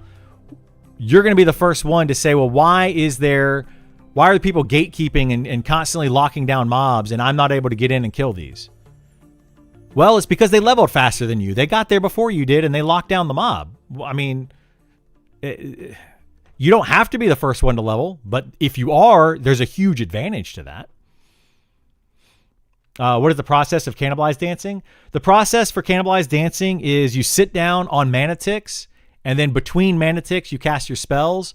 And if you're not casting a buff, a debuff, a nuke, or a heal, then you're casting the spell called Cannibalize, which takes away health and gives you mana. So you're constantly always between mana ticks of meditation ticks, you're constantly casting Cannibalize as much as possible. So basically it's Cannibalize, sit down, mana tick, Cannibalize, sit down, mana tick, Cannibalize, sit down, mana tick. That's mana. That's Cannibalize dancing. EQ, Enchanter, Charm Pet had attack speed, damage reduction. It had 51% more. Yeah, but who here actually played an Enchanter in EverQuest 1 and was able to charm mobs and kill raid bosses? I bet you there's somebody in here that probably did it. Enchanter Charm in EverQuest is insanely overpowered. Now, the risk of it is very, very high as well, because the risk in EverQuest is way, way higher. If you went over this, but is there going to be such a thing as a battle cleric in this game? They kind of talked about that, Cows. They tried to make a battle cleric, and a lot of people are talking about that. So if you want to jump in on those conversations, come here somewhere. Melee cleric, right there. It's got 1,225 comments. Read through this right here and put in your 2 cents. Some people think that yes, there should be a battle cleric, and other people think that no, there should not be. Right now, there is not a battle cleric in the game. No, it just doesn't function that way. 50% requirement over pet should be minimum. I play a rogue exclusively, and even though the dog is trash, I play it, sneak around places. Yeah, but that's just because rogue doesn't have its full kit. Rogue needs to get the poisons in place, and I think the rogue is going to be a much, much, much better place once it gets its full kit. Power level will definitely take the best spots from the groupers too. Yeah, once people get to level 60, they're going to power level their alts. You guys are going to be complaining, well, why is this person there? We're already seeing it in Wormsbane. People that level up faster and get to a higher level, they go back into Wormsbane and they solo camp named mobs, and people are complaining that, hey, I'm in a group of 6 players and I can't get this named mob because this higher level player is camping the mobs. It's already happening at low level, and people are already complaining about it. And I'm telling you how they're doing it. And then those same people are like, yeah, but that's okay. No, let's stop it from happening so that we don't have to complain about it later. That's the issue. It's crazy to me that people are just like, they don't want it to happen, but then they're saying that it should happen. It's what? I think for twinking, spells need to have level requirements, just like they have items on proc. Yeah. Well, I think what they should do is, like, let's say a level 60 puts a spell on a level 1. The level 1 should only receive so much of the ability of that spell. There should just be a cap to how much you can get of that spell. Right? Based on the level of the spell. Just like you do with gear. If you take a piece of gear that has 100 AC on it and you put it on a level 1, they effectively only get 10 AC out of 100 AC. If you take a weapon that does 1,000 damage on every swing, they're not doing like that level 1 character is not doing 1,000 damage every swing. They're only doing a certain amount of the damage per swing because they cap the amount of damage. Just do the same thing with spells. Cap the effectiveness of a spell based on the target of the spell and the level of that target. Sex with lying in bed on a laptop, getting tired and having a great group and not trying to slack and not charm, it's a lifestyle. It is a lifestyle. I agree with you, Pilgrim. That's why I am here for you. I'm here for people like you that don't want to have to charm. I'm trying to make it to where charming is good, even potentially still the best overall option, but not astronomically better than every other option. I think that charming should be good. I think it should be very beneficial to a party. I think it should be very good solo, but it can't be the overall be-all, end-all best. Like, let's make to where their pet, having a pet or having enchant ally is equally as good as charming. So yeah. Druid was the most played class in EQ, probably because it had ports, it had SOW, it had healing, it had nukes. I'm just saying, it's a very versatile class. Fingers crossed, I get into closed beta in March. I was Planning on running a druid as part of my trio since I play a druid back. Oh, by the way, speaking of trio is the second worst. No. Duo is probably the second worst. 5 party members is the worst. You don't want 5 party members ever. You don't. You want 6, 4, 3, 2, 5. And in a party. That's what you want. A duo is not going to make you that much better XP wise, depending on your classes. A lot of this depends on the group setup, right? You want to have 6 if you can. If you can't have 6, you want to have 4 if you can. If you can't have 4, you want to have 3. If you can't have 3, you want to have 5. If you can't have 5, you want to have 2. Now, if you're a good solo class, you don't want any of those. Play efficiently. Why would you want someone not playing their class right? Well, yeah, I want them to play their class right. I just don't want it to be like... What I'm saying with that is I don't want it to be like somebody say, hey, you're an enchanter, you have to charm in my group, otherwise you suck.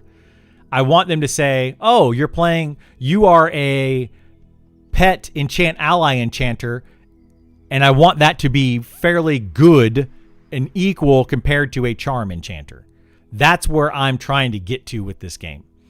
Right now, an enchanter joins your group. Someone in your group, if you're joining a pug of, let's say, 5 people in your group, I bet you one person in that group is going to expect that enchanter to charm mobs because it's just the best way to play. And then it's just going to create a toxic situation. When I hear Necro as a solo class, not wanted in groups or any class that falls into a category with class design, every class should be wanted in a group regardless of a hardcore or casual player group style. I'm right there with you, Goonie. That's what I'm trying to encourage I'm trying to encourage every class to be good in a group setting and would prefer to join a group rather than solo. That is what I'm trying to get. Now, there will always be some classes that require a group and other classes that can solo, and I'm okay with that. But I want all classes and all situations and all players to prefer to be in a group if that is an option for them. That's where I'm trying to get to. In a group-focused game. This is a group-focused game after all. Not sure who is perpetuating that you don't want Necro in a group, but they're just spreading nonsense. No, Necros are good in a group. There's just other classes that are better. Right? The other classes are just overall better in a group than a Necromancer. Not that Necromancers are bad in a group. Anyway. Consume equals cannibalize in Monsters' Memories? Yeah. Consume, candy dancing, whatever.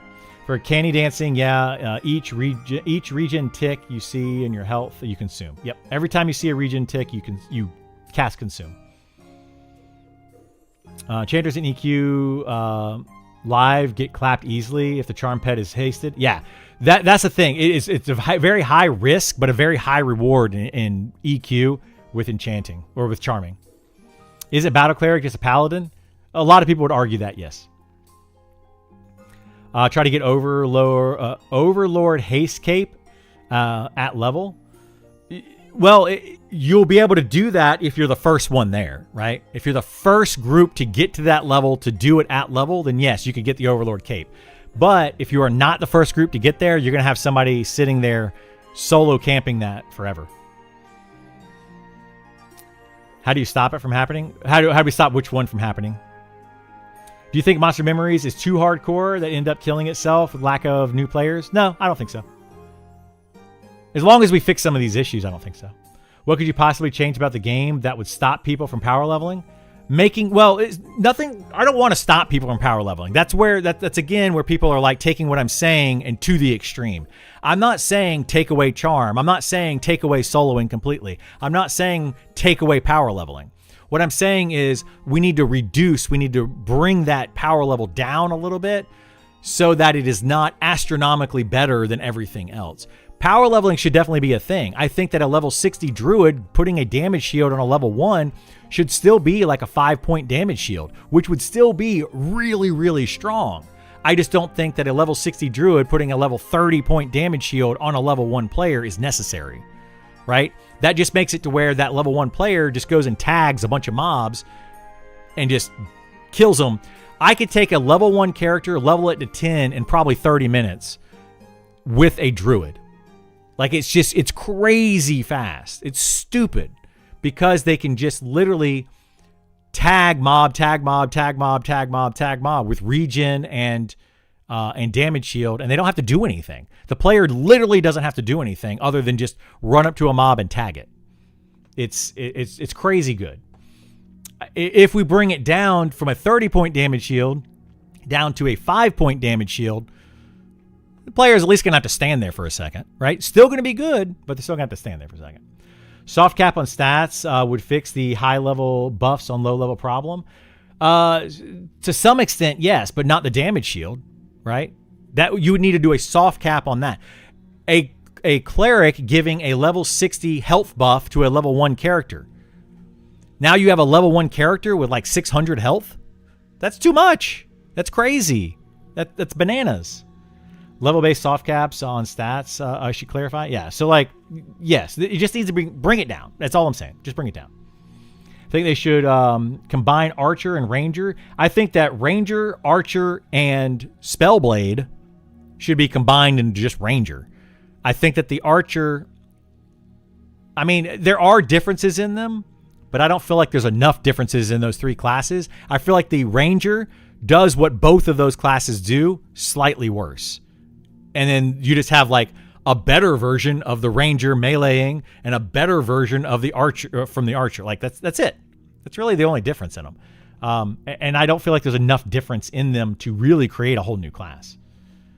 That's why I want to see more abilities for the Spellblade to kind of differentiate them. I want to see the Ranger be more of a unique class than just a hybrid of fighter and druid with the spells they get. And they're getting there slowly. And then I want to see Archer with more types of things that they can do as well. I feel like I'm missing something. Why would you ever want your enchanter not to charm a mob? Well, right now you wouldn't, Bug. So Bugbear, right now you would want your enchanter charming a mob because it's going to be more damage overall for your group. And it's very, very, very strong.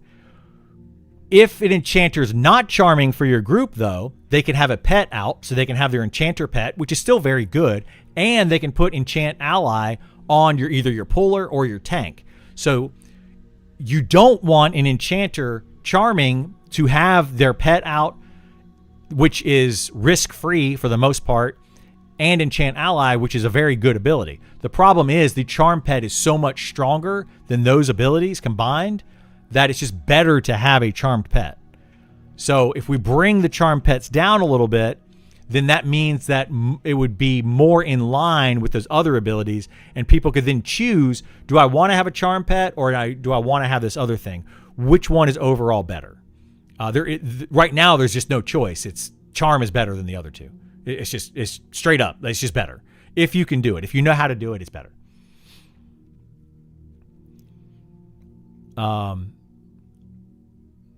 There should be a lot of risk to charm. I agree. There should be a lot of risk to charm, and there's not enough risk, in my opinion. Some people would disagree with me. That sounds like we don't want bad enchanters, we want enchanters not to charm. No, that's a different. Yeah, you're looking at what IGT said. Anybody that's charming a placeholder you're an idiot, or you're trolling people. One of the two things. Don't charm placeholder mobs. Then you're never going to get the named mob to spawn. You're kind of dumb if you're doing that.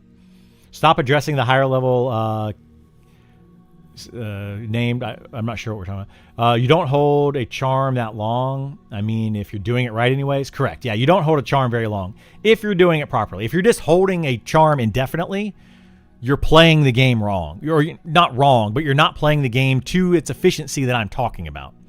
So anybody that's just trying to hold a charmed mob and have it fight and keep that same mob indefinitely, you are not the focus of my argument. You are playing the game in a different way. If every class is at least good at certain setup, it would be great. If Enchanter pet setup is the strongest, then I don't see the problem. Well, exactly. Like, that's why it needs to be balanced, Kel. PL is no different than any other catch-up mechanic. At least with power level, you need another player to help. In other games like WoW, you could play to level faster. Well, yeah, but I mean, the idea of this game is that you need, or you should need, a group to get the most effective XP. Well, power leveling, you need another character, another player to do that with you, but it's only one other player to help you power level. But you don't need the rest of the group to be effective. You just need that one other person. So that's kind of the argument there. I'm trying to catch up. Do I want a poop wizard or an enchanter? You want an enchanter every time. Right now, you don't want a wizard in your party. Period. If you put a wizard in your party, you are hurting your party. No matter what. Unless you are by yourself as a rogue, you add a wizard and that wizard is quad kiting. Then maybe you're helping the rogue is what you're doing. As a wizard, you are helping the rogue. Because that you're just literally straight up helping the rogue. You would rather be solo quad kiting as a wizard. There is no place in this game where I would say a wizard would be an overall benefit to any party. And I don't say that to be mean. It's just wizards are that bad in a group setting. You would rather put in another class in almost every situation. Not necessarily all, but in almost every situation. It is way too easy to exploit things with charm. It is, yeah. I'm here to be the sacrificial lamb and tell you to talk about PvP or something. Oh no, PvP. Nah, PvP is a whole other argument. I don't personally PvP. I'm not a fan of it, especially in a game like this. But for those that like PvP, hey, more power to you. I say go on your PvP server, have fun. I hope it works out for you. I don't think it will, but it might. Maybe you guys will have fun over there. What things from a macro scale do you think Monsters Memories needs to refine to attract new players without losing its vision? I think they just need to try to change a few of like the some of the quality of life.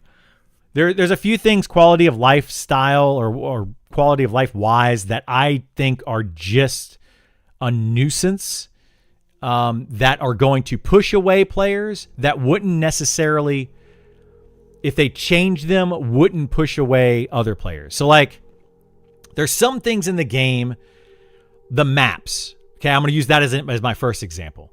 Maps, adding in maps to the games will attract some players and it will push away other players that don't want maps. So that's one of those things where, will it attract more players to have maps in the game than it'll push away? Probably, but it'll still push away certain players.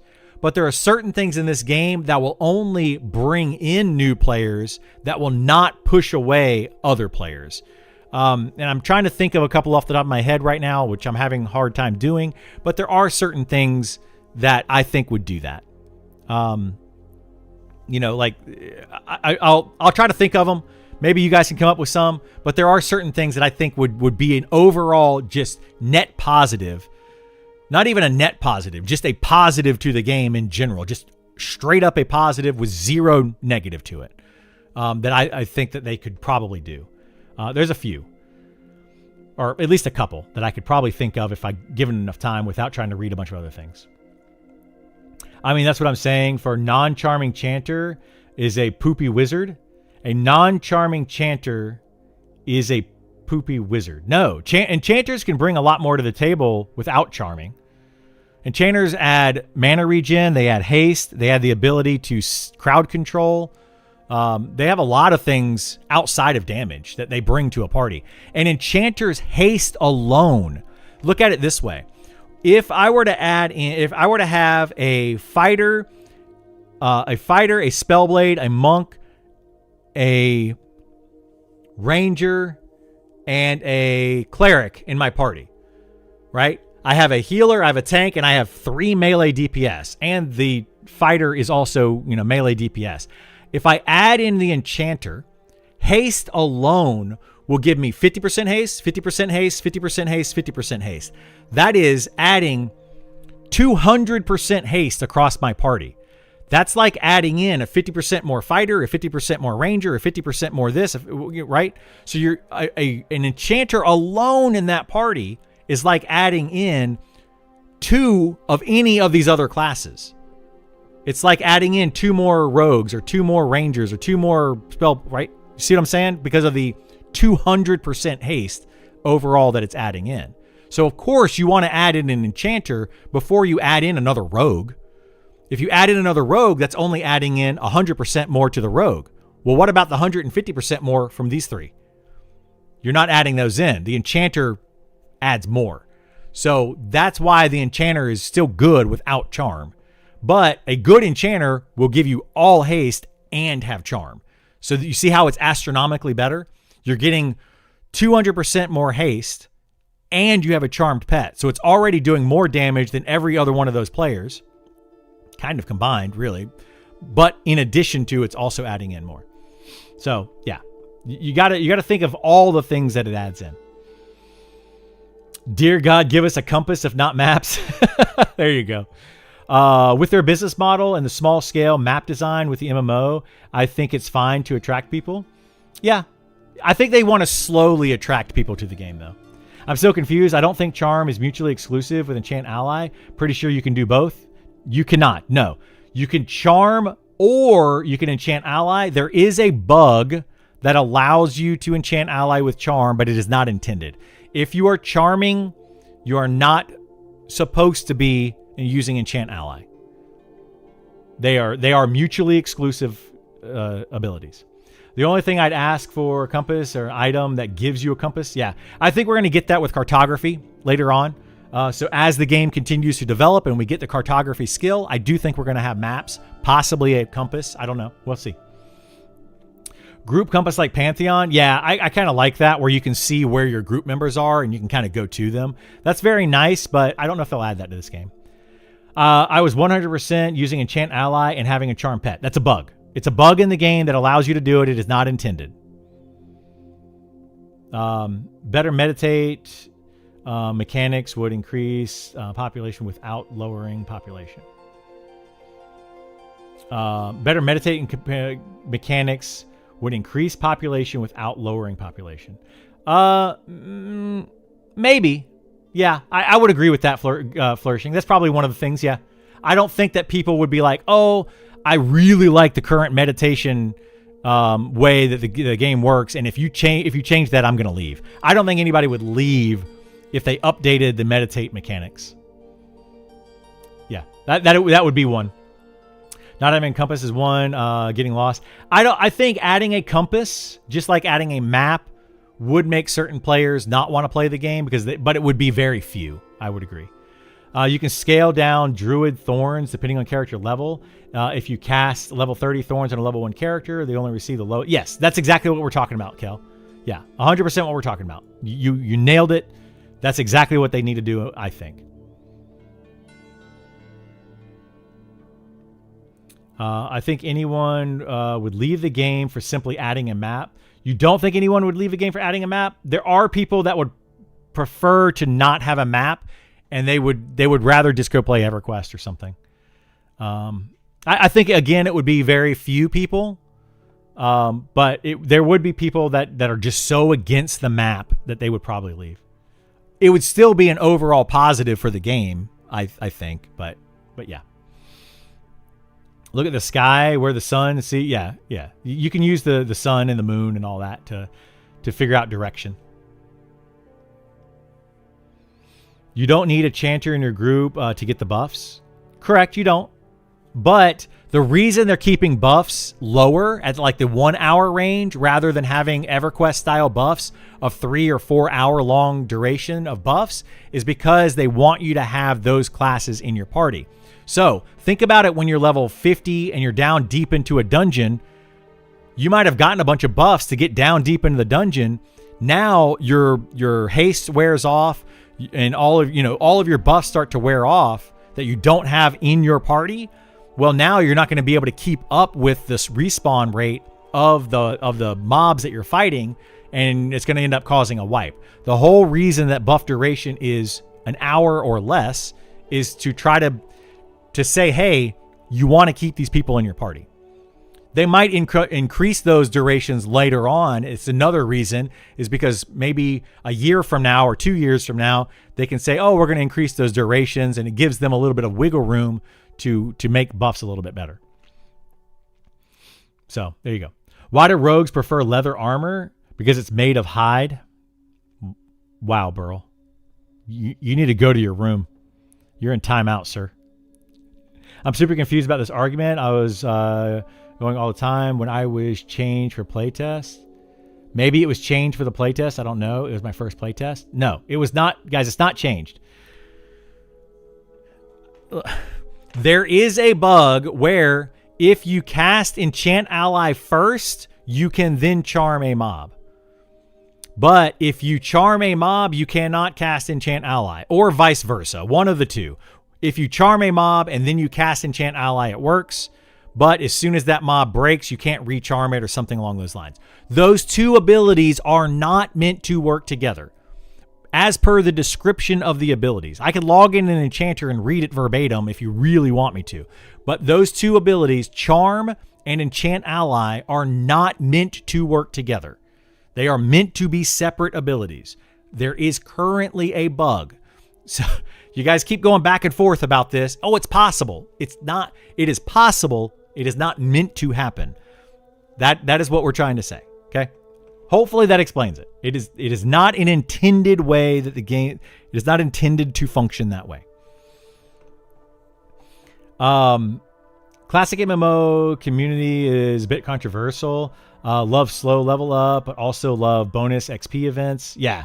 Love group play, but solo classes are the most popular. It's so weird. Isn't it weird? Love no maps and guides, but everyone uses the web to find the maps and guides. Yes. It is crazy to me. I agree with you 100%. I think it's funny the way people do that. I think it's one of those psychological things where people, they want to try to be better than everybody else. So they want it to be slow XP, but then they want to figure out how to get the XP faster so that they can be better than everybody else. They want no guide to be in the game, but then they want to be able to know where they can find a guide, but not tell other people. There's so much. I think it's a gatekeeping thing. People want to have the information and the ability to do all of this themselves so that they have an advantage against everyone else. And I think that's where a lot of it stems. That's just a psychological thing that I'm thinking of. It's a weird dynamic, these old school games. Use the cartography trade skill to make maps, higher skill level, more detailed. Yeah, that's what I want to see. Berserker. We've talked about it a few times. I absolutely want to see that. Meditate is why I don't play caster. Yeah, I think they need to increase meditate. +1 on the meditate change for Gen Pop. Yeah, I think they need to. I think that meditate that's probably one of the ones I was thinking of. That's just too old school for old school's sake. It's programmed into the game because that's how it used to be. There's no reason to have that today. I think it's a ridiculous mechanic that doesn't need to be programmed in today. It's like 1,000% poopier than Charm or a normal pet. I can't imagine why anyone would use it instead. Yeah. Well, you can use a pet, a normal pet, and Enchant Ally. You can't have a charmed pet and Enchant Ally, or you're not supposed to, right? I say can't, and people are focusing on the word can't. You are not supposed to, as per the game mechanics, to have a charmed pet and Enchant Ally, but you can have a charmed pet with Enchant Ally. Or sorry, a just summoned pet with Enchant Ally. Can we please get some brightly colored exclamation marks over NPCs? Yikes. I don't think you're going to see that anytime soon, Bugbear. That would be one that would absolutely push players away. That's one of those things that might bring in new players and it would push away other players. I don't want exclamation points over characters and question marks saying that you have a quest, and I don't want any of that. I would like a better journal so I know that I'm working on a quest. That is actually implemented into the game. I hate not knowing if if doing anything is going to result in anything. Like, I could find a piece of paper somewhere out in the world and pick it up and I could read it, and it seems like it's sending me out on a quest, but it could literally be a wild goose chase. I hate that feeling. That drives me nuts. I think meditate should ramp up based on out of combat timers, longer out of combat, the greater curve. I didn't like that in Pantheon. I don't want that in this game. But I do think that you should have to sit down for a minimum of 6 seconds to get your first tick of meditate. Then you don't have the whole cannibalize dancing. And then we should factor the game around that. So like if they were to make it to where you must sit down for 6 seconds and then every 6 seconds after that you get a tick. That to me would be a better mechanic, and then certain other parts of the game would have to change though. They literally have to balance the game around that. Which they're already needing to rebalance the game around meditate anyway, or around mana regeneration. They already have to do that, so I think now would be a good time to make that change. And then rebalance all spellcasters around that. Until I learned starting town, I used the wiki map. Yeah, a lot of people will. Need training wheels, I see. A lot of people need training wheels, yeah. Cartography to create static unlabeled maps is more than enough. Yep, that's exactly what I'm rooting for. I heard there's plenty of cartography in-game static maps that need to be crafted. They might do, plans. Yeah, there are tentative plans for that. I don't think they have cartography fleshed out completely on what it's going to be, but there are tentative plans for that, yeah. What's your opinion on anti-cheat software, and if they were to be attached to monsters' memories? I'm pretty concerned at the ability to read memory and the lack of obfuscation, there we go, in said memory. Yes, I would be okay with anti-cheat software. They do have a first strike 100%, like a first strike you're out policy on cheating. If they catch you cheating, and they have ways to detect it, if they catch you cheating, you're out. So I like that. I don't like cheaters in these type of games. I hear there's already a pig parse style map going around. There probably is, yeah. There probably is. I mean, I used one in EverQuest where I had like a Linux computer that attached to my main computer, and I could see a whole map. I don't know. It's gonna happen. That's the thing about this game is we are trying so hard to develop, or the developers are trying to develop a game, and they're putting in so much effort into making it old school for old school's sake that people now in 2026, it's so much easier to circumvent those things than it was back in 1999. So like the effort that the devs I feel like are putting in is going to be futile. Like it's just, people are just going to circumvent it, and then they're going to have a huge unfair advantage to people that are not doing it. That's why I say we might as well just put some of this stuff into the game and then not have to worry about it. Because it's going to be bad, right? Oh, that was a joke, the exclamation mark thing? Okay, well, some people may not take it as a joke. Not everyone looks up guides and maps. They don't, but they're going to be at a disadvantage. They're going to be at a big disadvantage. I personally don't want maps. However, having a plain map with no indicators or moving parts, indication position, yeah, I agree. I think that should be in because you're going to have it on the wiki. Absolutely going to have it on the wiki. You're going to pull it up on your phone. You're going to pull it up in a bunch of other places. Instead of server ticks, it's personal ticks. I like that change. Is it personal ticks? I thought it was server. It may not be. I don't know. But I think it should just be based like you should have to sit down for 6 seconds before you get your first tick. Period. Definitely don't want to have to cast between med ticks. That would be a great change. Yeah. I think it'd be a great change overall, and I don't think anybody would be upset about that. People that like to canny dance, like, you are a masochist, and I don't know what's wrong with you. I guess you still don't escape it because you have to wait for the tick before you stand up to cast.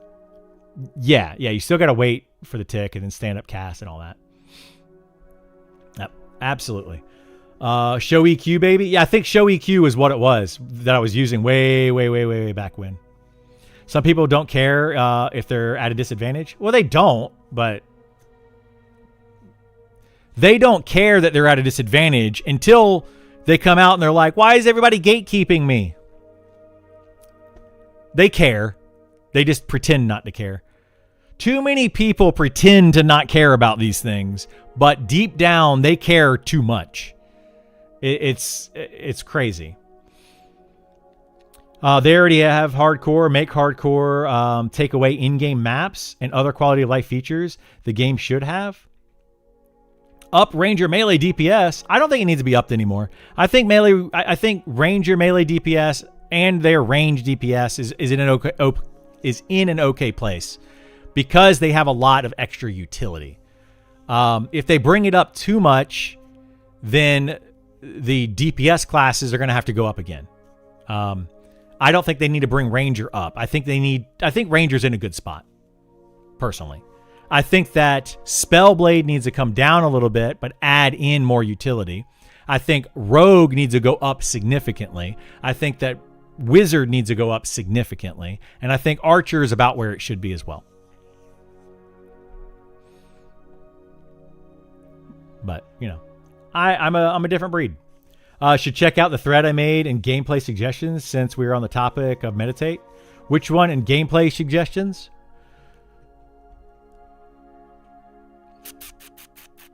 Feedback, gameplay ideas. Alternatives to meditate. Who wants to sit down when you could use stabs or wands to regenerate mana while auto-attacking instead? Sometimes people want to sling around free magic boops while getting the mana. Yeah, I mean, I'm okay with this. Instead of having to sit down and meditate, I would be okay with that gameplay. However, some people don't want that gameplay. They want the slower APM gameplay where they sit down and they meditate. They don't want to play a class that's constantly auto-attacking. There is a place in this game for the cleric and wizard playstyle. There's absolutely a place for it, and I think we need it. But that said, there could be an alternative playstyle to allow people to do something different. My suggestion: allow staves to and add wands. The auto attack with magical range projectiles that give the player mana on hit. Still resistible given potential for missing a tick of regeneration comparatively, while adding a layer of potential level scale mana regeneration and slight DPS increase accordingly. I mean, that's an option, sure, but they would have to build the game around that, right? I wouldn't say no to this, and I wouldn't be like, oh, the game sucks and I'm going to leave and this is terrible. But the problem with doing this and going this route is it does drastically change the playstyle of the wizard or even of the cleric if they were to add that into the cleric. It changes a lot. And some people want to have the other thing. So, I don't know. I'm not opposed to it, though. It's an option. And I think people should absolutely get in and talk about it and debate it. You know, I don't see an issue. I might be the only one. I know it's weird, but I don't like the game providing a map, but I'm okay with players creating those maps. Yeah, I'm there with you, Jesse. I think that cartography is a good way to do that. The players turn on their cartography skill, similar to that they do tracking, and they run around in a zone, and it fills in the map that they're creating, and then they can sell those maps to other players. I think it'd be a great way to do it. There's a difference between massive class imbalance and wanting to experience the game as the devs intended and be immersive in the world. Not everyone wants to be server first and max their gamma and power level, their twink out alts. You're correct, Bugbear. They don't all want to do that, but most players cry or complain when other players have an advantage over them. And that's where the problem comes in. They don't want to play that way, but they also want everyone else to play the way that they want to play. Right? So when you have players that are the sweaty players that are willing to adjust their gamma, I adjust my gamma so I can actually see in the game. There are players on the other end of that going, no, you should play the game the way it's meant to be played. I don't want you to be playing that way. It's an unfair advantage that you have because I don't think you should be able to do that. Well, I'm sorry that you don't think I should be able to do that, but I can do that, so I'm going to do that. Why are you now trying to dictate the way that I play, but you don't like it when I try to dictate the way that you play? right? There's literally people go head to head with that all the time. So that's the argument that happens, and it's going to continue to go around in circles until everyone can agree to disagree, which I hate that term, but it's going to go around and around. We're either going to have to build the game so that everyone plays in a similar way, or everyone's going to have to agree to disagree. Those are going to be your only two ways. I see a Reddit post where someone claiming their guild had an internal free cam tool, minimap, and named spawn tracker. Wow, that's rough. I mean, you could easily make a named spawn tracker using tracking, and it just reads your file. You click track, and it just reads what's on the track, and as soon as a name pops up, it just tells you it's there. It just highlights it. There's too many ways to cheat in this game, and I think the devs are going to have a hard time managing that. I do not envy them at all. I'm gonna adjust my seat a little bit. I got to sit up straight. Candy dancing is really annoying. This is why AA fixed it. Monsters Memories don't want to make the errors EQ did. Yeah. Well, that's another argument, and I think something that Sean brings up often is people say that, EQ made these errors and we fixed them over 6 years now. Why are we adding those back into the game on purpose when we know that they're a problem?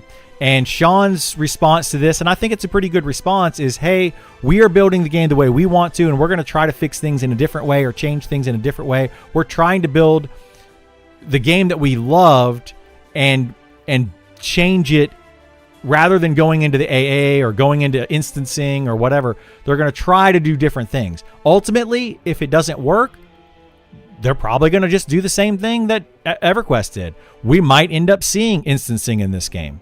We might end up seeing AA in this game. We might end up seeing a lot of things that EverQuest did over the years as they changed and fixed problems. We might see them in this game eventually. But they're trying to build the game in a way that where they don't have to do those things, or they can maybe find an alternative route rather than what EverQuest did. That's the idea. There's a great spell steal thread there too. Spell steal is one that's tough, and Nick has talked about that. The reason they don't want to put spell steal in the game is because certain abilities, if they were to steal the spell from an NPC, would be way too powerful using back.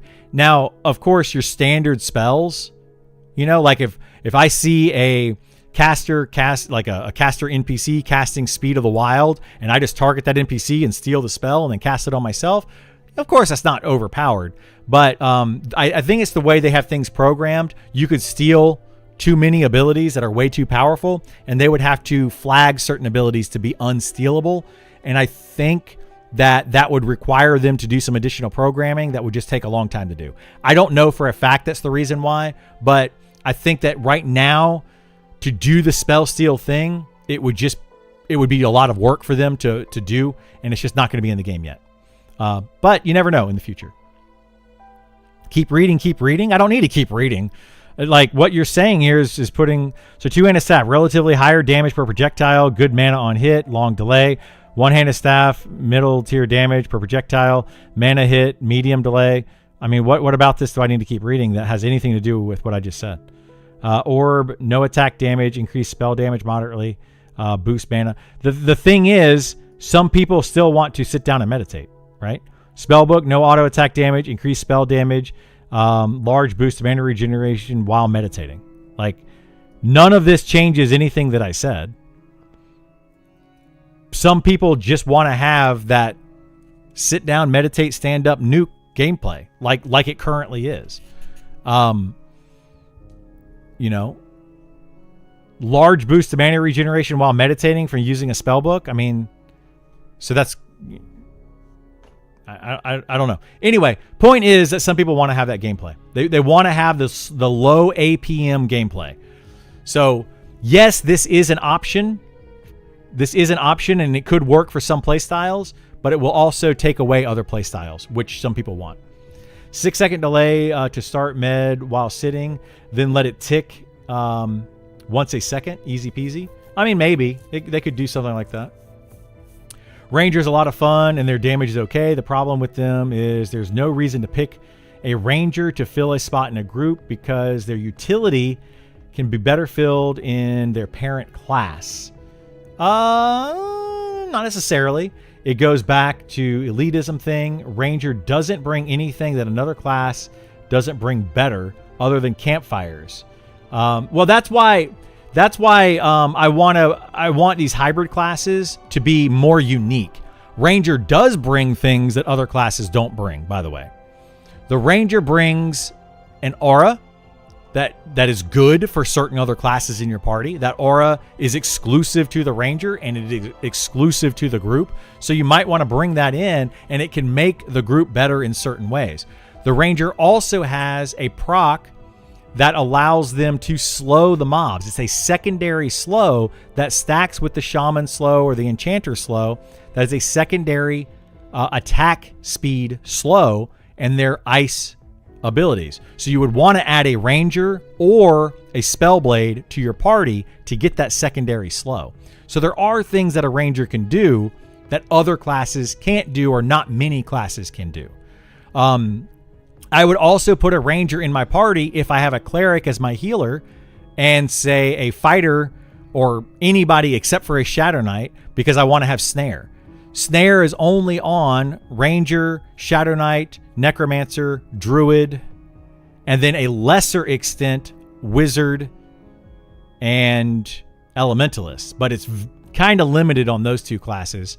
Those other three Snare, though, are way better snares, and I would rather have one of those classes. So if I don't have a Snare in my party, a Ranger is a very good class to add to my party for the Snare. And it's going to be able to do damage on top of that. So there are things that the Ranger brings to a group outside of just DPS. And you absolutely want to have them in your party.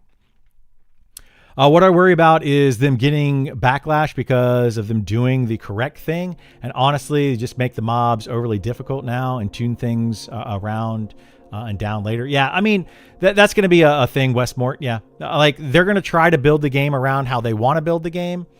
And it could be good or bad. We'll have to see how it plays out. I don't know. I like the options outline. I'll let you pick your play style. Yeah, I mean, it does let you pick your play style. I agree with that. It kind of does let you pick your play style. But overall, what is this going to do? If these are not balanced properly, then it's going to be an overall best play style. Same thing with the charm versus enchant ally argument, right? Do you want to have an enchanter that's charming in your group, or do you want to have an enchanter that's enchant allying your group?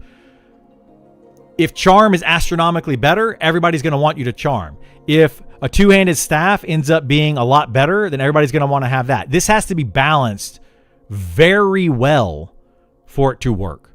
If it is balanced very well, though, and all of those things are fairly equal, then yeah, it could work, and it allows different play styles for sure. I'm not opposed to this at all, but there will be some players that are opposed to it.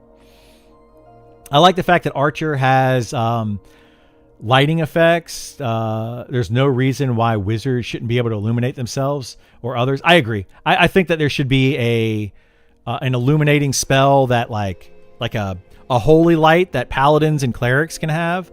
I think that wizards should be able to summon a familiar that has a little light attached to it. They do have a summon light spell. It's just very weak, or it's very limited, I think. But yeah, I don't have an issue with that. I think we need more light spells in the game. That's one of the ones that I think is a bit ridiculous when we talk about things that they programmed into this game that are quality of life features that they could put into the game and they just don't want to.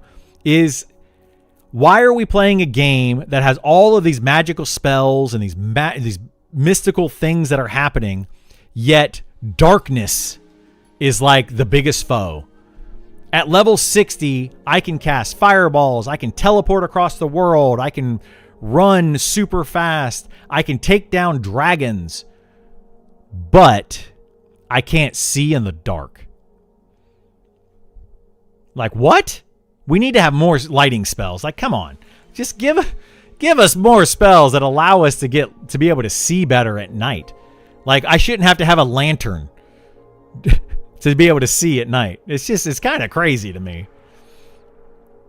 Anyway, you got to start with classic and evolve. Then people want to go back to classic later on. Yeah, worn out plays. You're 100% right with that. It is hilarious to me how, like, people want, like, oh man, I played World of Warcraft, and the best part of World of Warcraft was Vanilla WoW to Wrath of the Lich King. The best part of EverQuest was EverQuest, like original 1999 EverQuest to Velious era. Like, those are the best times in these games, but everybody is like, no, we need to have all these quality of life features that are in the live version of these games. Yeah, but you keep saying that the best part of the game was back then when it didn't have all these quality of life features. What? It's crazy to me. Like, you don't want these quality of life features, but you keep saying you want them. It's like, oh man, it's nuts. It's nuts. Anyway, Death Touch spell for the win. Raid Zone AoE spell steal. Oh my gosh, I hate Death Touch so much. Can mobs with those abilities not be charmed already?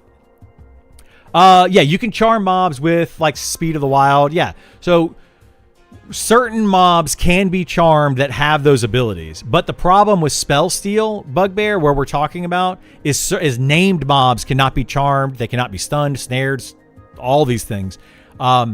Those named mobs might have unique abilities that are considered spells, and I think flagged as spells. And you don't want a player to be able to spell steal some spells, so they have to make sure they can flag them certain ways or whatever. I don't know what the issue is. That's something you guys need to bring up with Nick. If you want spell steal, bring that up with Nick. Have Nick explain why he doesn't have spell steal in the game. He's the one that says that it's because of these reasons. You can't. If you ask me, I have no idea. I can't answer the question. I can just tell you what he says. Ranger is top tier class in my eyes right now. It is, yeah. It's fleshed out. Ranger is probably, I've said this earlier, Ranger, Druid, Necromancer, those are probably the three most fleshed out classes, and I think we should get all of the other classes close to those in balance wise, right? Like get more stuff out that way. Can't have classic servers released if you don't change things over time. That's true. That's very true. My argument was... Oh, you're talking about somebody else. Let me see if I can skip some of this. The game is advertised as sandwich combat. Of course, people want that play style. Exactly, right? Chicken Nugget. It's sandwich style combat. They don't want to have to stand up and melee everything or constantly be hitting buttons and all that kind of stuff. They just don't want it. They want low APM classes. Elitism will limit group availability for sure. Yeah, it will. I think Rangers sneaks in a lot of top tier groups because of their kit. Yeah, they have a very, very versatile kit. Ranger is amazing. Also has tracking. Yep. It's another thing that Ranger brings to your party. You only have 3 classes in the game that track. You kind of want to have one of those in your party, I would imagine. For a lot of players, they want to have one of those in your party. So that's why I say, like, 2, 3, or at most 4 classes should share the same abilities. And that's so that you can diversify your group with a bunch of different things. A ranger brings a lot of things to a party that other classes don't bring. So maybe you don't want a ranger for the DPS. Maybe you have a druid in your party. You don't need to add a ranger. But if you don't have somebody that can snare, somebody that can track, somebody that can secondary slow, those are 3 reasons to put a ranger in your party over other classes. So that's what I'm trying to say. When you want to be able to diversify your class, your groups, you want to see that. That's the best part about this game and games like it, is that you have the ability to mix and match different classes to create different group setups that work differently. Now, are we going to end up finding out that if you take these 6 people, you're going to get all of the abilities that you need and you're going to be able to min-max everything? Then yeah, that's the ultimate goal, is trying to figure out what 6 classes together create the overall best, group. I think that's a very fun side of this. Are You a Wizard is the best snare. It's a 4-minute, 60% snare, and it's AoE. You don't want to use AoE all the time, but yes, that is a very good snare. So they do have a good one. So then, yeah, you have 5 classes that can do it, that can snare fairly well. I like the ability to sit and drink a beer and play a game and not feel like I'm ADD TikTok consumer. Yes, Jesse, I agree with you. That's what I love about Monsters and Memories is I want to be able to have that slower paced combat. I don't want everything to be click, click, click, click, click all the time. I don't like that. You'd have to itemize with those mechanics in mind for the playstyle. I think itemization is a big part of what they're doing now. I got to scroll down a little bit. Okay. I think itemization is a big part of what they're doing now. Rich is working on that, and he's trying to spread out items and create the need to go and get items through all levels of the game, not just power to level 60 and then get items. You're going to need to get items as you go to be geared properly so that when you go into higher level content, you are able to do that higher level content. So they absolutely are trying to do that. 100% uptime on my PC monitor gamma slider. Yeah. I'm the same way, sup baby. I'm the same way. At nighttime, I turn my brightness up or my gamma up or whatever. And then at daytime, I like to turn it back down. The game looks way better when you turn the gamma slider down and you have it at the proper settings. During the day, the game looks amazing. At night, it's just too dark to see. So I don't like it. But if you use lighting properly, if you use lamps and things, it's actually not that bad. I like the Wizard Familiar idea as a light source. They have it. It's already in the game. Wizards do have a light source familiar type of thing. It just doesn't work very well from what I understand. I haven't really messed with it myself, but they do have it.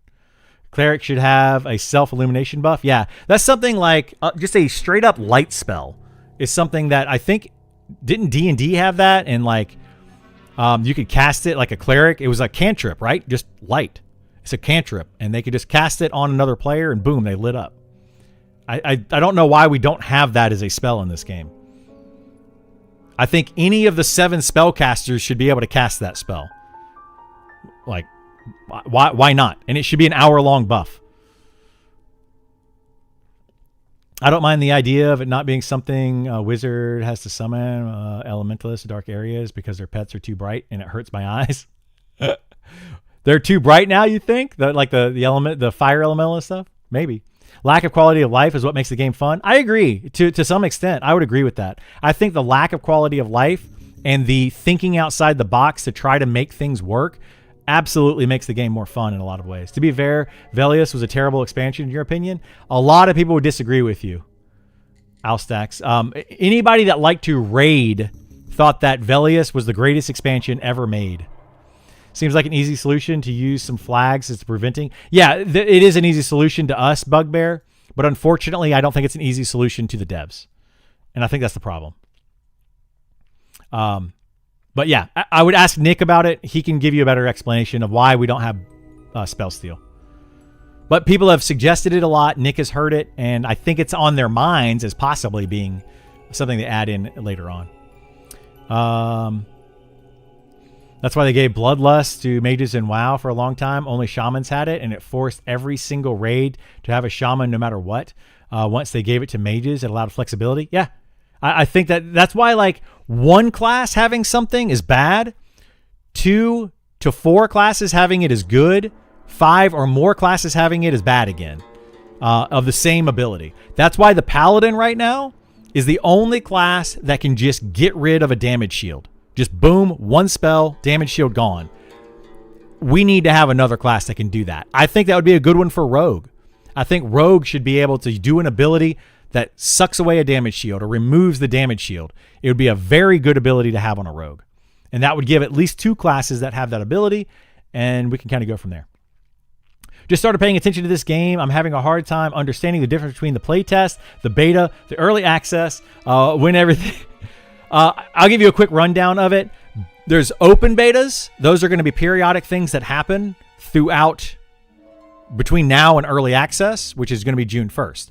There's a closed alpha or beta server that certain people have access to all the time outside of the open testing.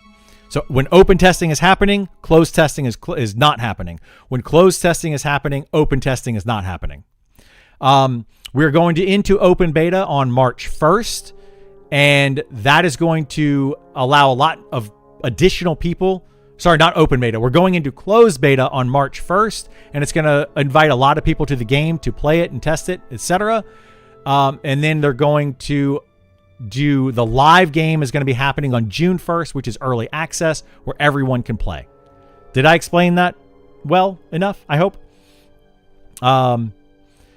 Recently massively updated my computer. I had lots of issues with darkness on my old PC. This one has 0 issues. Honestly, I'm looking outside IRL. Yeah.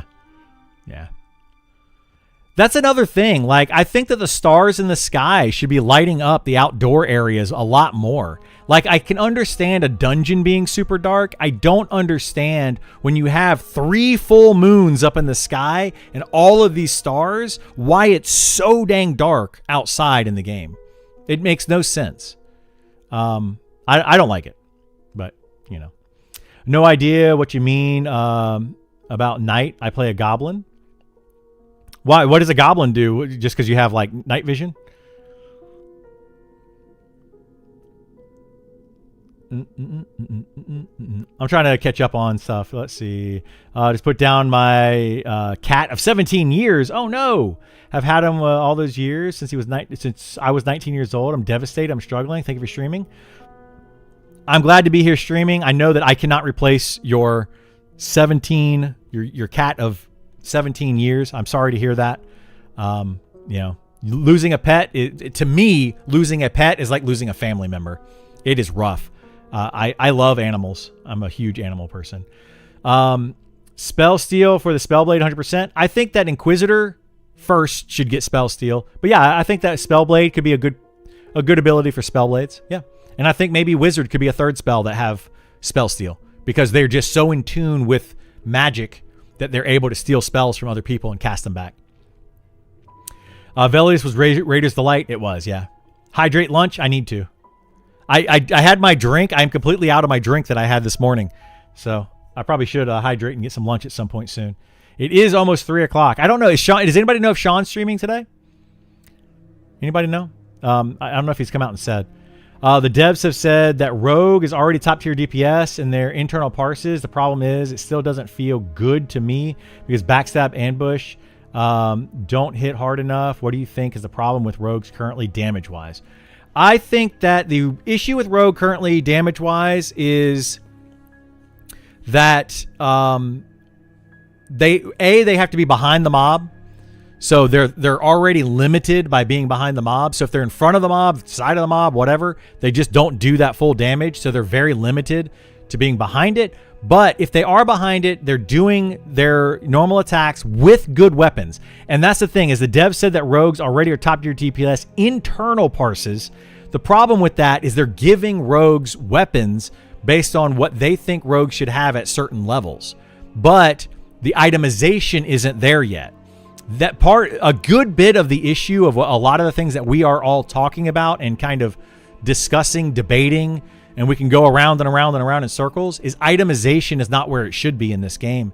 It's to where you don't need to itemize as much as you should have to itemize. So like a rogue with the correct weapons will be doing much better damage.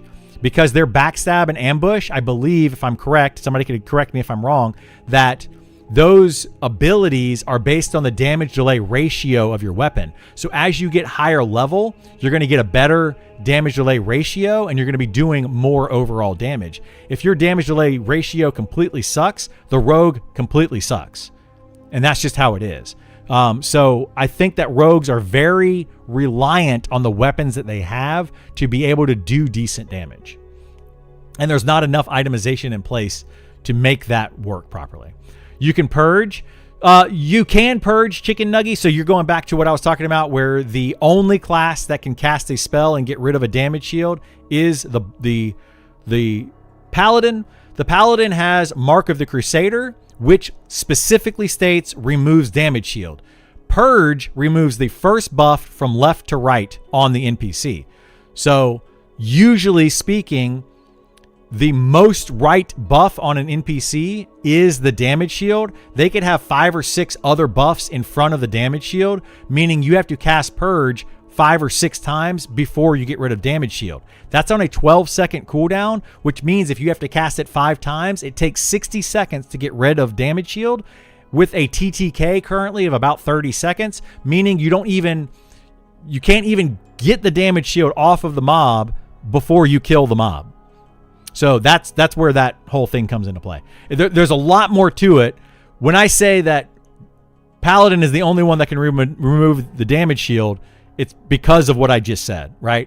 So like you gotta know how all of the other stuff functions in the game to really understand what I'm saying. So like a lot of the things that I say is because I have knowledge of how everything well, not everything. I have knowledge about how a lot of things function in the game. So when I say charm is too powerful, I don't mean that charm is too powerful. I mean, compared to how everything else in the game functions, charm is too powerful.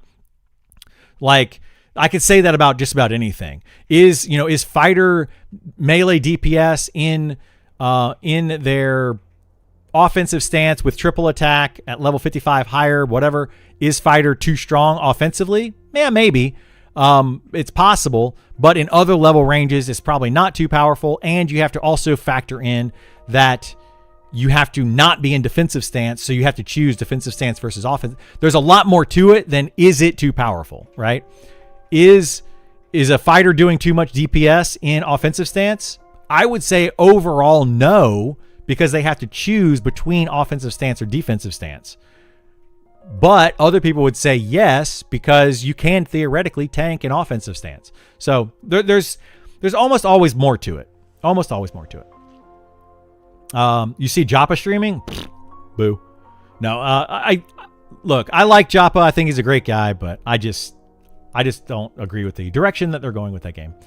Purge has no real use outside of removing damage shield, but it's not useful to remove damage shield, kind of in a weird spot. Yeah. Well, Purge can remove a couple of things. There's I would say 3 things that's good for a Purge in this order: removing damage shield, removing haste, and then removing like a HP buffs or AC buffs from a mob, right? So if a mob has an HP buff, like a cleric HP buff, that's like doing several hundred damage in one Purge. If it has an AC buff, that's increasing your group's overall damage to that mob because you're removing that amount of AC from the mob. So it overall does help to purge buffs, but is it worth casting a purge over casting other spells? That's kind of debatable. For damage shield, yes. For haste, yes. For other spells, not necessarily. So yeah, it is in a weird spot. I think they need to have more classes able to either focus purge a damage shield or focus purge or certain abilities would be much, much better. Follow-up question. What then is the difference between early access and launch? The difference between early access and launch is that at launch at 1.0, the game will be out in its entirety. So the entire world will be finished for its base release. So right now at early access, they're expecting around 20 zones to be in the game. On launch, they expect around 100 zones in the game, to give you kind of a perspective there. So when the game actually launches, it's just going to have more zones, more enemies to fight, more places to go, more quests, more classes, or not more classes, but more races that you can be, all of that. No dev streaming, unfortunately. Oh, bummer. Is behind the target a smaller cone to just back 180 degrees? It's the back 180 degrees. So like the farther you step back, the larger that cone is. But yeah, you need to be behind the target if you want to use, if you want to get your most out of your rogues. Thank you so much, Arrow, for the follow. Appreciate it, bud. I had to drop out of chat on the early of the stream. Would you say a spellblade would be an efficient tank in a shaman duo? Yes, it currently is in a duo spellblade shaman. I know one on the closed alpha that plays a level 60 spellblade, a level 60 shaman, and they're able to do a lot of things that my full party of 6 can do, but kind of struggle as a full party of 6. They can do as a duo. So yeah, very strong. there's certain things that my full party of 6 can do that duo can't do, but it's not a lot. Archers sound like they're overpowered as well. Archers are very good DPS, but they're lacking in the utility field. They have snare, where they can put down caltrops. They have illuminating shot, where they can light up a monster to make it easier to see if it takes off running around a corner and you do not put up your gamma. They also have dispelling shot, which allows them to strip buffs off of enemies, which is, again, like we were just talking about, dispel is actually a pretty good ability.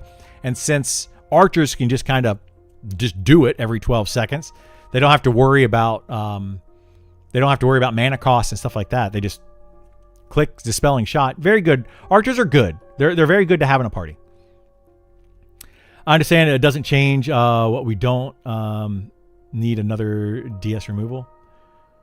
It doesn't change that we don't need another damage shield removal. No, I think we do need a targeted damage shield removal, is what I'm saying, Chicken Nuggy. We need another targeted one, like the Paladin one, that literally just says it doesn't matter how many buffs an NPC has, it just removes the damage shield. That's what I think that we need, is another class that has that. And I think it would be a good one for a rogue. Group with Inquisitor, Shaman, and Wizard, so you can have 3 purges in your party. That would be good, yeah. And then at the very start of a fight, all 3 of them purge. You still have to wait 12 seconds before you get another set of purge. So it would at least be 12 seconds in before you're going to get rid of a damage shield. Anytime I've ever seen an NPC with a damage shield, they at the very minimum have at least 2 or 3 buffs ahead of the damage shield. Almost every time. I've never seen a damage shield mob that doesn't have at least Spirit of the Wild, a regen buff of some sort, a haste buff of some sort, a health buff of some sort, an AC buff of some sort. These are other buffs that are usually in front of the damage shield. So you need at least multiple of those. But that's the thing, is should we have to build classes around having 3 people in your party that have the ability to purge? I don't think so. I think Nick said they're shooting for 25 zones at early access launch. No, 20 zones in early access launch, 25 zones by module 1 is what we're give or take.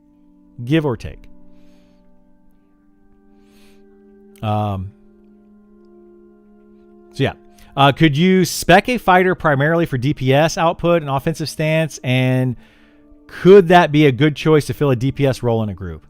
I mean, you could spec a fighter that way and like just throw nothing but strength and dexterity gear on them, put them into offensive stance. However, a fighter theoretically, and this is how they are going to hopefully build it going forward, a fighter should never be S tier DPS. Ever. You should always have at least a rogue, an archer, and a wizard will always be better than a fighter, DPS wise. Now, could a fighter maybe be up there with, say, a spellblade or a ranger? Maybe close to those when they're not tanking and they're fully spec'd in DPS gear. Then yes, maybe. Because those classes are going to also fully spec in the DPS gear. So maybe.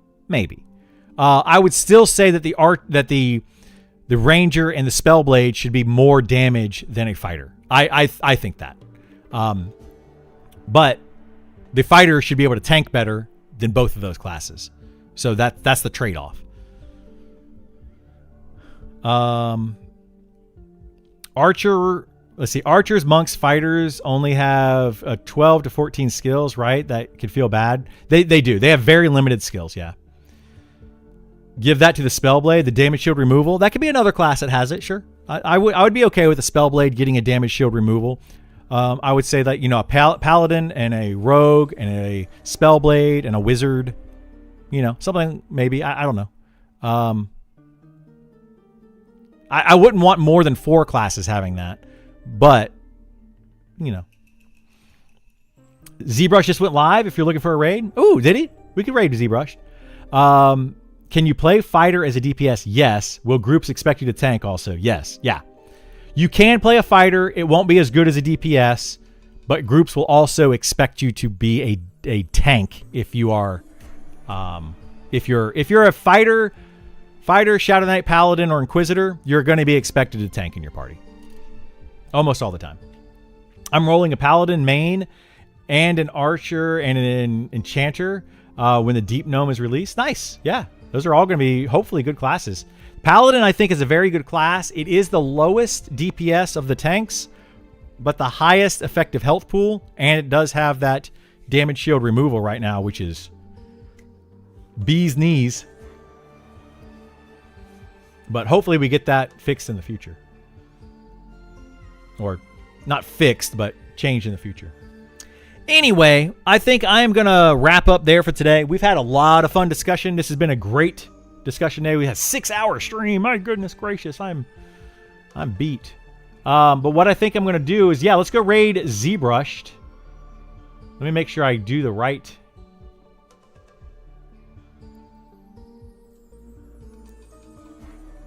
We'll raid ZBrush, though. Say hello to him. ZBrush is a developer of this game. He does a lot of art.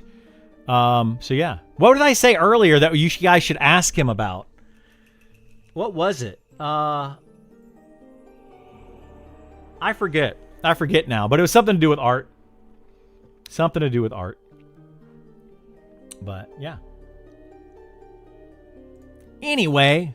Thank you all so much for being here. It's been a fantastic day. Thank you so much for the follows, the subs, all the love. We will be doing this again on Friday. We do every Monday morning, Friday mornings. I'm doing these streams. And then as soon as we are allowed to play the game, I will be streaming as much as I possibly can, playing Monsters and Memories, and just kind of, we'll continue these discussions, but I'll actually be playing the game at the same time. Anyway, thank you so much for being here. Do appreciate it. And hopefully I see you all next time.